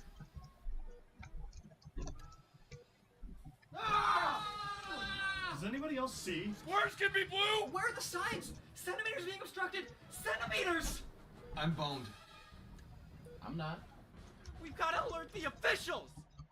So, welcome to being So that's what it feels like. I hope you guys accomplish your homework of dismantling your personalities. I've gone cold turkey, no meat. Just need a few patches to get through the day. Yeah, I bought a gun. For murder. Jeb, we keep this up, the blue border will vanish. We can go back to our specialized diet. Terry, what do you think about lizards? Yeah, they're great for looking, not for eating. No, like as a hobby. What do you need hobbies for? You're a vegan, not a man. I'm on a job hunt. I heard Wendy's was lacking Target employees working there. I decided to stop being your therapist and start being a therapist. I eat zinc now. Did you not before? Well, taking vitamin supplements seemed like a great way to get my mind off not having sex. And zinc just suits me. You know you can only take 40 milligrams a day. How much is that in pounds? Okay, well I spent all last night with my games.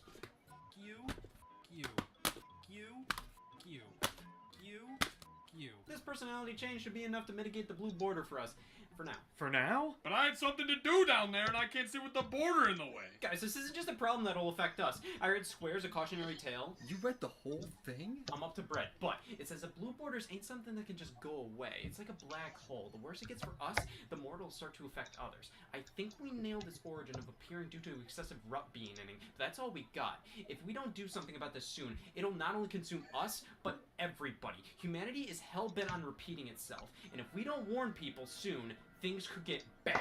I know the Amber Alert guy. I've been wanting a spotlight from him. Rex, I got something planned for you and I. Oh, I've heard of something like that. It's called an event, right? Everybody else, just spread the word as much as possible. The more people know, the quicker we can find a solution. Get on your feet and let's do this. I've seen Wendy's employees stand. This will be great practice. We're not crazy. We're not crazy. You're just... We're not crazy. You're just... Right, here's the plan. Say no more. I booked us an appointment with somebody that owns a curtain. How do you find these people? I just thought people took things with curtains more seriously. Look at showers. Ugh, not this plan again. I'm not gonna fuck a shower. No, turns out the curtain owner hosts a talk show. Those demographics overlap? Barely, but if we go on this show, we'll reach all cable TV users. So nobody. Hey, that's more nobody than yesterday. What's this talk show about? I was hoping Blue Borders, but no, I had to lie to get us on. Hi, I'm Hector and Friends. That's not the name of the show, that's just my name, damn it, and welcome back to Throats for Thought, where we get to chat with throat users from all over the world and county. Our 15th guests today have throats. Let's get them out here. You don't know if you have a throat? Forget, I never took anatomy. Remember, if things aren't going our way and we need attention, when in doubt, vomit. No, just lie and say it's your birthday. That'll get us a sympathy vote. It is my birthday. Okay, I just got a cease and desist from the other 9 groups handing out papers with this exact slogan. It is a popular time of year to get f***ed. Well, maybe we can get our attention some other way. Like with sex appeal? But we're already f***ed. Hey Hector, it's great to be on this show with a throat. Ever since I've gotten one, this has been a short-term goal of mine. Oh, who's this? Oh, he's my aide. Swallow. Thanks. Well, when I heard your story, I knew you had to be on the show. So, you have a throat? Does he ever? I won best throat at the state fair. I won biggest. Ever since I was 18, I was told my throat was my best feature. Okay. Been notarized? What? I mean, any official throat user's been notarized. Hey, if anybody has a throat here, it's Scott. I can tell you how many times I've been around this man and had to be, damn man, stop using your throat! Listen, Hector, heck. May I call you Hal? May I call you I may not have my throat documents on hand. Would you settle for dental? There's a big blue border that's gonna eat you. Get off my show. No, we have to stop the blue border. It actively annoys everyone it affects. It has to end! Oh my god. My aunt just died. On my birthday? Well, any publicity is good publicity. You got that right. This just in. A fight amongst 10 groups of end-of-the-world conspiracy theorists broke out today because apparently we can't all settle on a definitive end of the world. Shapes? I don't trust them.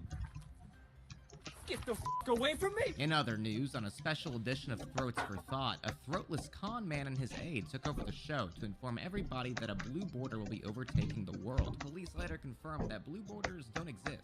Alright, step 1 went better than I expected. It's getting us closer to step 2. Give up. At least we did spread the word on multiple issues. Now people know about the blue border and think we're f***s. I mean, we only started to see the border after you brought it up to us. Huh. This just in, reports of the state of Ohio experiencing a blue border obstructing their vision are increasing rapidly. Let's go to a reporter on the field. I'm in a field. See, that's why I don't trust the news anymore. That's a yard. I'm standing here because as a news reporter, you trust what I have to say outside more than inside. Various eye-havers are reporting a phenomena where a blue border is obstructing their view. Nobody knows why, but it seems that the entire state of Ohio is affected. Whoa!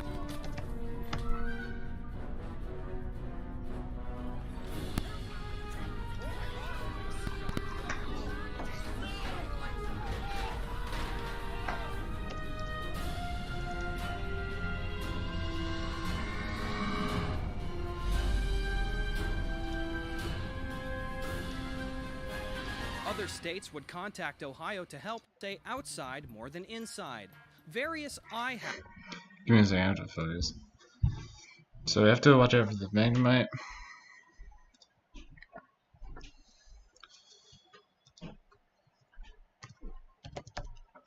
What about the Tauros with Intimidate? So I must not make you cry.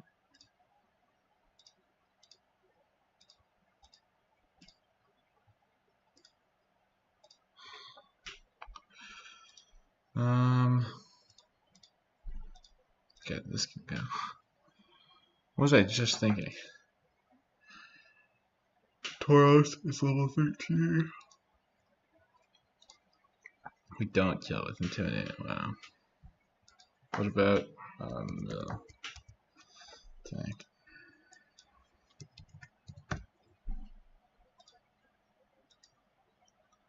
Build tank dies to everything. Wait, not with the defensive nature probably. Not Ariados, interesting.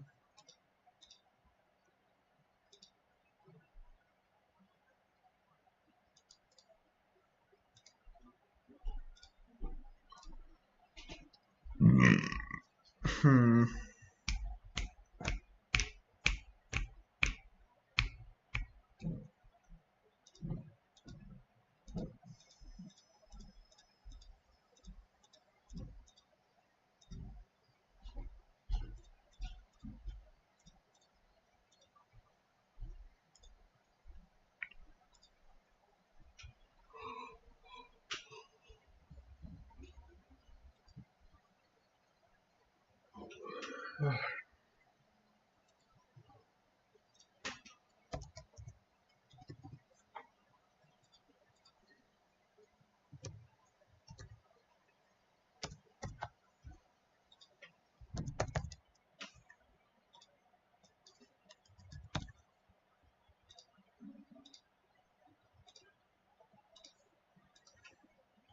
So it's just the Taurus and Magnemite that we have to save our things from. Okay.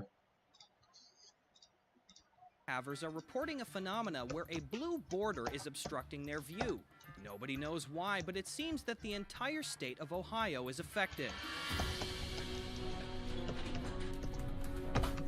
Whoa, whoa, whoa, whoa!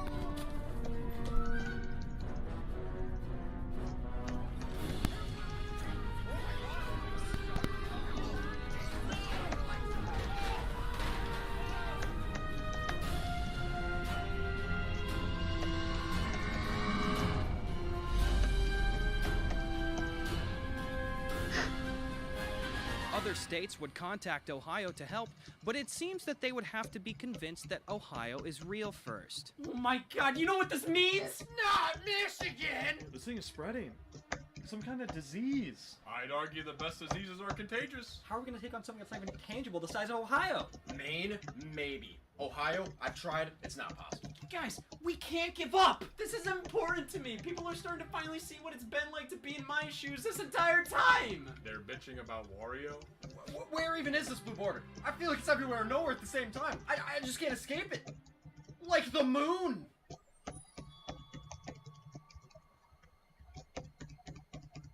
think I know where to look. Guys, we're going to space! Though I left my passport at home. How? We need 2, maybe 3 cars to hold us all. I get space sick. I just don't want to do it. Guys, come on! Does anybody know how to build a rocket? I know of rockets. We'll wing it. The question is, what materials do I have enough of to make a rocket? Come on, we gotta try.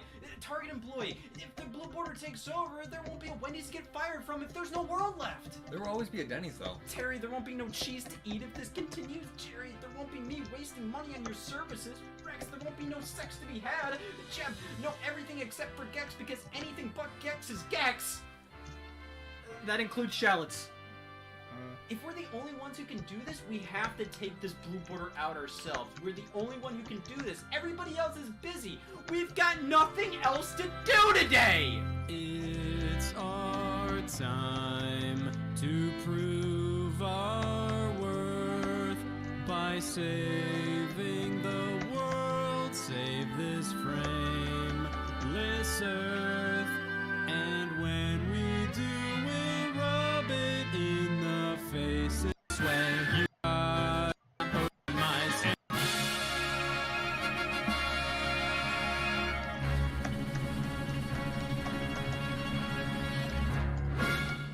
Sure. Alright guys, we're going to space. Remember your coats. I'll just pick one up on the way there. Terry Lessler, you'll be our treasurer. Geriatrics HR. Jib Jab, customer support representative. Rex Mills, moral support representative. Target employee, catering. Good thing I didn't pack clothes. Yeah, I'd like to file a complaint. Ready for liftoff. Cramming good luck charm down pants. Setting Tinder radius for 50 miles and beyond.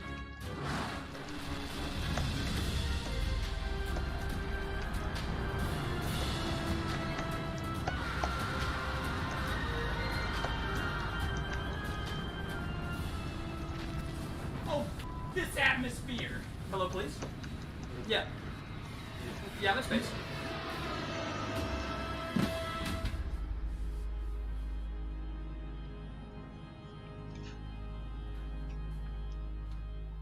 God, that's a lot of fucking space. Yeah, space is a lot bigger up close. Alright, looks like we have to take a left in about half a mile. Now, forgot to carry the 3. Don't worry, I recognize this area. Just keep going straight. Hey guys, so as a caterer here, I'm trying to figure out what to do. What would a Wendy's employee make? Food. Alright, back to the drawing board. What was that? Something! Oh, we got a leak here.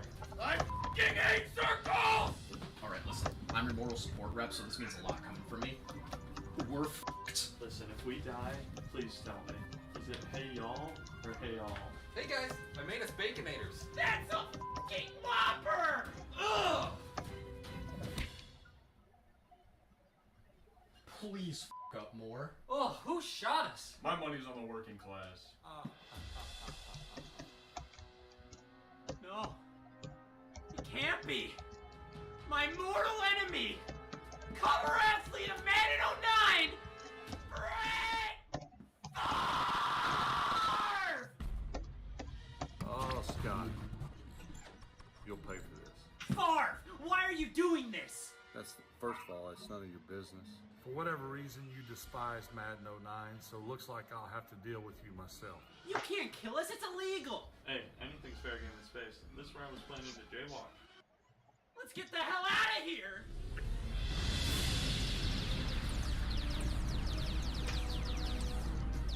We can't escape him. He just called Custer Sport, he's pissed. Oh, God. He's docking. His troops are boarding the ship.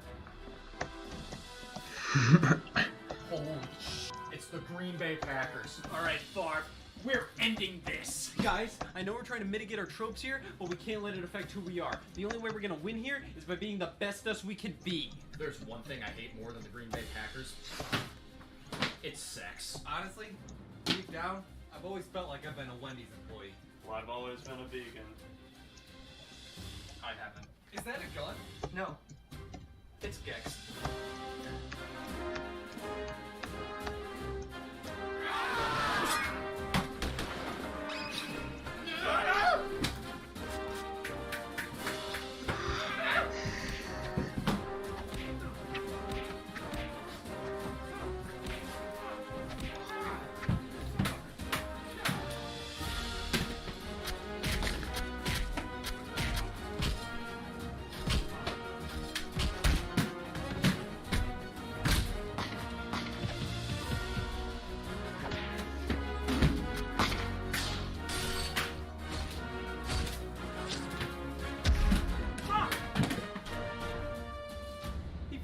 When we weren't looking!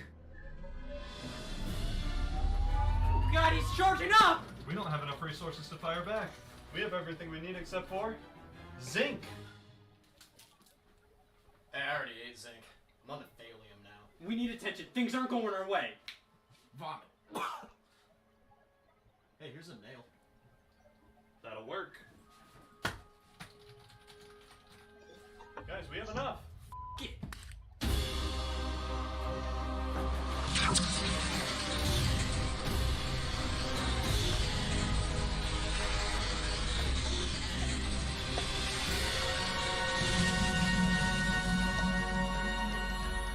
That's it. I'm tired of you Madden 08 fans. I'm more of a Man 09 guy, I swear! Favre, all we're doing is looking for the blue border. Just let us go and everybody will be fine. And you think I have nothing to do with that. But you know what? I'm coming over to deal with you myself. What was that? Who saved us? Vince Young! Vince, thank you! Yes. Hey, Scott, no problem. Good luck out there. Thanks. I'd like to not file a complaint. Guys, I don't think we're gonna make it. We're almost out of gas. What are we gonna do? Where are we gonna go? Sunoco. Guys, I don't think we have to go that far. So that's what blue is. The color.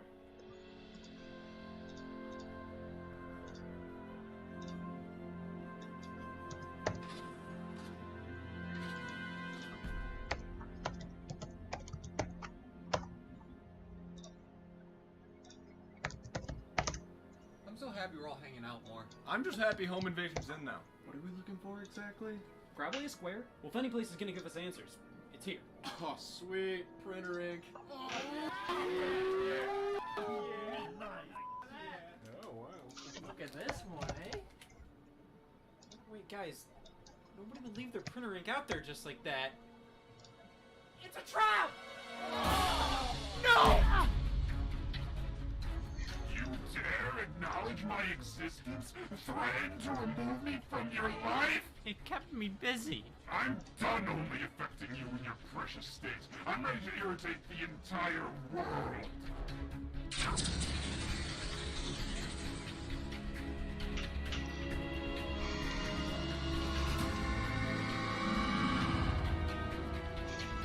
God, no! There's nothing you can do now. I am now in everybody's life, not just yours. Why did you only affect me to begin with? You were weak.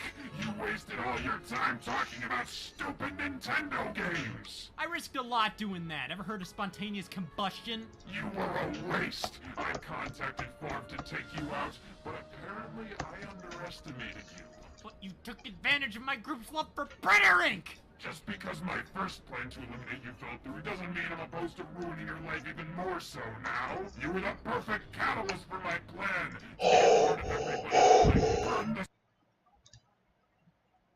Oh my god. How many moves does Eradicate have?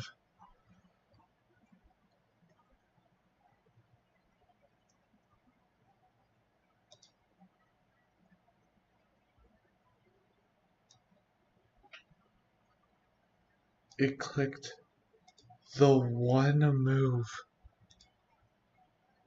5 hours and 30 minutes in. Can't remember that. I need to timestamp that.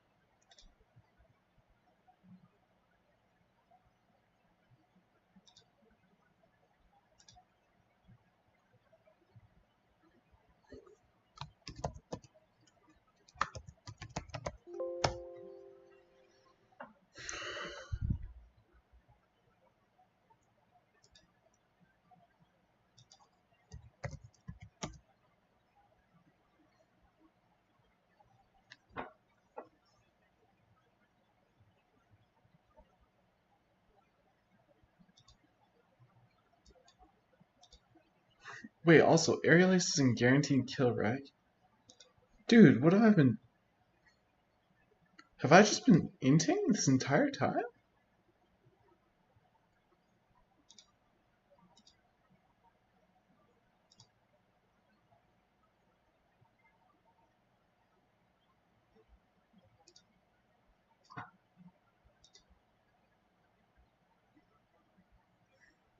Okay.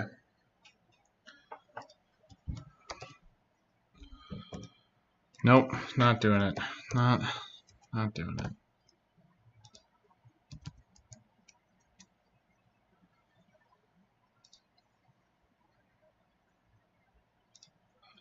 Okay, we're not using Horn Attack ever again.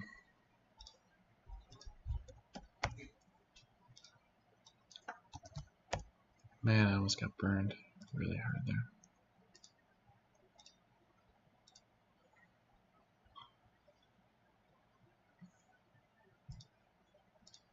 Scream in everybody's eyes. There's no turning back now. I am all powerful. I am eternal life. The opposite of eternal life is virginity! It's weakening it. I've been holding this one in for years.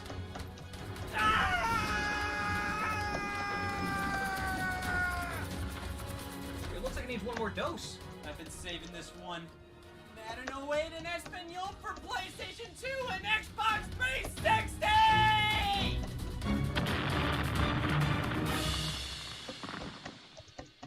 I hate when this happens. Can we eradicate it? No. Nah, I got raid. If it just stays here, it might get bigger if we don't do something about it. maybe it needs a host. What are you saying here?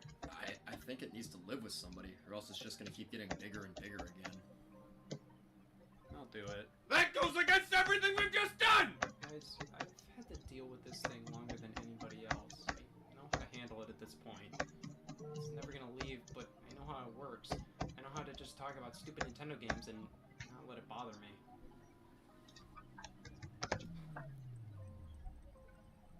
I would not wish this upon anybody else. I just hope people understand what I see all the time.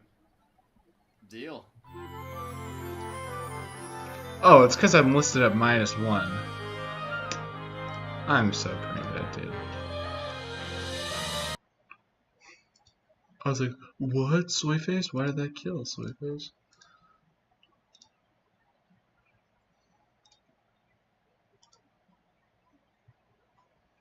That's insane. That was super low roll as well.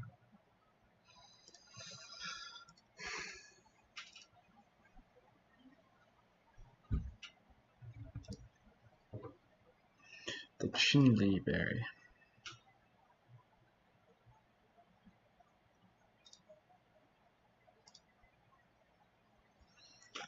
That's crazy, dude.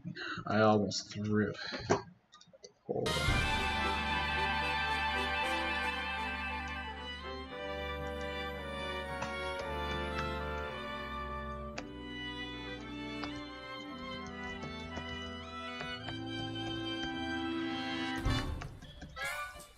Look, we did it! Everything's back to normal. Yeah, this blue border's not gonna leave anytime soon for me, but as long as I know how to handle it and not let it affect what I love, it's okay. Plus, who knows, it might shrink over time. I think it even did that a while back. I think that deserves a letter of recommendation. Pop that on your resume. You're the only patient of mine that has saved the world from shapes. If it wasn't for this whole thing, I would never consider myself to be a fast food employee. None of us did. At least I can go back to having no means of crotch access. That's good. I heard Jesus hates hand jobs. Terry, I'm sorry. I don't think I could be a vegan anymore. I like Gex. Well, you can't change who you are, but we could always use a volunteer vegan on the weekends. Oh boy, now people know what I'm not. Guys, thanks for helping me out. It means a lot. I think everyone will understand this whole blue border thing you're dealing with. Well, even if they don't, as long as I have what I truly care about, I don't give a piss. We save the world from a blue border quirl. I just have to live with it for the whole rest of my days. It's a lot, but you've been taught this thing is worse than you thought. But there's one small thing that makes it all okay. Stupid Nintendo games. Stand in my ways. These stupid Nintendo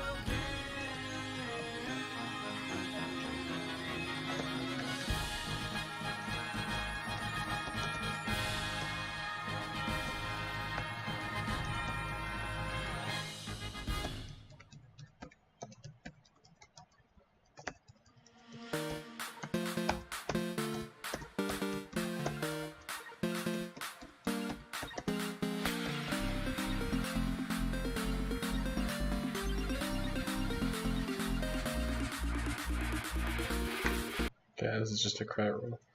Alright.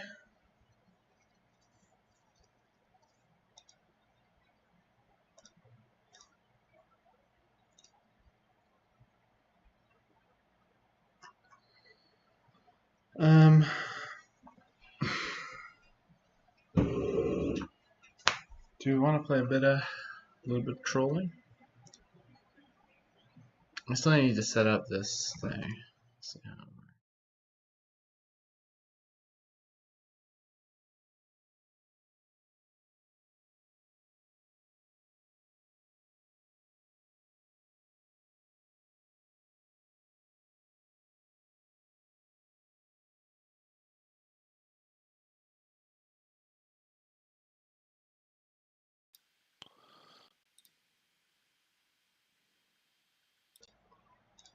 Okay, can you hear me? There we go. Now we're chilling. Now we're chilling a bit. If I do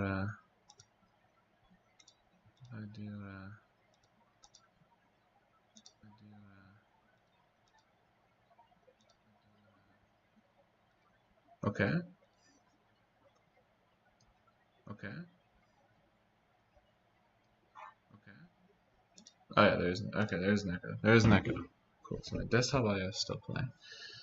It's good to know. Yeah, all my audio things are still here. This is good. Switch back, and then the audios are still going.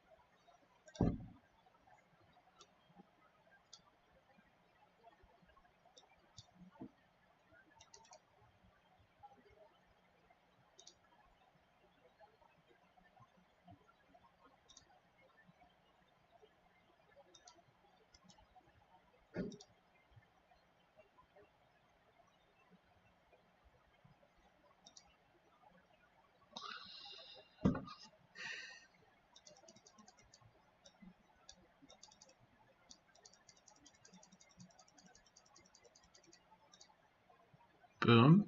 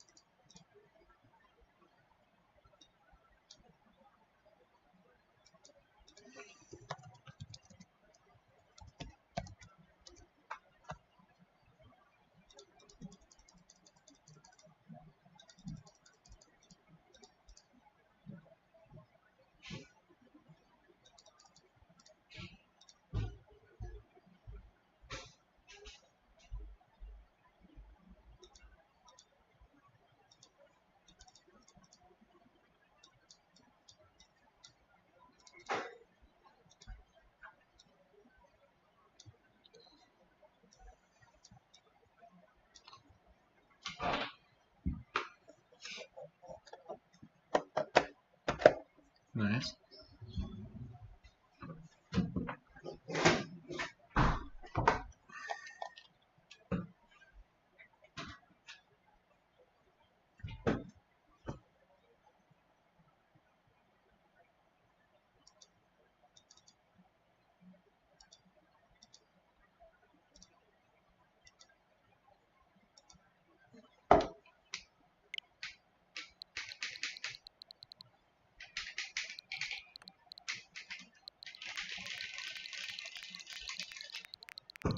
We made it.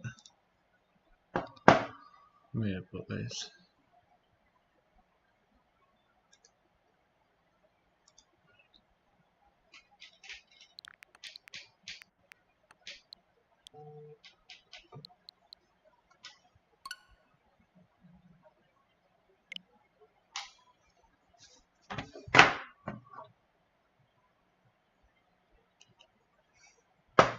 Oh, I forgot. We need to.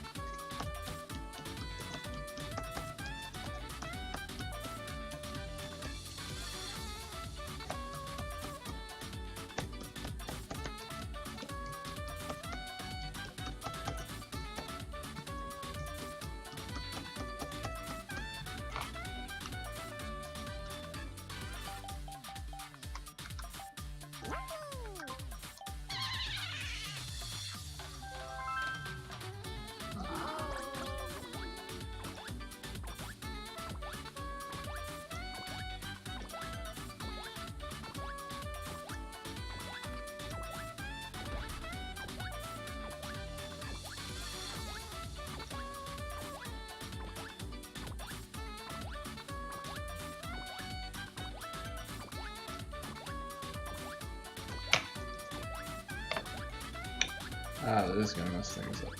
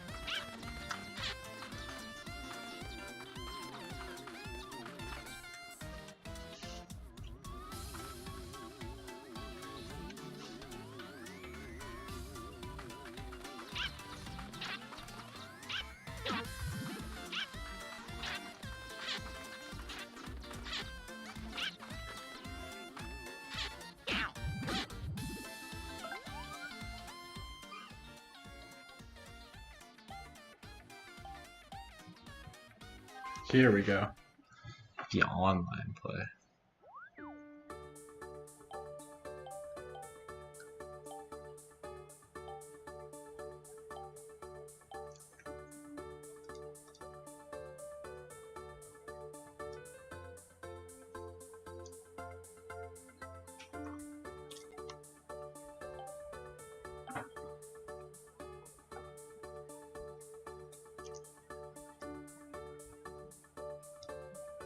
Huh.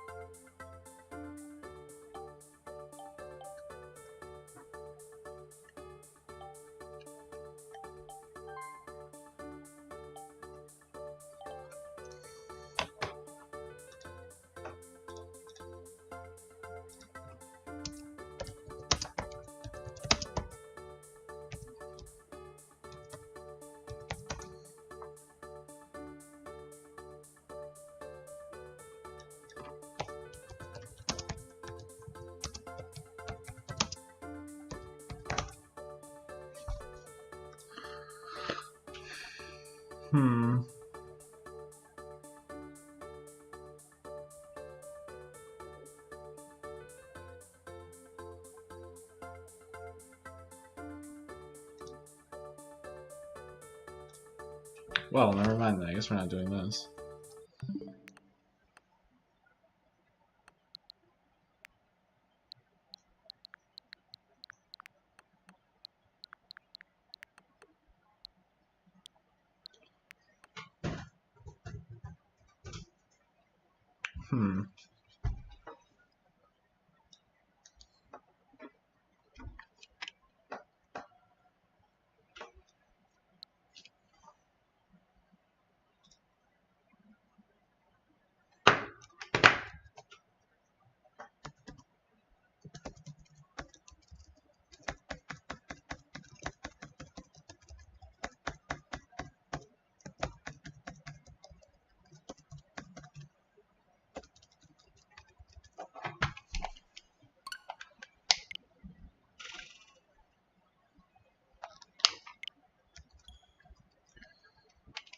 I was looking for the Mario Party comp. Oh, I guess you know what?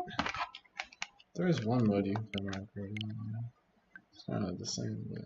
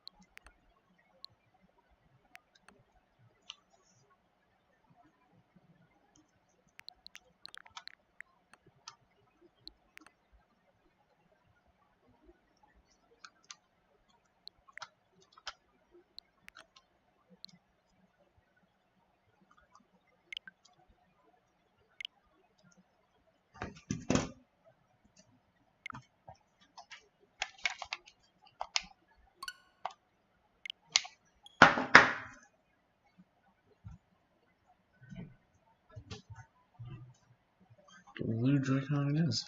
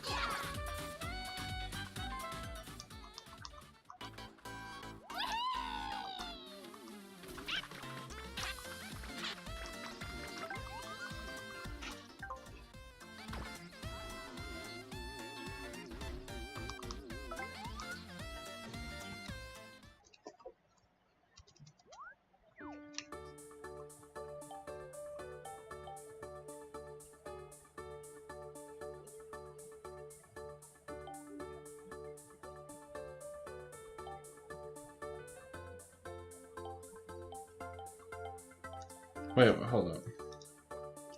Friend match, worldwide match. Let's go.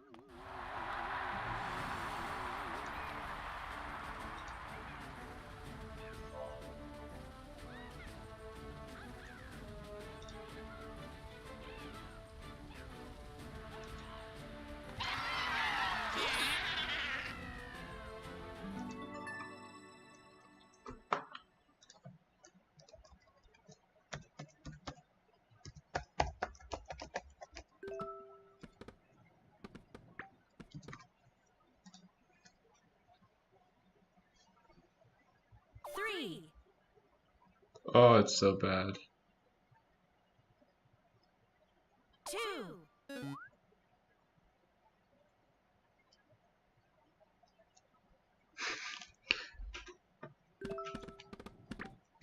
3, 2, 1, go!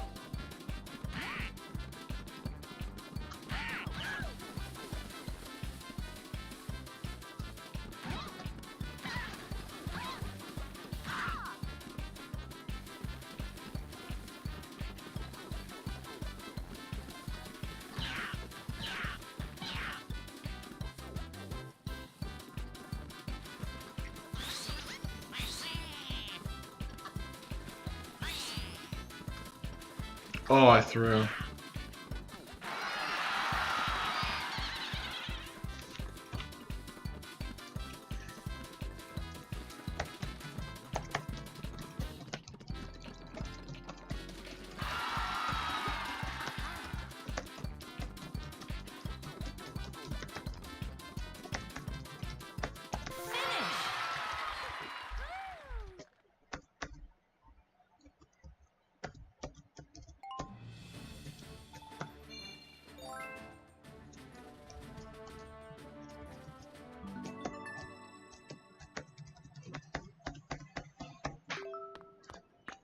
Start.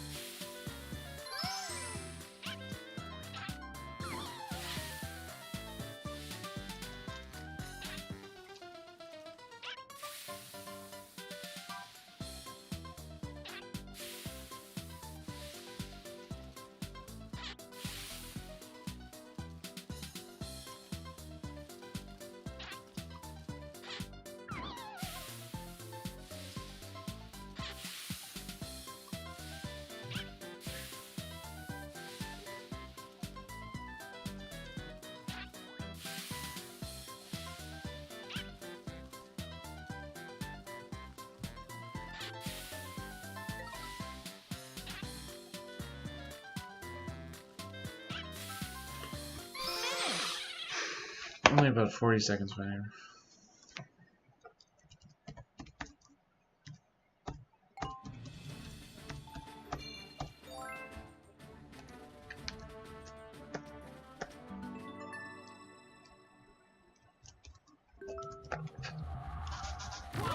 Start.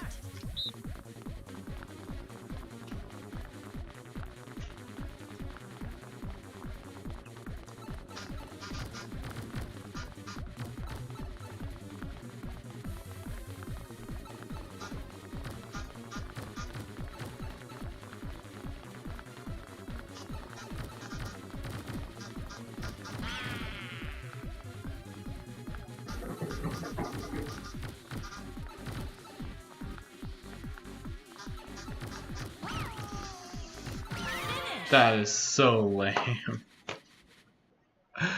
Dude, I was ahead of her. And I came so... Oh my, that is so lame. I mean, I guess it doesn't matter. 3, 2, 1, go!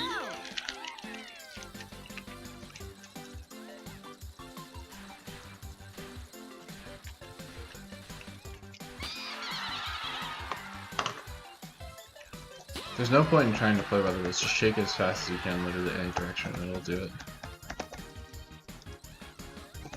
Ooh. Guess who's gonna get first place after this one? Not a good look, Waluigi.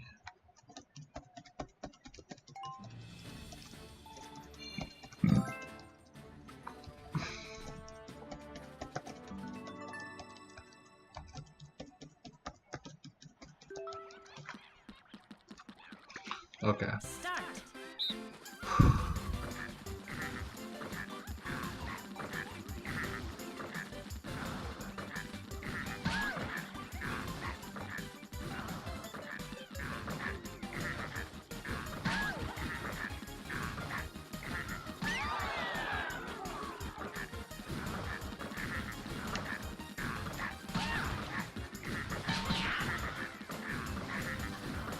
Okay, I don't know how that happened. I think we all finished around the same time. Let me see that last time.